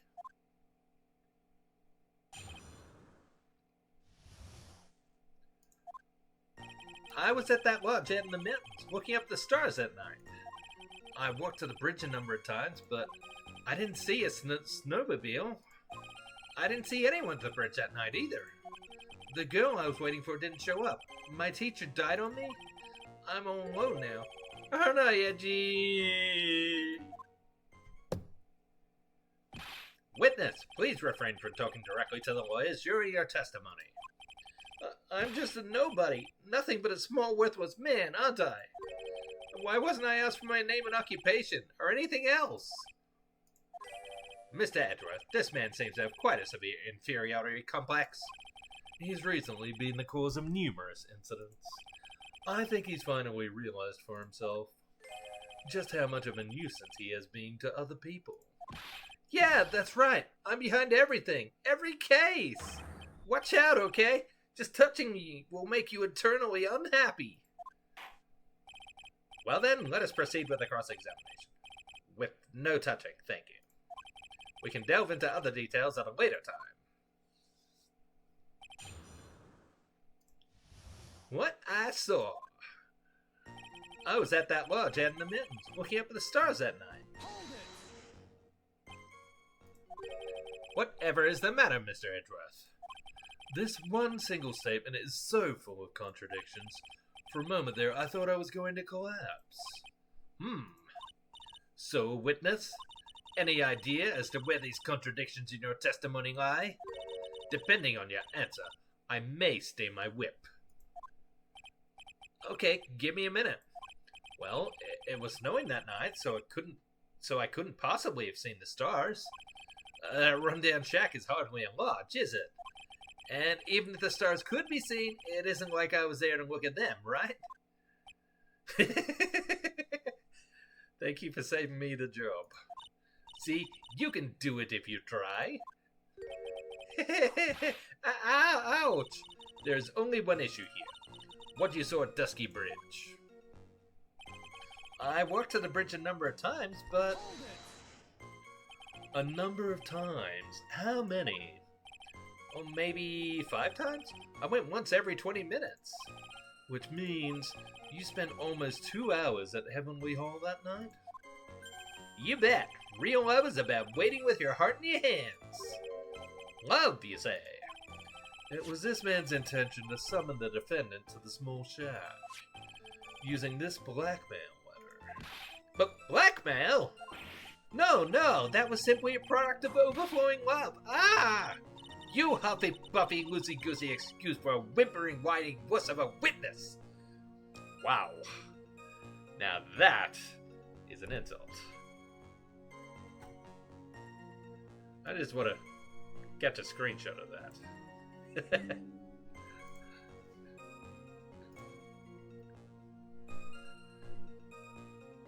Because that's a lot. Okay. So, what did you say? I hope for your sake you saw a snowmobile. You huffy-puffy, loosey-goosey excuse for a whimpering, whining wuss of a witness, eh? Well, you see? Being called those names doesn't seem to bother him at all. I didn't see a snowmobile. Larry, you really didn't see it? Hey, no need to hit your desk. I can hear you. I didn't see it. I didn't see a snowmobile. Larry, say snowmobile for me, please. Snowmobile. If you truly have nothing to hide, then why are you stammering like you just flew over a cuckoo's nest? Shut up! What is this? I don't know. Don't ask me. Seems I don't need to start from more obvious contradiction. I'm going to strike the blow that will finally get him to spill the beans. I didn't see anyone at the bridge that night either. You didn't meet anyone? That's right, because I got nothing to do with this. I'm just here to buy some Viridian paint, okay? Come on, I expect to see those Crimson Lake faces. Now! It would appear that simply pressing him isn't going to be enough, Mr. Edgeworth. Indeed. It seems that he's going to claim to have nothing to do with this to the end. I don't want this guy to cost us any more time. I need to slice through his obvious contradictions and keep things moving along. Alright, well, we know that he met someone at the bridge that night.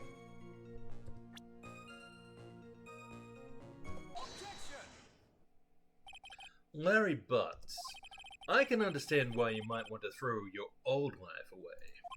You're pretty pathetic, and you cause all sorts of trouble. I'm sorry! But having realized just how much of a nuisance you have been, that could be considered a step in the right direction. Edgy, are you trying to console me? It certainly doesn't sound that way to me. However, I cannot forgive you for simply turning away from the incidents you create. What? You're totally pinning this on me?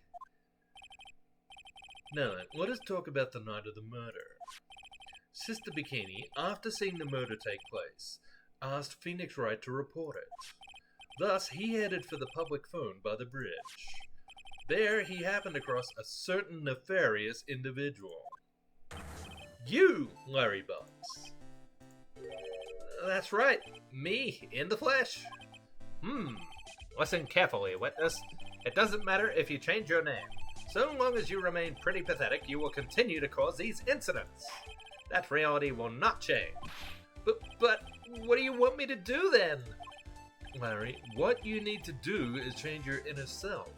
But for now, what you saw that night, testifying truthfully about this one issue is all I need from you. Edgy, I think I've finally woken up. Well, I guess I could still be sleeping. But anyway, I'll do it. I'll testify. Well, I'm not sure this will go especially well. I'll ask again then, witness. What did you see on the night of the murder?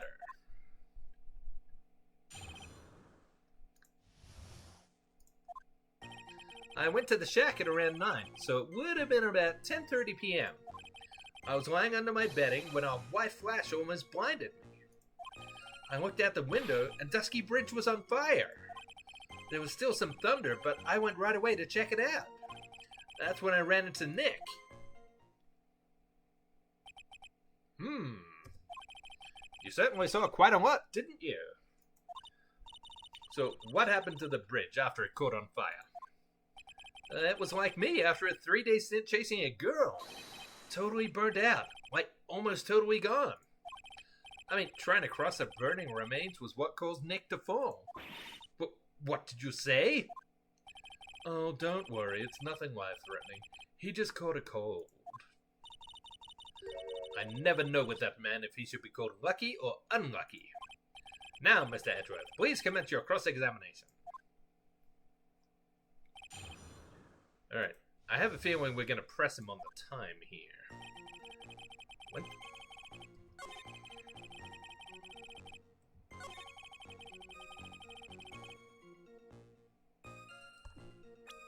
What does the weather report say? Lightning struck Dusky Bridge at 10:45. About 30 minutes passed between the fire starting and going out.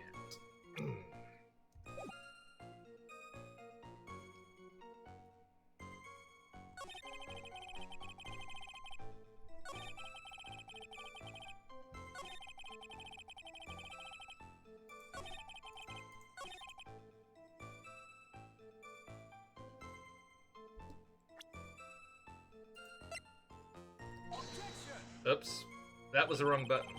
That statement contradicts the data provided by this piece of evidence. It does? How do you mean? Oh, forgive me, Your Honor, but you just said it yourself that it does. We're resorting to mind games now, are we? Don't try to play mind games with me! Curses, it appears I have yet to adjust to being on this side of the courtroom.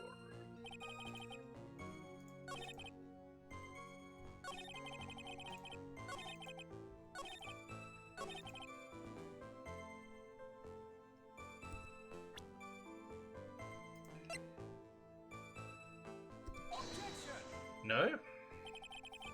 That statement contradicts the data provided by this piece of evidence. It does? How do you mean? Alright, well, I guess that's on me for not pressing him further. Oh.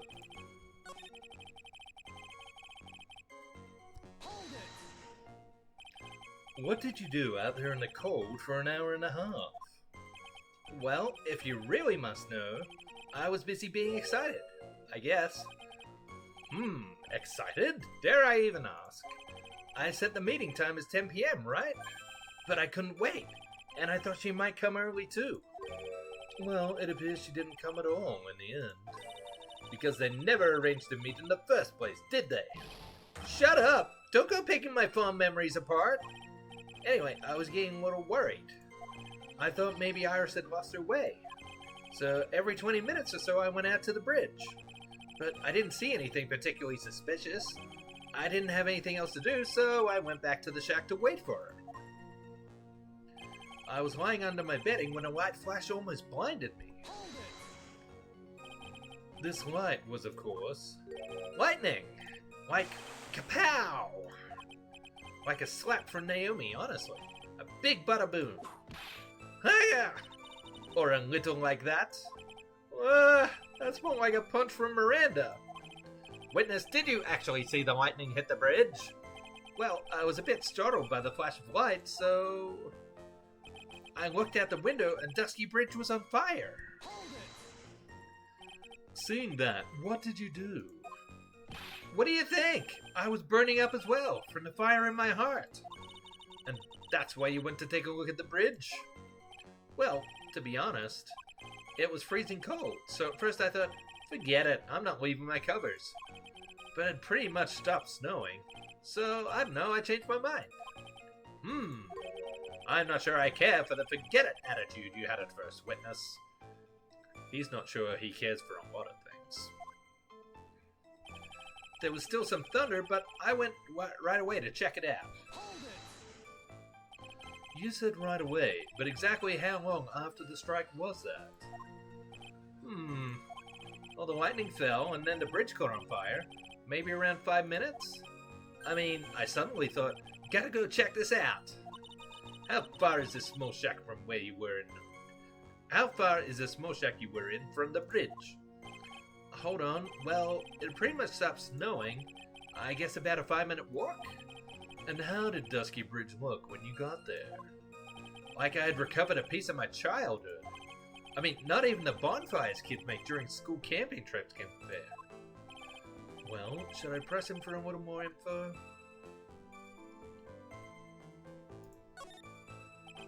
Larry, let me ask you one thing. What is it, Edgy? What's with the serious face? Why didn't you call anyone? Huh? What do you mean? Normally, when faced with a towering inferno, one would try and tell someone. There is a public phone right by Dusky Bridge, correct? Well, of course I thought of doing that. So then, let's hear why you didn't. Yeah, okay, a reason. My reason. It isn't that I didn't try to tell anyone, I just didn't have time to, okay? I arrived at the bridge and Nick showed up less than a minute later. You kind of have arrived at the bridge at the same time as Wright? Yeah. I thought I'd better tell someone about this. But then Nick came up yelling about murder. It totally made me forget about the bridge. The fire was pretty much out by then anyway. What's this feeling? I suddenly have a terrible case of unease. It was after contacting the police that Phoenix Wright fell from the bridge, correct? Yeah, that's pretty much it, more or less. He told me about the burning bridge yesterday, but there's still something that doesn't quite fit. It looks like, despite his change of heart, Larry still isn't telling us the whole truth.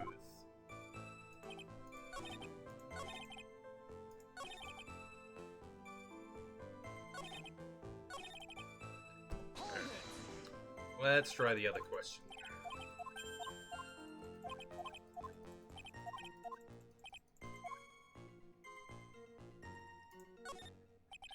So you suddenly thought to check out the bridge?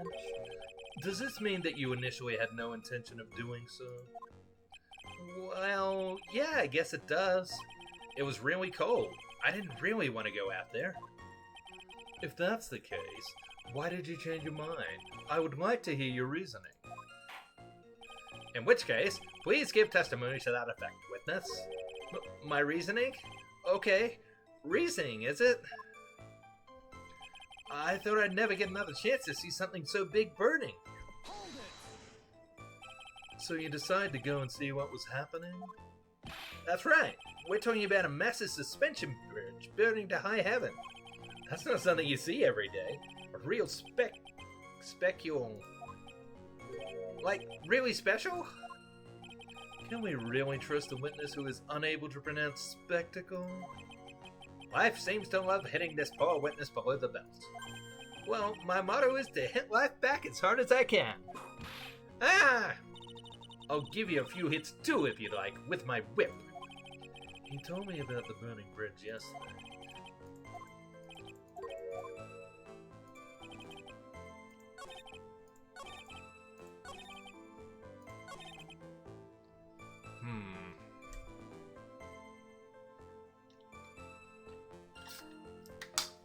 So it feels like this is the point I'm supposed to contradict, but what with?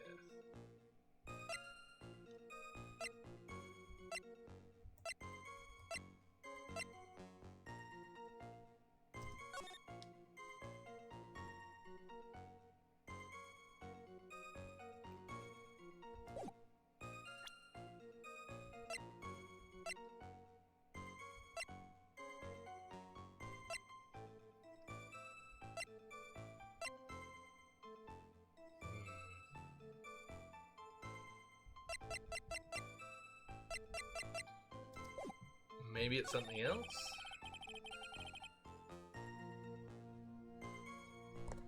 Let's have a look at that weather report again.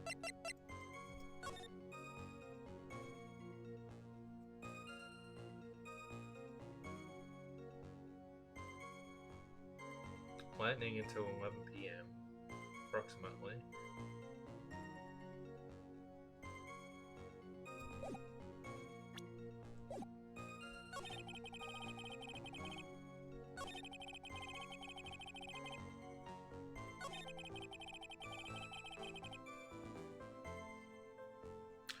Alright, I'm gonna need to check on this one.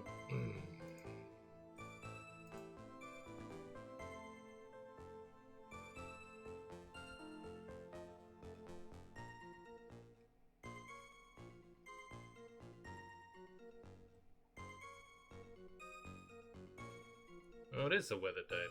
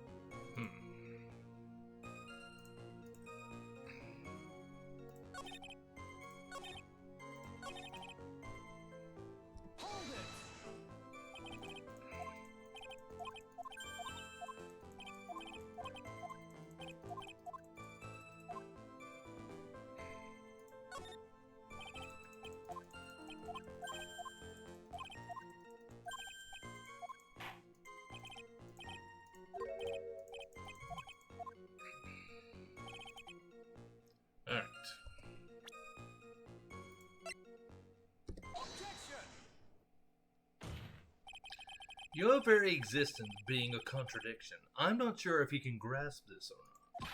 What the hey, Edgy? You make me sound like some sort of alien. But your testimony is conclusively contradictory. The problem here is time. I've never been the best timekeeper, you know. 3 minutes after Billy leaves on foot, you follow him on your bicycle. How long does it take for you to catch up with him? Terrible at those. This is much more simple. You saw the lightning strike Tusky Bridge, and immediately went to see what had happened. Is this correct? Yeah. Well, I wasted about 5 minutes first, but more or less. I have the weather data from the night of the murder here. According to this, the lightning fell at 10:45 p.m. You say it takes less than 5 minutes from the shack to Dusty Bridge, meaning you probably got there at around 11 p.m. That all sounds about right, I guess. And then Nick showed up and did his following act. That is impossible. What do you mean? 11 p.m. is when the murder occurred in Hazakura Temple. Thus, Wright was still there, in the courtyard. There's no way that Larry could have encountered him at Dusky Bridge at that time. Ah, excuse me. I have an objection. You do? Gee, how many times do I have to say this? I'm not Larry. I'm Maurice Tuna. Ah! It has not been proven that the murder occurred at 11 p.m. The sister only said around 11. In which case, it could have been earlier than that. Watch your footing there, Ms. Franziska von Karma. The slope ahead is slippery. For there is still no way that Wright could have been at Dusky Bridge at 11 p.m. And why not? It is clearly written here in the weather data report. It took around 30 minutes for the bridge to burn out. Therefore, the bridge must have been burning until at least 11:15 p.m. Which means, what exactly? Wright did not see the bridge while it was being consumed by the flames at them. Well, he did. I mean, it was still on fire when we saw it. In fact, he did not arrive on the scene until after the flames had died down. It's still clearly on fire in that photo. Larry, you arrived at the bridge at 11 p.m., but Wright did not make it there until at least 11:15. I suggest you stop hiding things and just tell us the whole truth.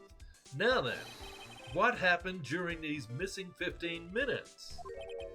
Look, I feel like I just got brutally woken up by toilet splashback. I guess I was still sleeping after all. Pinch me! Otter, otter, otter. Otter! So there was a missing 15 minutes prior to meeting Phoenix Wright. I hardly see that as much of a problem. Yeah, not much of a problem at all. Really? The bridge is burning before your eyes, and there is a phone right next to it. Why then did you not report the accident? Yes, witness, why didn't you? Were you there simply to watch the bridge burn? And therein lies the problem. For even after the bridge had burned out, he was still there. Staring into space, this witness didn't even attempt to fulfill his civic duty. That's what it sounds like. But this is Larry we are talking about, and even he is incapable of being so stupid. Which means there has to be a reason for his inaction. Edgy, I think it's about time I got serious with you, dude. Just as I thought, you've been playing with us all this time. Listen, I'm going to tell you everything. Are you sure you want to hear it all? Yes. I may really say it this time. Everything. Ka! Then say it. Very well. I have a terribly bad feeling about this. However, let's have the witness finally give us the whole truth. Now, for this 15-minute gap, what were you doing, witness?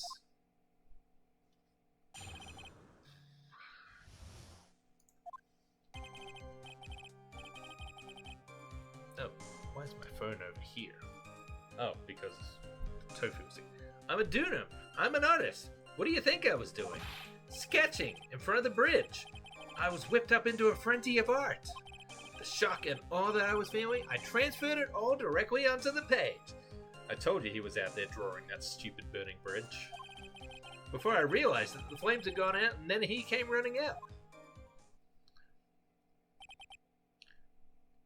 I still think it's more plausible that he lit the bridge on fire himself, but whatever. I suppose artists can be strange folk. That's right. I'm willing to sacrifice everything in order to draw the perfect sketch. Including the truth from the sound of it. Mr. Edgeworth, has this removed the last of your doubts? Not at all, Your Honor. One very large doubt still remains. And what would that be? This is a surprisingly believable story, especially considering the source. So why did he think he needed to hide it from us until now? I intend to drag the reason out of him. Ha ha ha. You'll regret this, Edgy.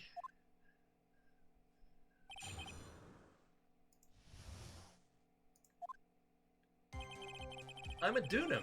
I'm an artist. What do you think I was doing? Tell us, Larry. My name is Larice. Get it right. Mistakes like that are what keep you from being popular with the ladies like I am. Just who exactly are you? I'm Larice Dunham, apprentice extraordinaire. That's what he calls himself in any case. Then you are an artist? Of course, I'm an artist, the real thing. Yet again, that's what he calls himself. Names mean nothing.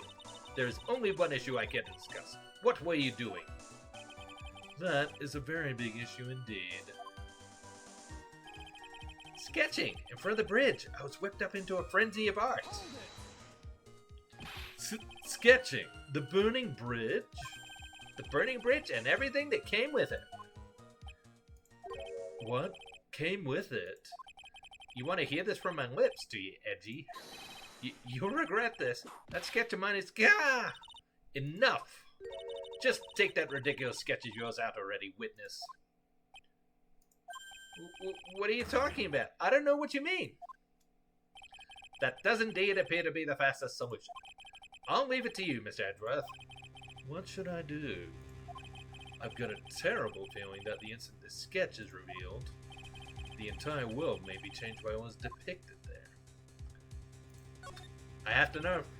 Larry, I wonder if you could show us your sketch, please? Well, even I couldn't have imagined it turned out like this. Imagine what? That Larice Dunham's debut would take place here, today, like this. Ouch! Show it, now! Okay, but steel yourselves.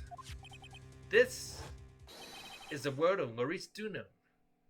What the hell?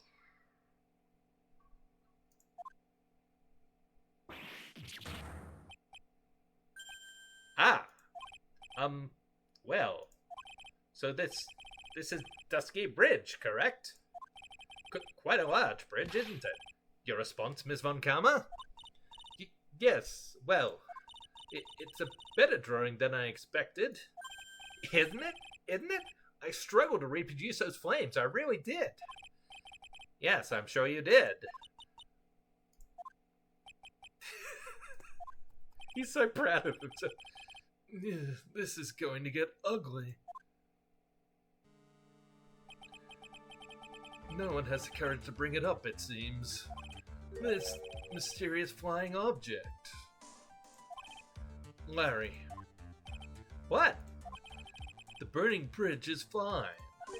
But what is that unfortunate-looking figure? Ah, you spotted that? I thought you might. However much I might want to ignore it, I can't. It's Iris, of course. Iris!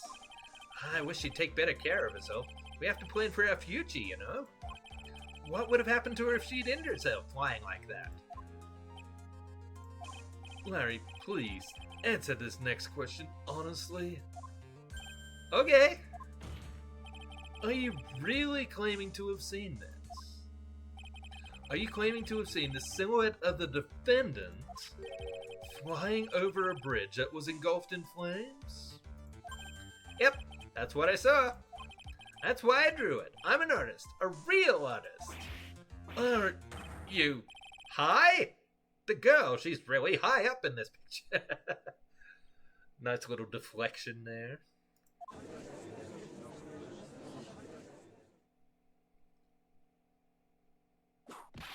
Ah! What was that for? This is all a bad dream. I was hitting you on the cheek to test that theory.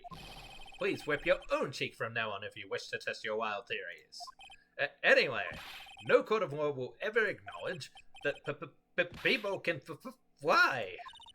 Actually, there is some precedent for this. She was flying pretty high, my sweet Iris. She was about 30 feet above the bridge at least. It was really something to see. This has to be some kind of mistake. Mr. Edgeworth, please bring the witness back down to earth. What? Me? This witness is your friend, is he not? Accessory to foolishness, Miles Edgeworth. Let us get back to the cross-examination, by force if necessary. Mr. Edgeworth, I expect you to expose the obvious contradiction here. Yes, Your Honor. Looks like I got another reason to remember this moron. Well, what do you think of my debut piece? Get that thing away from me! Larry's sketch added to the court record. Horrible sketch of what he saw at the night of the crime. Now, hurry up and cross-examine him.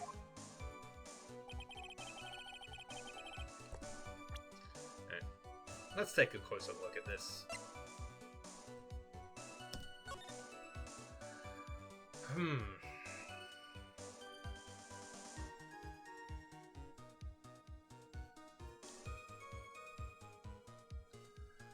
Alright, so are we looking at this from the side?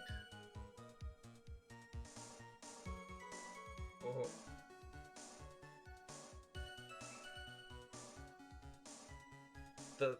there's fire going underneath it too. Upside down fire.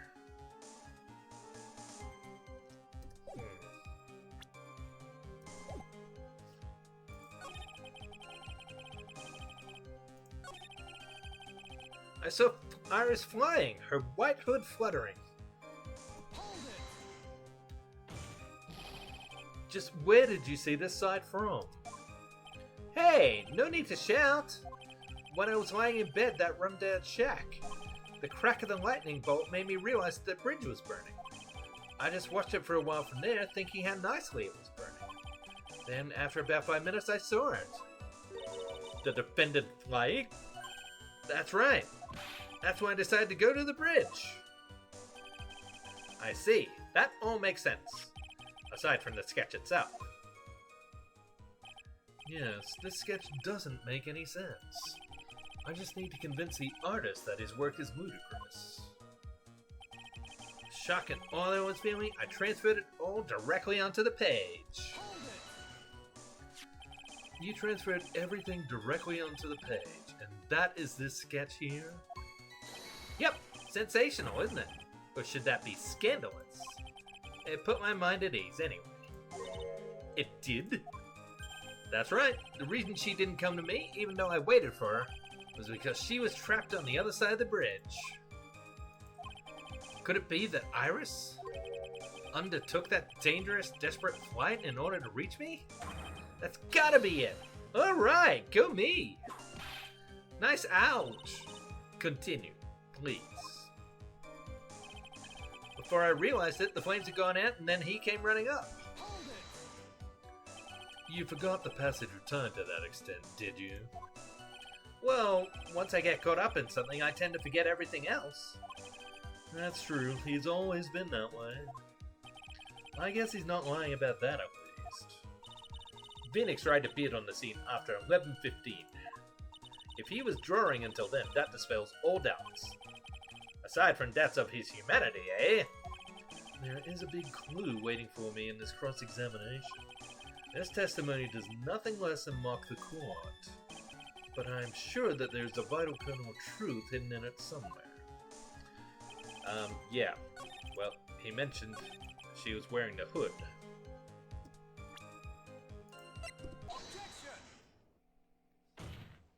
Larry, what did you really see that night? Not that I particularly care.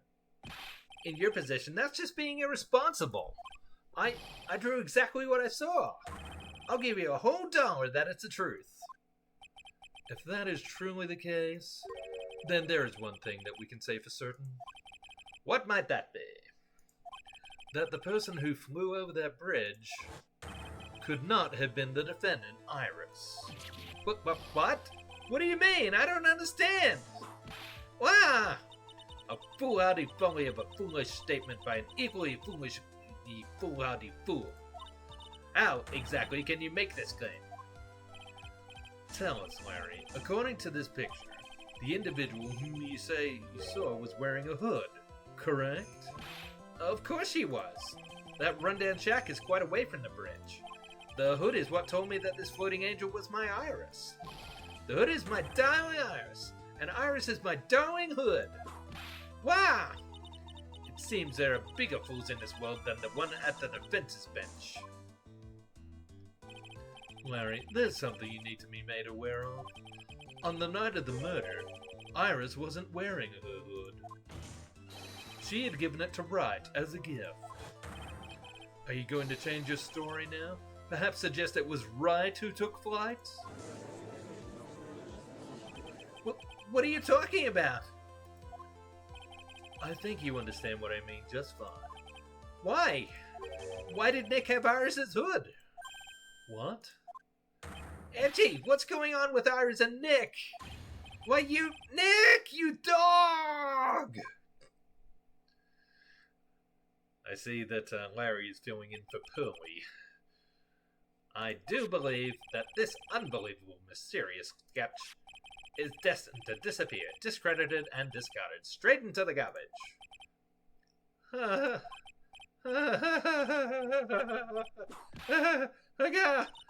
What is it now, witness? It feels like I've been waiting 25 years for this very day to come. Edgy, today is the day I get to completely stupefy you. What? What is the meaning of your outburst, witness? I hate to have to do this, but I have some definitive evidence. Definitive? Evidence? Iris did indeed come flying over the burning bridge. And I, Maurice Dunham, shall prove it. I didn't expect to ask this again, but we shall be needing your testimony once again. Tell us anything you know concerning the defendant as depicted in this sketch, and show us your evidence that this nightmare was actually a reality. Okay, I hope you're ready, Edgy, because I'm gonna feed you a whopping serving of pain. You've been serving as a whopping serving of pain this whole time. Trust me. Proof that Iris flew. When I reached Dusky Bridge, she was already gone. I was so worried, I frantically searched all over for her. That led me to finding a beautiful crystal sphere, half buried in the snow. Ah, there we go. That is from the victim's stuff. I'm sure that Iris was simply wearing a spare hood. After all, no one else could have lost a crystal sphere that night. A crystal sphere? This one. Pretty, isn't it? But finders keepers. That sphere, where did you find it? Let me see. Around here somewhere? Looks about right. It was half buried in the snow. It had pretty much stopped snowing by then, but there was still some falling as I walked to the bridge. The court accept this crystal sphere. That's mine, okay? I want it back afterward. There's something on it. Oh my, it's blood! What? Blood? Crystal sphere added to the court record. Found half covered in snow near Dusky Bridge the night of the crime. Has blood on it. You ready, Edgy? By tomorrow morning, you'll be calling me Master Larry. Yeah, I like the sound of that. No one's gonna push me around anymore. Didn't you want to be called Maurice Dunham only a few minutes ago? Alright. when I reached Dusky Bridge, she was already gone. So you went to the burning bridge? That's right, to meet Iris. She actually flew to get to me. The least I could do was meet her halfway. But the defendant was not at the bridge when you got there, you say. I guess she went back to Hazakura Temple. She's a girl, after all. She must have wanted to look her best. It must be lovely to live in the fantasy land of Larry's mind. Actually, it's so depressing that I can't even work up the energy to points. So, what did you do next? I was so worried, so I frantically searched all over for her. So, you searched all over for her? She was flying pretty high, you know. I thought maybe she slipped on her landing and got hurt. Hey, it was more than possible. Also, when I headed out to the shack the first time, I was snacking on a banana. I was pretty sure I threw the peel away somewhere around there, so, you know. Can one guy really be this stupid? So, did you find any signs of a so-called landing? I don't really remember. I kept on falling over myself and kind of lost it for a while there. You fell over yourself? Yeah, the snow was deep and there was even a banana peel out there. Yep, there's stupid and then there's Larry Butts. The short of it is that you didn't find any signs of her landing, correct? Then what happened next? Well, that led me to finding a beautiful crystal sphere half buried in the snow. Half buried? It was sitting in the snow with a little gathered on top of it. It was very hard to spot, actually. I mean, it was dark out too. I'm impressed. You did well to find it. No matter what you may think when you look at me, I'm a pro, a genius security guard. I used a pen light I borrowed from my company to help in my search. And it sparkled really brightly, as if it was saying, "Here I am" to me. It does indeed look very much like the crystal sphere on Iris's hood. But need I remind you that she was not wearing her hood that night. I'm sure that Iris was simply wearing a spare hood. Each nun is assigned their own hood, and they are assigned only one.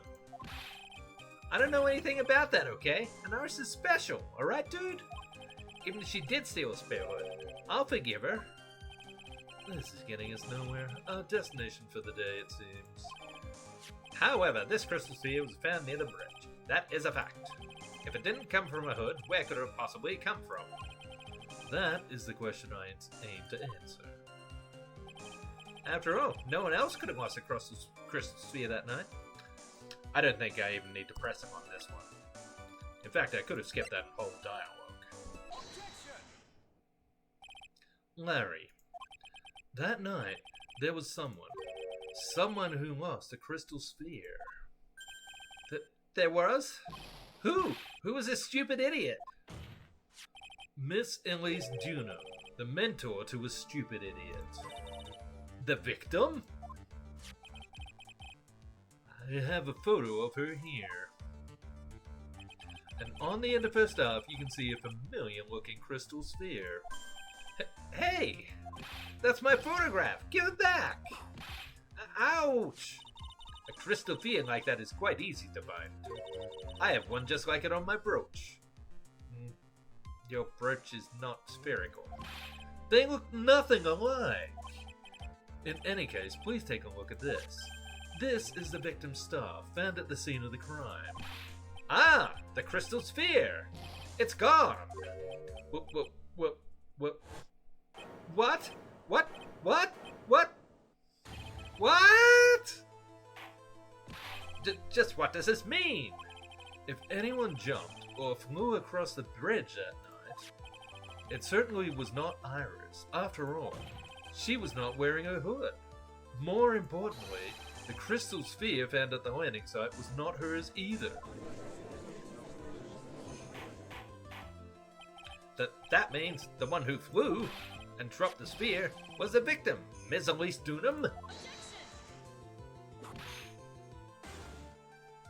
A fool alongside another fool, on a fool's errand to reach a foolish conclusion. First of all, this sketch, which I prefer to call a scribble, is ridiculous.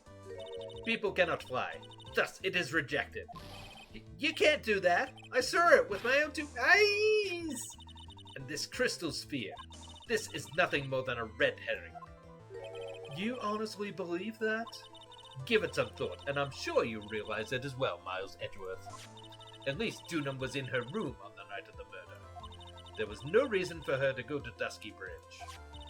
Therefore, this sphere cannot be related to this case. That is all. Miss Franziska von Karma. The only people who accept that explanation are scatterbrains and clowns. Why are you pointing at me? The victim's crystal sphere was found near the bridge on the night of her murder. Yet you expect us to believe this has nothing to do with the case? That crystal sphere, it was probably thrown away at the bridge after the murder.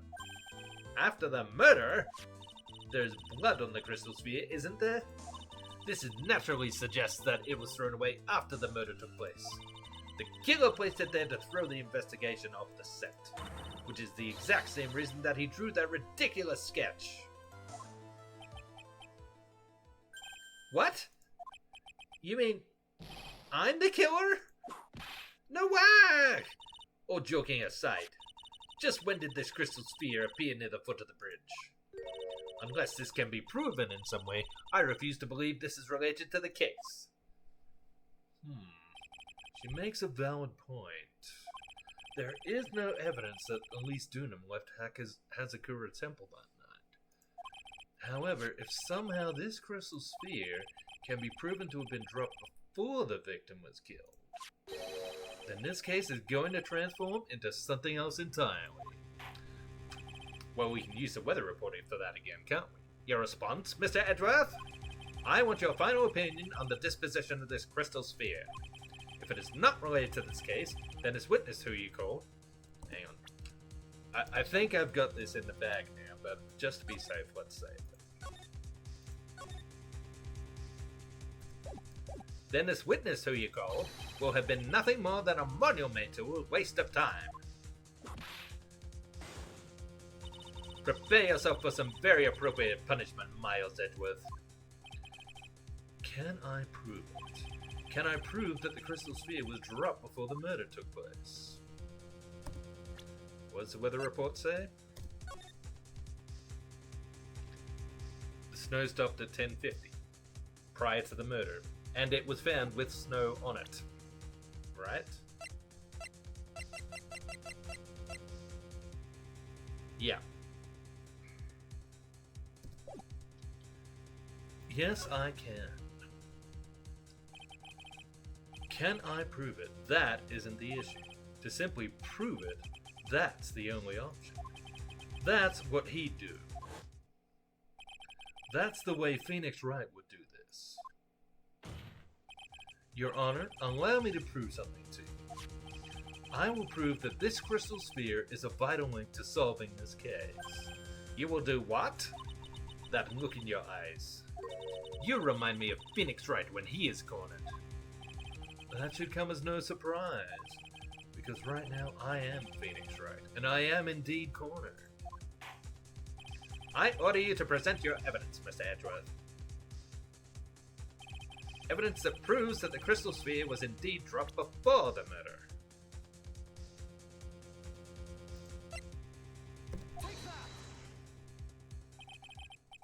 Your response, Ms. Von Karma?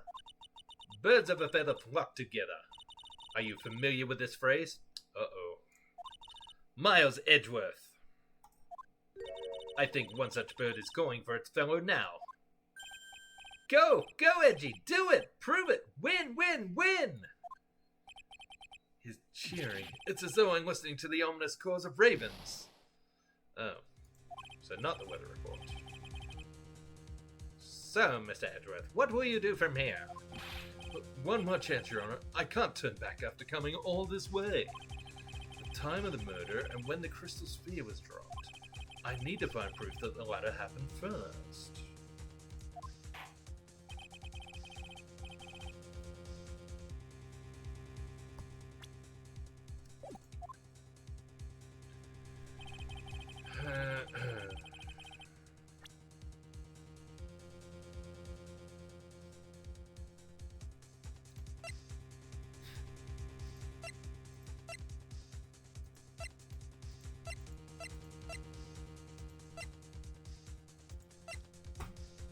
was sure it was a weather report.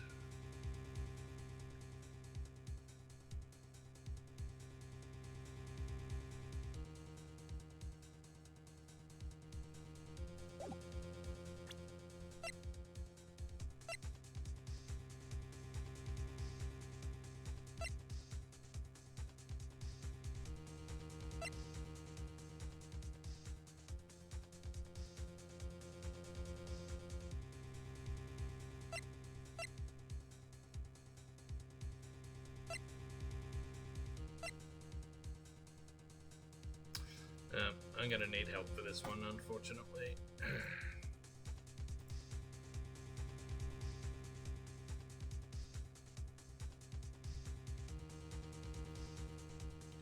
Crime photo, and tracks photo. Right.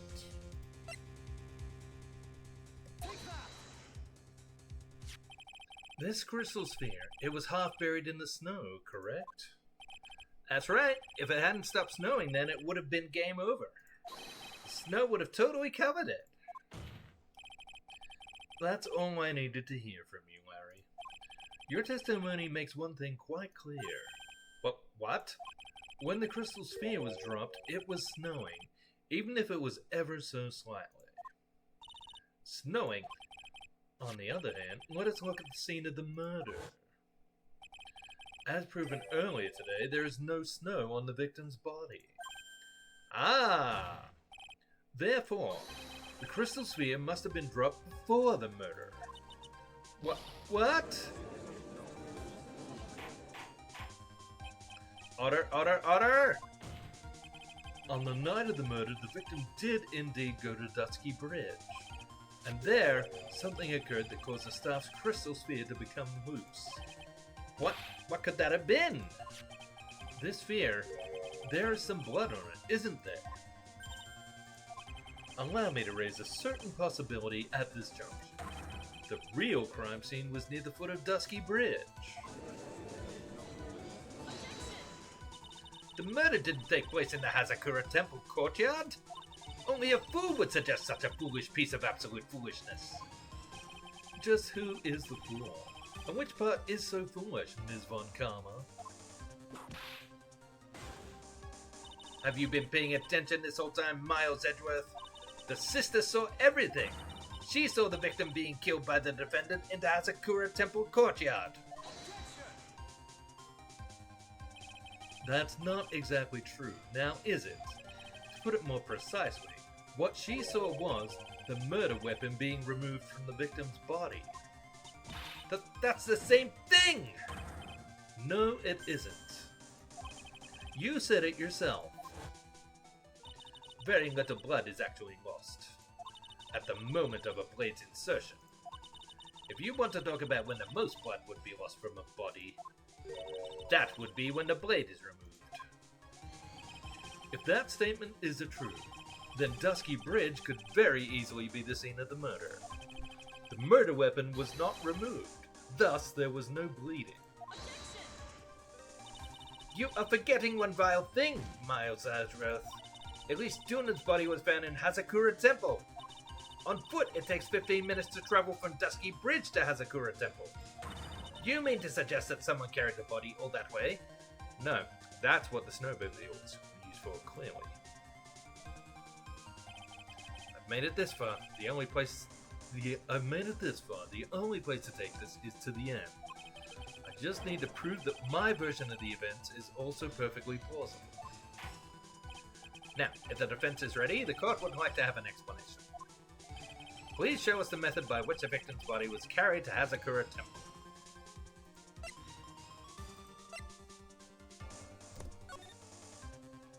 Yep. On that snowy night, there is one way the body could have been moved. The snowmobile. As we know, the snowmobile was used that night. It was explained as having been used to dispose of the murder weapon, but it could have also have been used to carry a body. Order! Yeah! This is completely unacceptable, Miles Edgeworth. You've dug yourself into your own grave. What do you mean? The only one who could have used a snowmobile was the defendant. She's the one who moved the body. Doesn't that put the final nail in your coffin? You're too late, Franziska von Karma. And in fact, the defense has proven something else entirely. We have shown that this case requires further investigation. What? Where was the victim, at least Dunham, really killed? If her body was moved, whatever for? And finally, just what does this image mean? Do you even need to think about that? Such a creature could never see the truth, let alone describe it. Oh, but he's so happy. This witness certainly sits on one of the lowest possible branches of humanity. Harsh. However, he would never utter a lie that would hurt a girl with whom he's enamored. He drew this, so it is something that actually happened. The defense stands firm on this point. Edgy, thank you. That settles it then. I cannot give a verdict under these circumstances.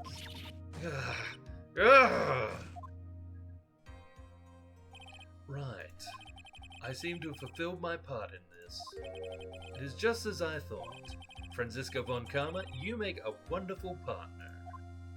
Excuse me? There was one reason and one alone for me being here. To expose the darkness lurking in this case, and then pass it on to Wright. Really? That's what this was all about? You could have just told me that from the very beginning. Then I wouldn't have had Francie whipping me at all. Ouch! Miles Edgeworth, I don't care about what you were here to do. This was my chance to finally grind you under my heel. A shame that your chance seemed to have slipped you by. What a shame, Francie! This is all your fault. Such a terrible witness. You are an affront to all the legal system, Sandra. Ow, ow, ow, ow, ow, ow, ow, ow, ow. I demand satisfaction. Oh, poor Larry. She killed him. I cannot believe that the witness's testimony relates to an actual event. However, there has to be some sort of answer for the questions it raises. Have his words here today been the truth or lies? Next time we gather in this courtroom, those are the matters that shall be addressed. I am counting on thorough investigations by both the defense and the prosecution. And with this, the rest is up to you, Wright. Court is now adjourned.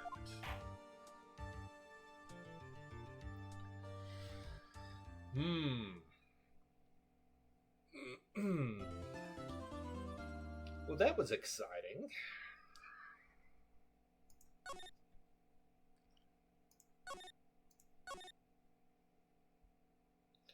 Well, I'm not exactly sure what happened, but I am very excited to find out. So I am going to be picking this up again on Friday. By the look of it, there's only going to be one more day of the trial, so I'm going to try and finish this on Friday. The big final episode for the Ace Attorney trilogy. I'm very eager to see where this all leads. So many questions, though. Why was the body moved? Who is this woman really? Is my theory that she could actually be Misty Fey on the money? Is Morgan Fey, the one who tried to frame Maya for murder, involved somehow? And what is the deal with Iris, aka Dahlia Hawthorne? Is she... has she truly turned over a new leaf? I'm sure it's the same person. What's she doing out of prison, for that matter? I still think that Phoenix should have just called up Gumshoe and said, "Yo, dude, is Dahlia Hawthorne still in prison?" That would have been, much, much easier than going through all this nonsense. Anyway. So, until next time, you can find all my usual socials below. There is my YouTube, where all my streams are archived. I've got a playlist for the entire Ace Attorney saga so far. I'll be adding this episode to it today. There is my what? I got distracted there. Find out Friday, same Ace time, same Ace channel. Yeah, absolutely, chat. What else? Blue Sky. I have Blue Sky down below. That's my primary social media channel, and it's where I am posting regular results of my Professor Oak challenge in Ultra Moon. And I'm very close to finishing the second island at this point. I've only got a couple more Pokemon to grab. And there's also a link to my Tumblr down below. I don't use it a lot these days, but I do have a series of articles there about Archie's Sonic the Hedgehog series and how it should have been a syndicated cartoon rather than comic book. It's got all those syndicated cartoon tropes that you saw back in the 80s and 90s. Fun stuff. Okay, I think I'm done for tonight. This was a long one, 5.5 hour stream. Thank you to everyone in chat. Don McLean, Chet the Bringer of Death, and our newcomer, what was their name? Polmacon. Hope you all enjoyed this as much as I have. I'm very interested to see how this is all going to wrap up on Friday. Hope you'll join me then, 1 p.m. Mountain Time. Until then, have a great week and take care of yourselves. See you later.